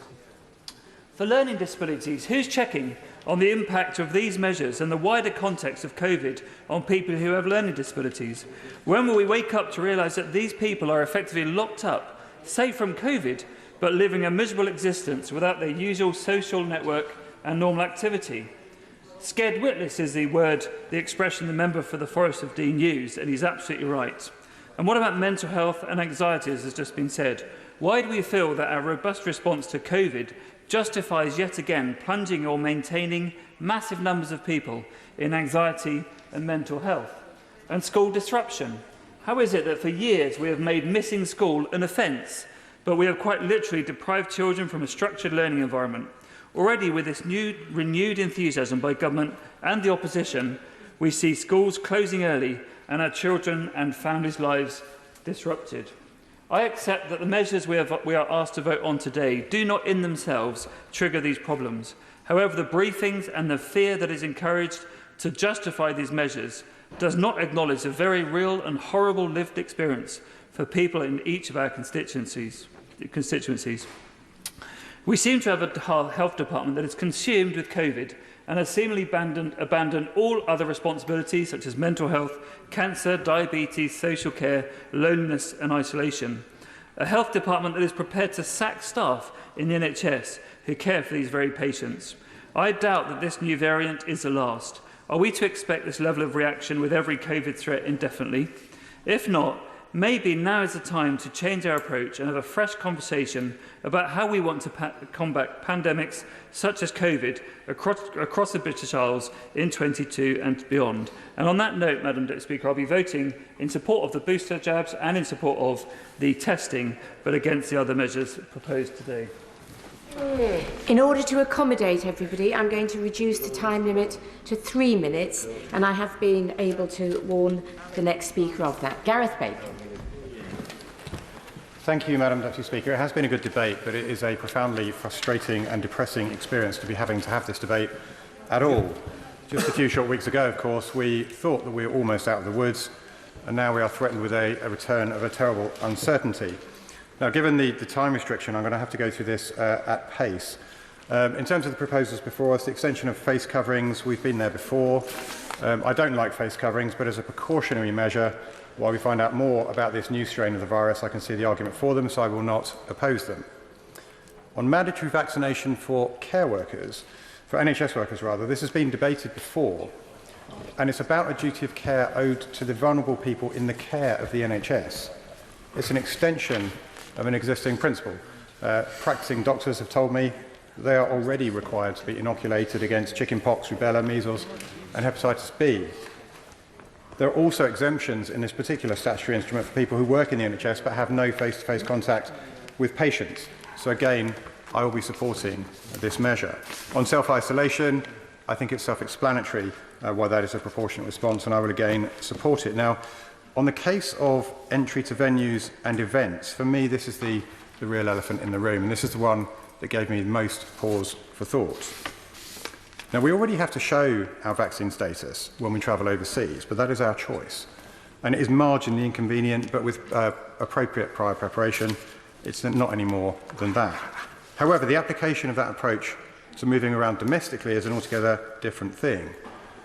As originally conceived, when Plan B was drafted, it would seem to be a requirement that you would have to show your vaccine status to get into anything, whether it be a bar, a restaurant, a cafe, or whatever. Very much indeed as what exists in mainland Europe at the moment. That, for me, would have been a step too far, and I would not have supported it. But the government have made, I think, a major concession. Not only have they changed the venues and limited the number of venues you would have to use it to access, they've also allowed the provision of a lateral flow test instead. That avoids the deeply divisive nature of having to show your vaccine status. And on that basis, I feel that I will be able to support that. Now, the government measures will not be allowed to be simply rolled over interminably. If the government wants to extend them, they will have to bring it back to this House in January for approval. And that is something else that I do approve of. Madam Deputy Speaker, we don't yet know the severity of the Omicron variant, but we do know that it is spreading rapidly. These measures won't stop Omicron from spreading, but they're not designed to. They are designed to slow that spread. The government needs to use this time, Madam Deputy Speaker, to obtain solid data, deepen our understanding on the risks posed by Omicron, and in the meantime, Madam Deputy Speaker, I will support these measures and encourage everybody to get their booster. The heart of these regulations is all about slowing transmission and about reducing demand on our limited NHS capacity. So there are two ends to this telescope. It is firstly about prevention, making sure people don't get COVID, and secondly, to make sure the capacity is there, if they do get COVID, to cure not just them, but people, other patients who have non-COVID related illnesses. Now, these regulations, Madam Deputy Speaker, are very focused on the prevention end of this telescope. Clearly, vaccination uptake is crucial, and the government is to be commended. But this has to be a matter of choice. Given time, others' contributions, the point has been well explained already. Mask wearing and COVID passports, I believe, have not been subject to the rigour of proper assessment. There hasn't been a proper analysis here, and I have a real fear that they will do more harm than good to society taken as a whole. They generate fear in those that least need to be fearful. They increase mental health problems. They reduce non-COVID admissions and treatments. But, Madam Deputy Speaker, my real concern is the government has not focused sufficiently on the other end of the telescope. We have not looked adequately at what we do about the adequacy of our resource. Despite promises and numbers of new doctors and nurses coming forward, even the government has admitted that will not be enough to fill the huge vacancies that we have. If we can reduce vaccine development from 10 years to 100 days, surely to goodness we must be able to find a way of laser-like reviewing of a patient journey to make a better and more efficient use of the limited resources we have, and indeed to increase them. I call on the government before Christmas to put in place an emergency resilience task force. This needs to focus laser-like on the capacity issue, which has not been fully addressed, indeed, frankly, hardly at all. We can work smart. There are very good brains within our health service. Look at what Sir Ara Darzi has done in the Accelerated Access Collaborative. New drugs, faster patients, in a way never seen before. And what about our own Kate Bingham, the vaccine czar? Look what she's done to do what was supposedly impossible. And when this task force is created, and it must be before Christmas, and it should be asked to report by the end of January, it must look at better use of emergency services, use fire and police better. It must look at proper triaging of A&E arrivals, better use of medical professionals. We are using the wrong people to do the wrong jobs. Expedite training. Look at whether or not some of our training is too long. And use the Nightingales and other resources to deal with non-COVID backlog and convalescing, dealing with the healthcare problem. And, Madam Deputy Speaker, testing, if we can't have COVID passports, must be the right way forward in social care and health. We will get everybody in as long as there aren't people who don't take interventions, or if they do, they still stick to 3 minutes. Nick Fletcher. Madam Deputy Speaker, I want to speak directly to all the points raised very quickly. Being able to take a test instead of self-isolation, I think that's a positive move forward. And masks, nobody likes wearing them, but most people can see the benefits of them, so I'm okay with that. NHS frontline staff, after careful consideration, in my opinion, should have the vaccine. They have a duty to do no harm, and while we know the virus can still spread, the chances are reduced. Again, having spoken with local health professionals, there is some understandable concern from NHS employees who are pregnant. So I would ask that these members of staff are given the assurance they need from the Secretary of State and the Chief Medical Officer that this vaccine is safe at whatever stage they are at their pregnancy. With regards to the concern over many health professionals leaving the profession, I have been assured that this would not be the case, at least in Doncaster, as most of the frontline workers have seen the devastating effect of COVID and have gotten the vaccination. I know many colleagues on these benches are struggling with vaccine passports, and I do understand their concerns, but this is not a vaccine passport. It is COVID status certification. It allows negative lateral flow tests or proof of vaccination. It is only for venues that carry high risk, and I personally think it would be selfish for anyone not to take a test before going to a large event anyway. I know many people complain about long queues when boarding a plane, but who would want to get on a plane where there was no security? I feel this is the same. And it's not as though people who have not had the vaccine are just putting themselves at risk. The people who are not vaccinated and require hospitalisation when they become ill with COVID are blocking beds and causing huge backlogs on elective care. 2/3 of patients in DRI with COVID are unvaccinated, and that's just not fair on the person who has been waiting for that hip operation for 18 months or any other elective procedure. Preparing oneself for a major surgery only for it to be cancelled because another bed has been taken by someone who is unvaccinated is hugely frustrating. So I will be voting with the government today, but I ask that they don't take my vote for granted, and that if we see no real increase in hospitalisation, then this legislation does expire on the 26th of January, and that the government does not seek to extend it.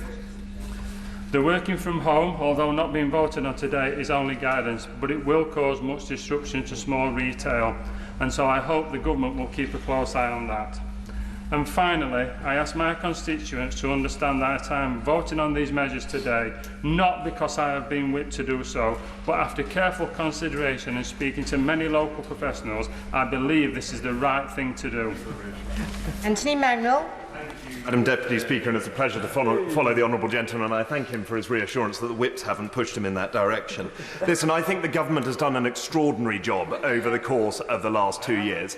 I think it has been an extraordinary achievement to roll out the vaccinations as quickly as we have, and I think it is an extraordinary achievement that we have also been able to produce a booster programme in the way that we have. There is a remarkable book, if I may suggest, Madam Deputy Speaker, by Adam Grant called Think Again, and I think the title is perhaps quite apposite for the government right now, in which it talks about how we persuade people to take vaccinations and uptakes. And the two case studies it gives are Canada and Germany, in which we don't mandatorily require people to get vaccinated or push them in that direction, but we find ways in which we can persuade them. We would do well to follow the guidance that can be found in that book.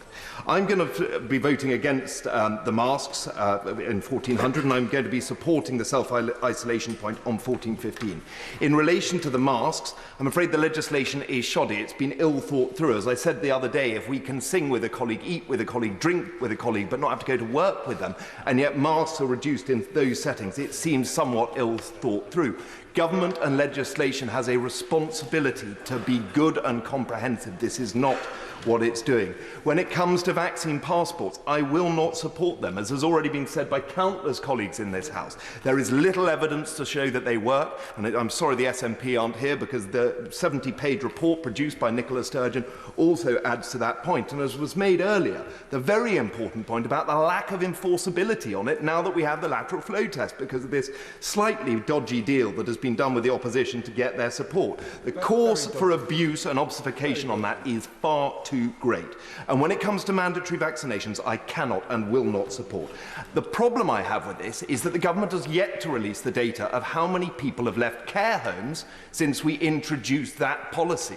We need to have the data to be able to review that, because if 60,000, if 20,000, if 30,000 people in the NHS decide to walk out, how on earth are we going to be able to have the capacity to help support those who get infected? We need more information before we make those decisions.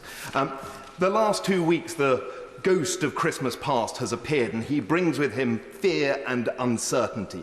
We cannot continue to flip and flop and change tack, nor should we be cherry-picking information from South Africa to support the government's agenda. I appreciate the evidence coming out this morning shows that actually 2 Pfizer vaccinations do well, and that actually it's a milder virus. But we cannot continue to terrify people. I am staggered by the government's approach over the last 2 weeks, in which we have used fear to persuade people. I believe that no government should ever use fear as a tool to try and persuade its citizens, and that is what's happened. Build up our resilience, Madam Deputy Speaker, and reduce our restrictions. Let's move quickly on. Richard Graham. Well, Madam Deputy Speaker, it's a pleasure to follow the member for Totnes, although I won't, alas, agree with every word that he has said. Let me start by celebrating some of the things that I think we can all agree on. The end of the red list for all 11 countries, the extension of the travel passes for all teenagers, and I think many of us can agree that we need to release from quarantine immediately those who are still in quarantine in our country, having come from those red countries. Now, today we vote on 4 specific measures, which amount to, firstly, a modest increase in mask wearing, which really can only be opposed by those who strongly oppose it on principle. We also have an end to the pingdemic self-isolation in favour of a lateral flow test, which surely everybody can agree is a step forward. Thirdly, we then vote on having mandatory vaccination for NHS workers, which the NHS itself supports. And lastly comes the issue for debate, which is, I would say, a modest requirement for a lateral flow test to go to venues with more than 500 indoors and 4,000 outdoors. In my constituency in Gloucester, that amounts to Gloucester Rugby, Gloucester Cathedral and the Attic nightclub. And I believe that all of those will be quite capable of administering things effectively.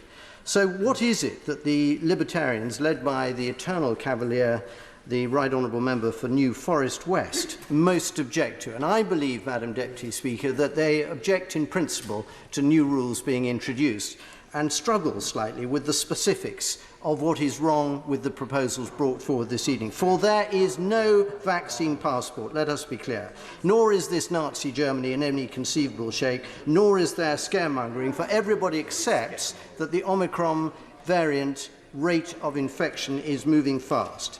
And we cannot be sure how many with Omicron will need to be hospitalised, and therefore we cannot wait to do something until the Gloucester Royal and other hospitals are overflowing with people with COVID, and therefore critical cancer operations are cancelled. I do not believe that any member would want to face the family of someone lost because a cancer operation had to be cancelled as a result of the hospital being clogged up with Omicron variant COVID sufferers. So, is everything perfect? No.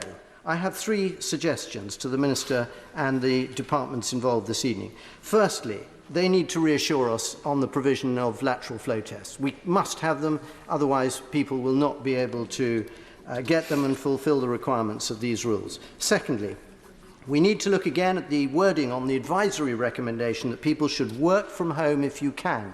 I believe this should be work from home if you wish. Thirdly, and most importantly, the impact assessment makes it clear that the central estimate is of 73,000 NHS workers out of 1.8 million not wanting to be vaccinated. Madam Deputy Speaker, we need to do more about that. Richard Drax.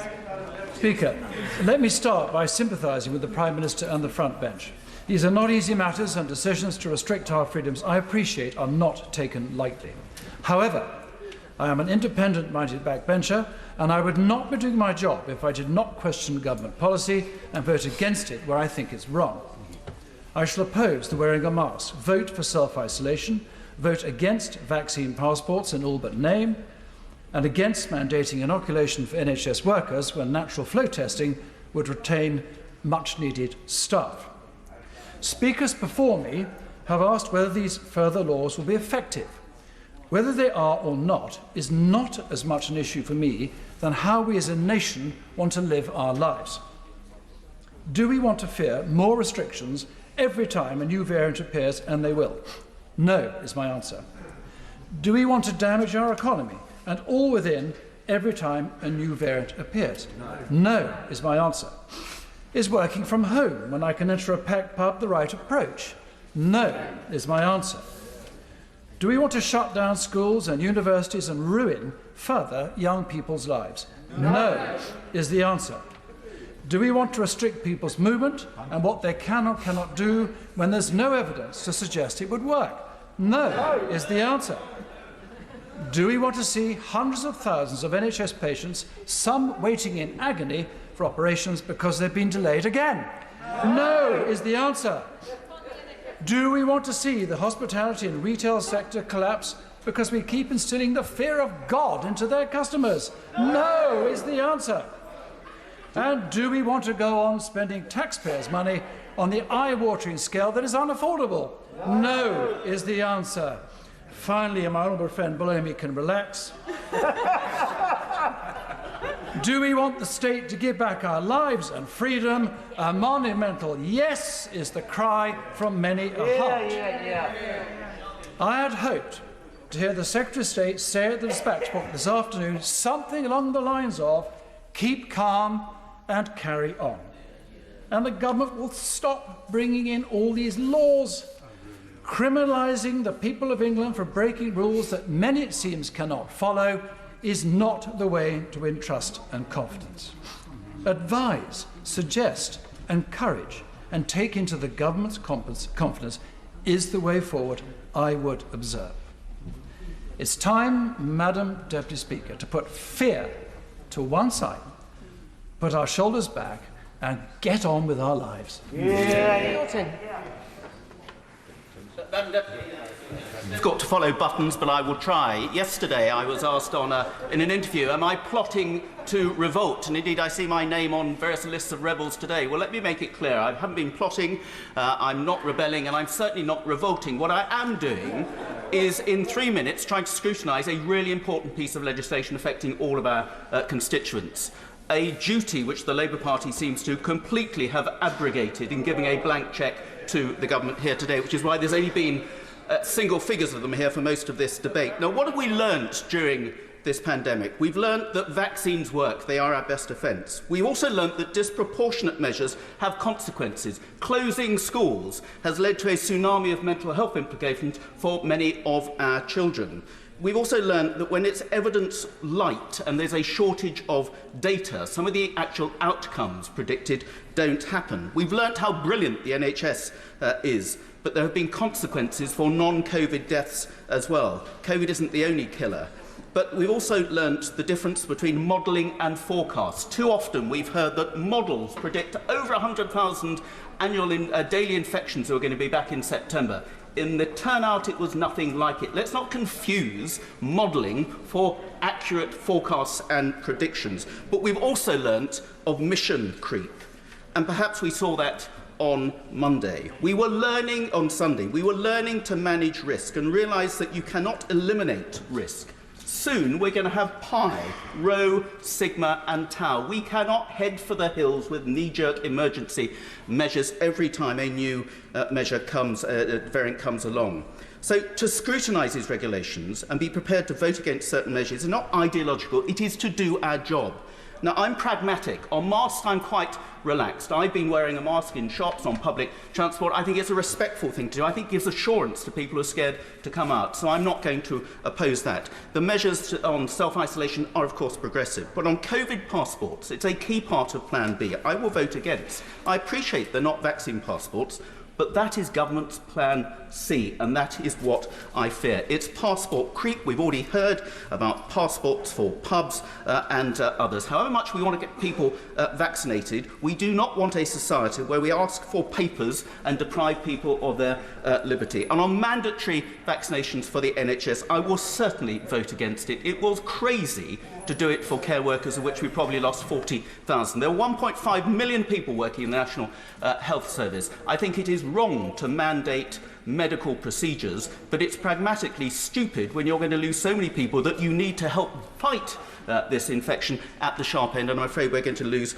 many more of this. We need to base our decisions on science, a holistic impact, and what's proportionate and fair, and these aren't. Kate. Madam Deputy Speaker, I think most people understood that vaccination was the route back to normality. And despite the fact that 95% of adults in the UK now have antibodies, and I accept that there may be some reduction in protection in antibodies, but there's certainly no evidence that there's any reduction in T-cell protection. Despite that enormous antibody coverage, we're being asked to impose more restrictions on lives and livelihoods. Now, I've looked in detail at the London School of Hygiene and Tropical Medicine's modelling, and I think we need to be clear, these are models, as my honourable friend has just said, not forecasts or predictions, and they're based on some pretty major assumptions, such as Omicron has the same severity of disease as Delta, the length of hospital stay, etc. is the same. And these assumptions are becoming more and more out of date by the day. So there's no known benefit to the measures that we're trying to implement today, but there will be inevitable harms. Working from home, we've seen last week research that suggests that those working from home are 11 times more likely to experience domestic abuse. Masks sounds innocuous in their own right, but the signal it has sent and is sending across all of society, including schools, is to panic, is to fear. And we're seeing schools closing already today and saying that they may not return in the new year. And the 100,000 ghost children that have not returned to school since lockdown should be a warning to us and the unintended consequences of potentially small measures. On vaccine passports, I can't support that. I think, as my honourable friend Runnymede said, I think it's discriminatory, I think it segregates people. And we have a proud tradition in this country of standing up for minority views, even when we don't believe them ourselves. And I think in the rush to get jabs in arms, we shouldn't throw that tolerance and that respect to the wind. And on the mandatory vaccination of NHS staff, I completely agree with my honourable friend from East Worthing. I don't think this is about the ideology of whether people should or not be vaccinated. It's about the pragmatic reality that we will lose tens of thousands of staff at a time when we can least afford it. But I think this is no longer really a debate about whether masks work and who should have a vaccine and not. It's really about who are we? What kind of society are we creating for our children? Do we really care about the freedoms that we all took for granted before 2020? Now, I know people roll their eyes when Conservatives and Libertarians start talking about civil liberties and freedoms. But freedom is not an abstract ideology. Freedom is what enables my constituents to see their family, to comfort the dying, to go to school, to go to work. That is what freedom looks like. And after 20 months of in-out restrictions, we have to accept there has been a permanent change to the understanding of what liberty is in this country. That's why I can't support these measures. And I urge the government, return to a society of freedom and responsibility. Our constituents deserve it, and they will rise to the challenge. Oh, thank you very much indeed, Madam Speaker. Sorry, I couldn't hear you over the appreciation of my honourable friend's speech.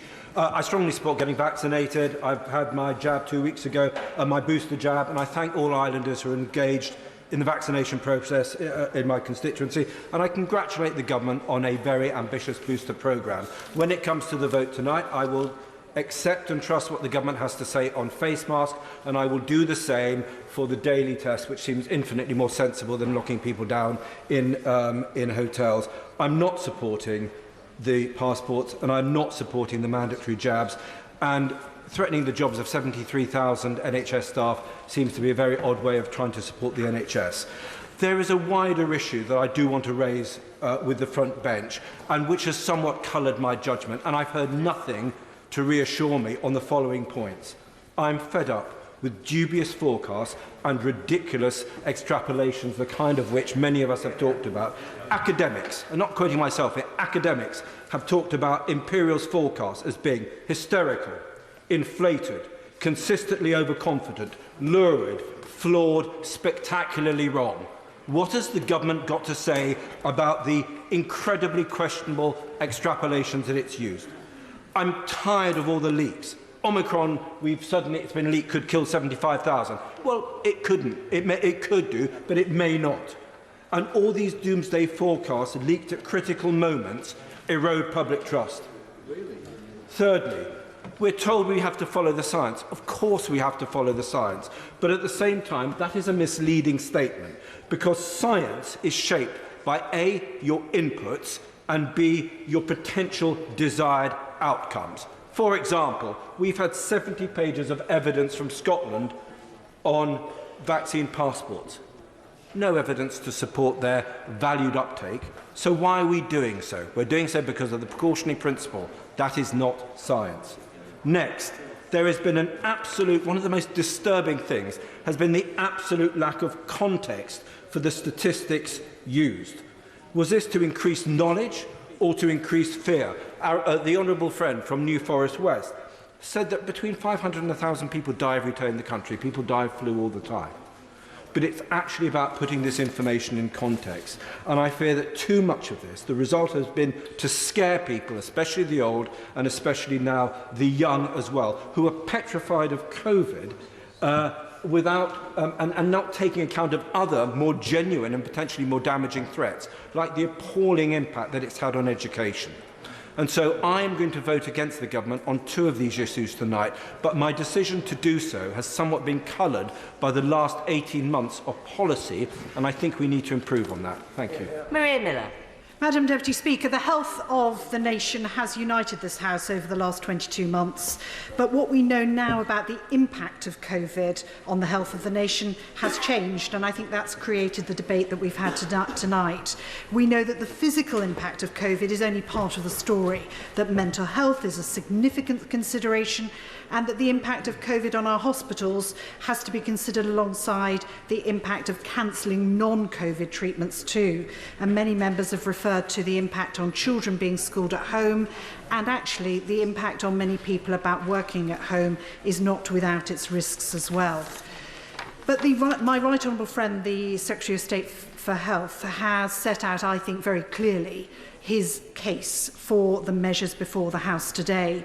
The new Omicron variant is more transmissible than the Delta variant, and even if it has the same impact on our health as the Delta variant, its high transmissibility means that this new variant has a more significant, could have a more significant impact on the number of people who need urgent hospital treatment, and stopping the NHS being overwhelmed has been our objective from the start. I commend the government's focus on ramping up the booster rollout, which is a vital part of solving the problems we face now. But these regulations are designed to take the actions that we can take through the rollout that step further, and to help keep transmission levels down. And that's why I'll support them today. The nature of human activity means that we won't have a perfect set of neat decisions. These regulations do what's possible, not what's perfect.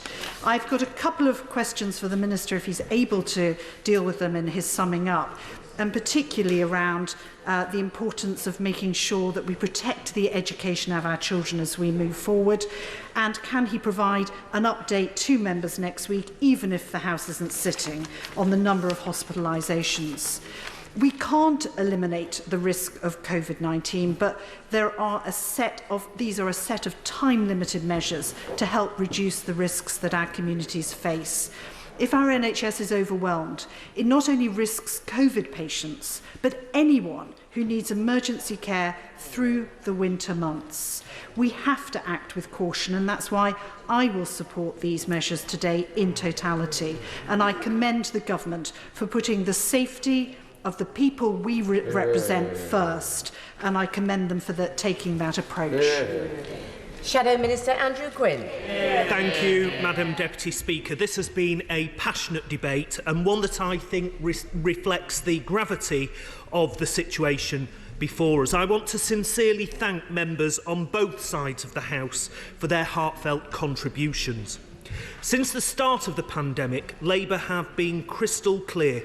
We will not play party politics with people's lives, especially when it comes to something as grave as COVID-19. These precautionary measures have been recommended by the Chief Medical Officer, the Chief Scientific Advisors, and are based on scientific evidence. They are proportionate, they are necessary, and they will give us time to get people boosted and better understand the Omicron variant.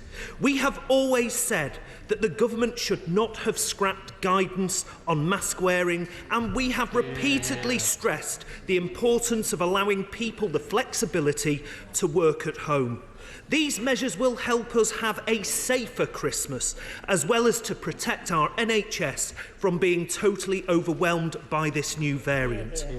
We are also pleased that the government have taken on our advice and suggestion of including an option to present a negative lateral flow test as an alternative to vaccination status.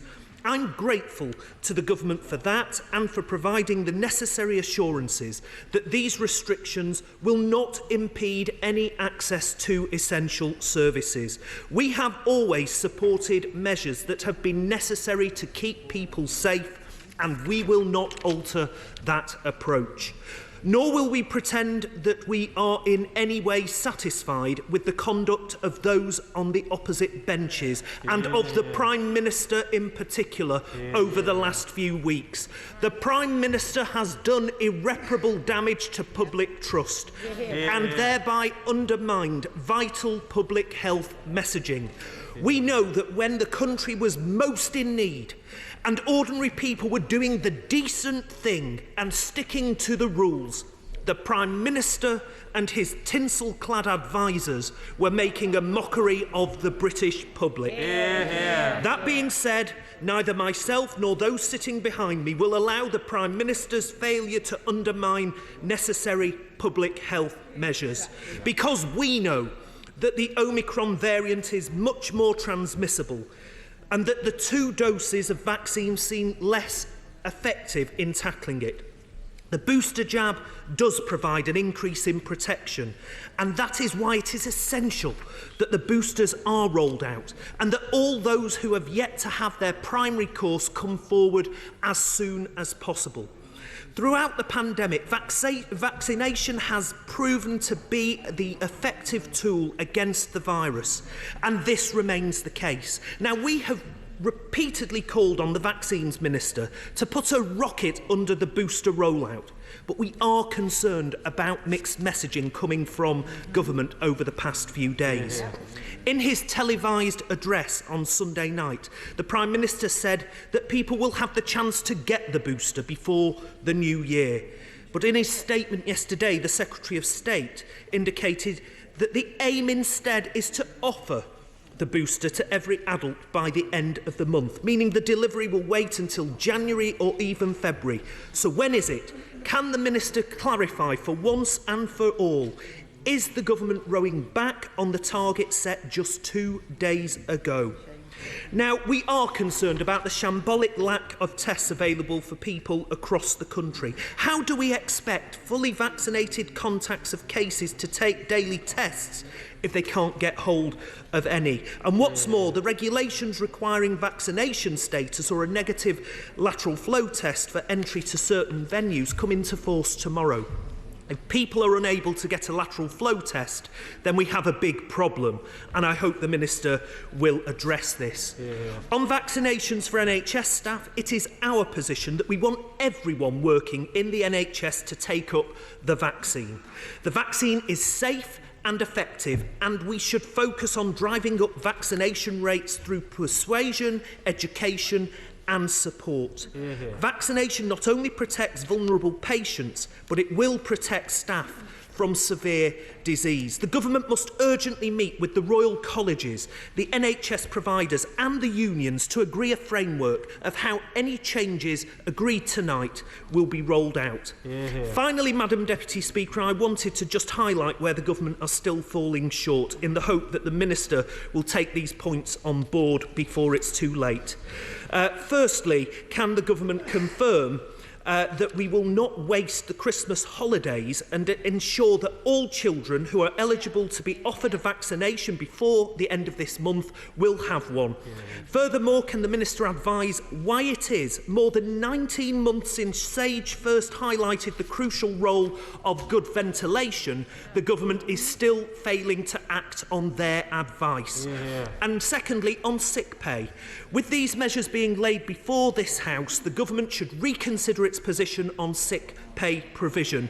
Nobody should have to choose between feeding their family and doing the right thing and isolating.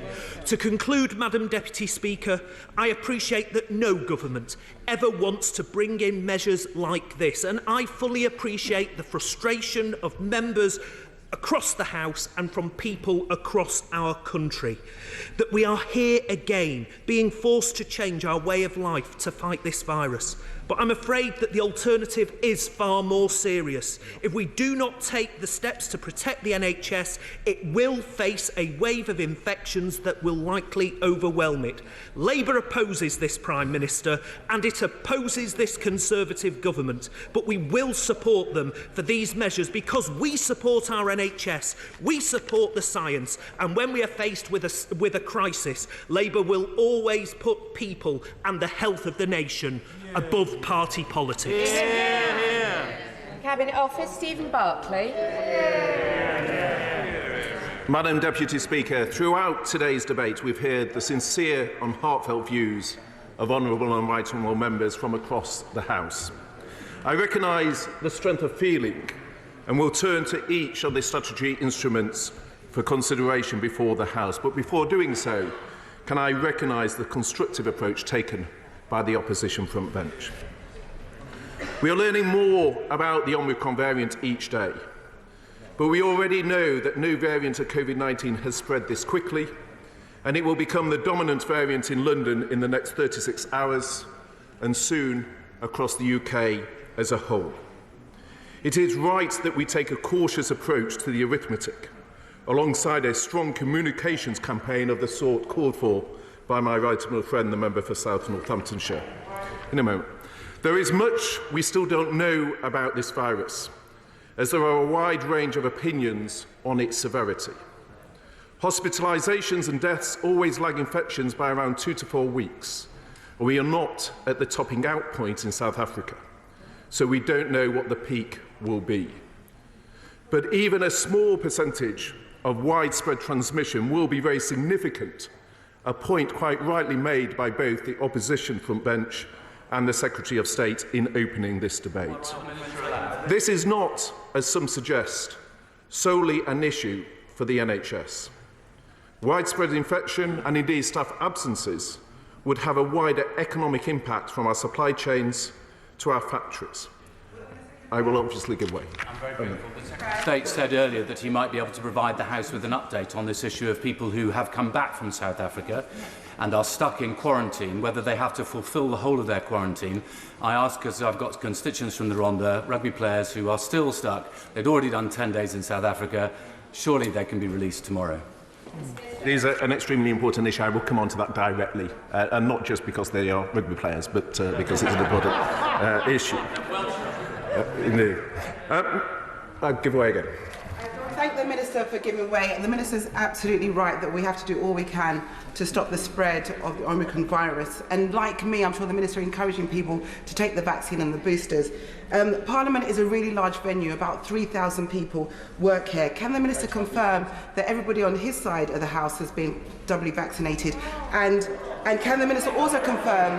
Can the Minister also confirm that a COVID pass situation will be relevant to MPs who are going to be huddled voting today? There'll be hundreds of us. What protections will MPs have to make sure that we are safe?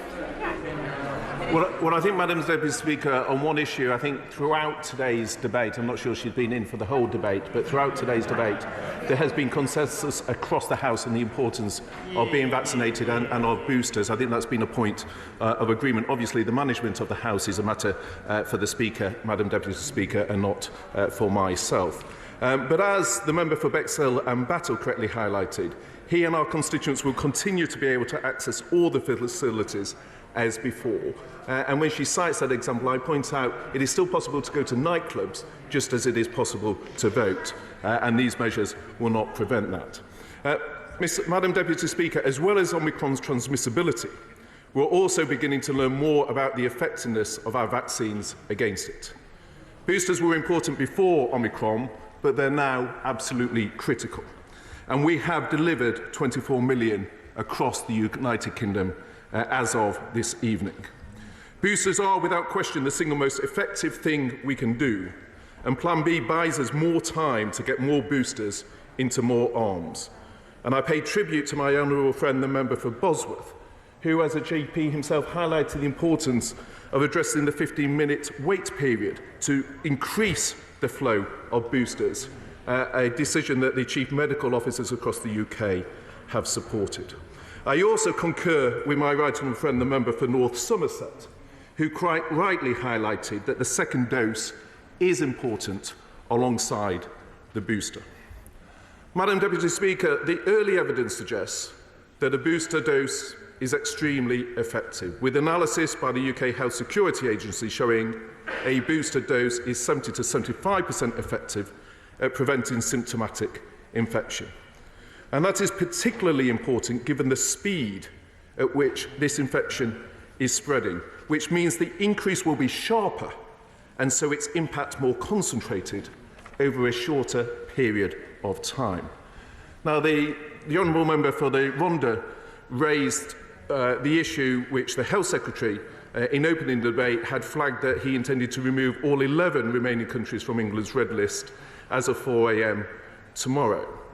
The Health Secretary has urgently considered the issue of releasing people from managed quarantine before they have completed the 10-day isolation, a point raised not just by him, but the member for Exeter and a number of members from across the House. The government's decision is that we should permit early release of those people who entered managed quarantine before these changes to the red list and require them to follow the relevant rules as if they have arrived from a non-red list country. Anyone who has tested positive will need to continue to stay in managed quarantine.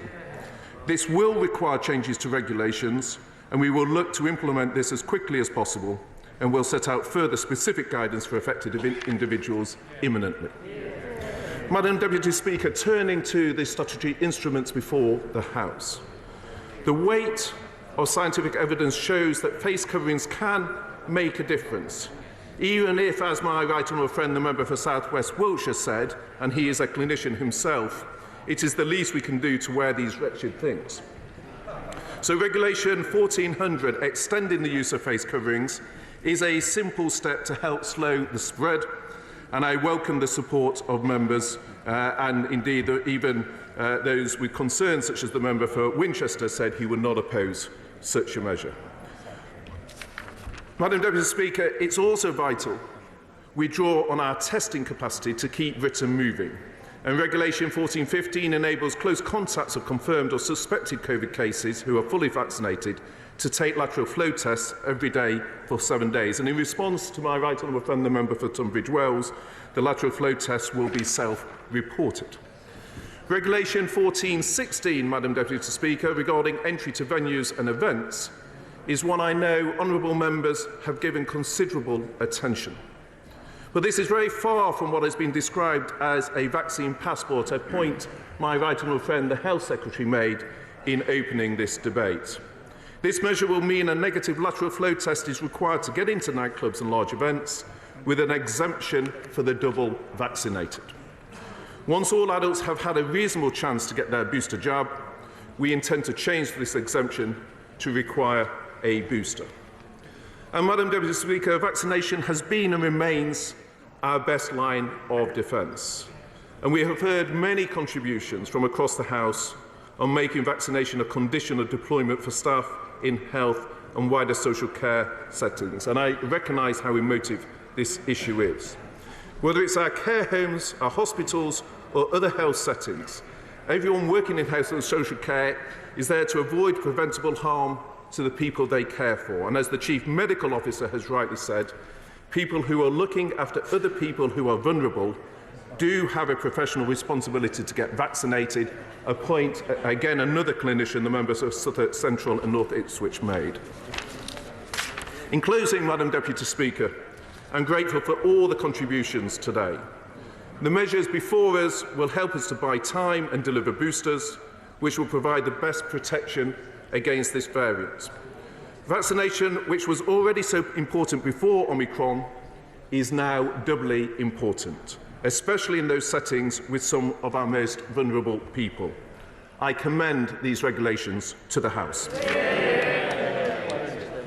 Order. To address the point that was raised by the Honourable Lady, in the event of divisions, it is likely that there could be a large number of members voting in one lobby this evening. So the Speaker has agreed that 12 minutes should be allowed before I call for the doors to be locked. Members should accordingly be aware that they do not need to crowd into the lobby at the beginning of the vote, as there will be more time to vote than usual. Order. Under the order of the House today, I must now put the questions necessary to dispose of proceedings on this motion and the following 3 motions. The question is the motion relating to statutory instrument number 1400 as on the order paper. As many as are of that opinion say aye. Aye. Of the contrary, no. Aye. Division. Clear the lobby.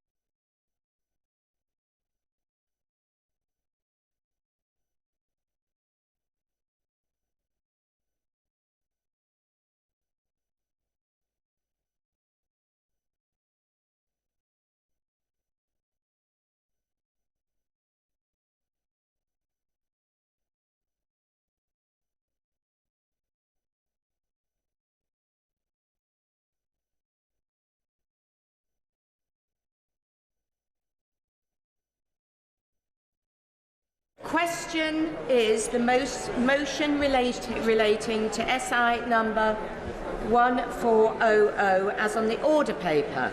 As many as are of that opinion say aye. Aye. Of the contrary, no. Tellers for the ayes, Michael Tomlinson and Steve Double. Tellers for the noes, Philip Hollowbone and Jackie Doyle-Price.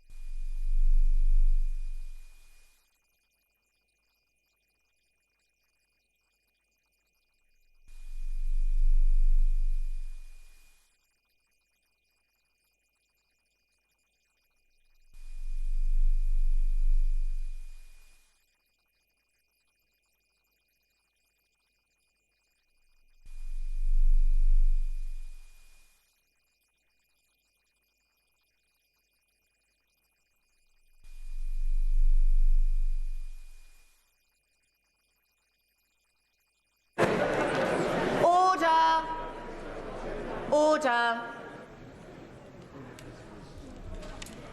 The ayes to the right, 441. The noes to the left, 41.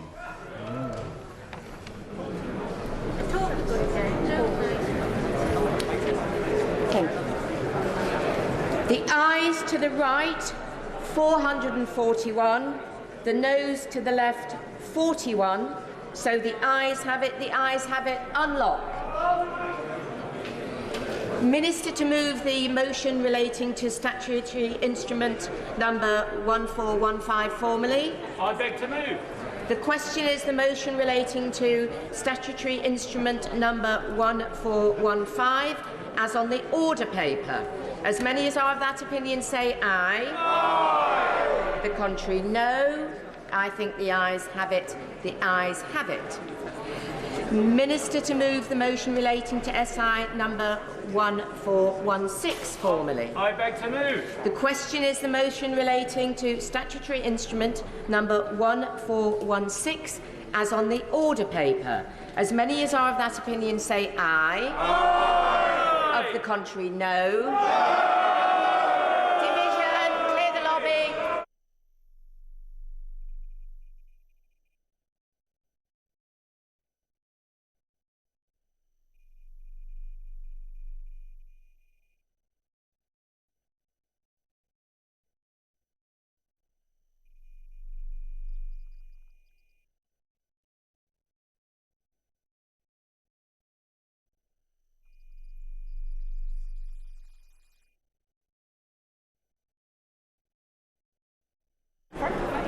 The question is the motion relating to SI number 1416 as on the order paper. As many as are of that opinion say aye. Aye. The contrary no. Tellers for the ayes, Michael Tomlinson and Steve Double. Tellers for the noes, Philip Holloway and Jackie Doyle-Price.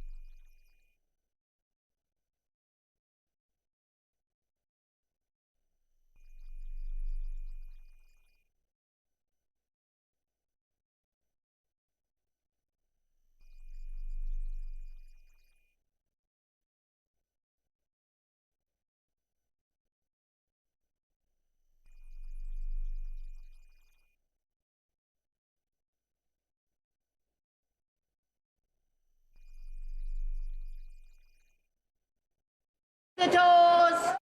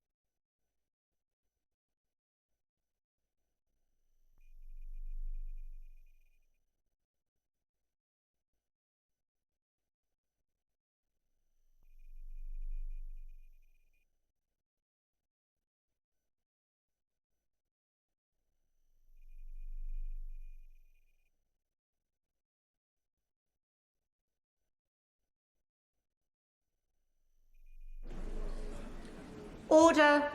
Order. The ayes to the right, 369. The noes to the left, 126. Wow.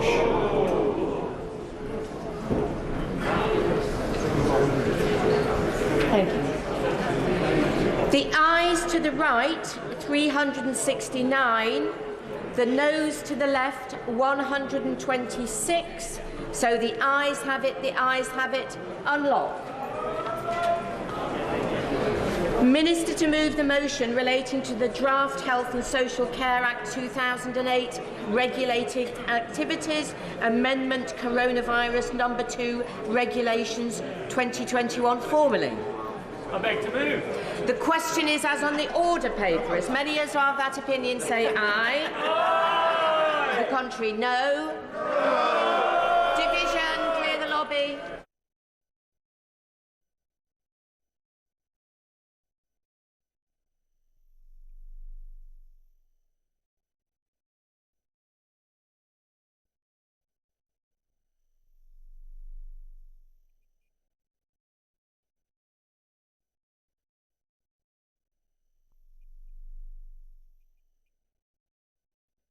As on the order paper, as many as are of that opinion say aye. Aye. The contrary no. Tellers for the ayes, Michael Tomlinson and Steve Double. Tellers for the noes, Philip Hollowbone and Jackie Doyle-Price. Yeah.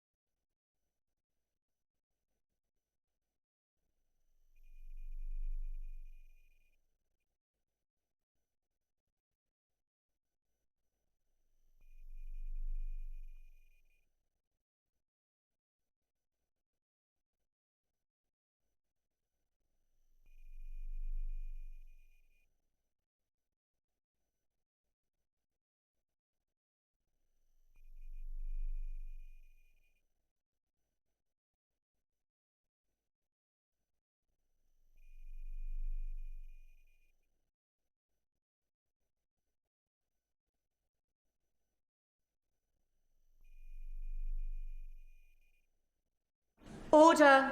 Order. The ayes to the right, 385.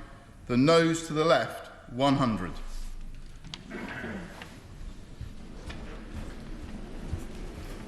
Thank you. The ayes to the right, 385. The noes to the left, 100. So the ayes have it, the ayes have it. Unlock.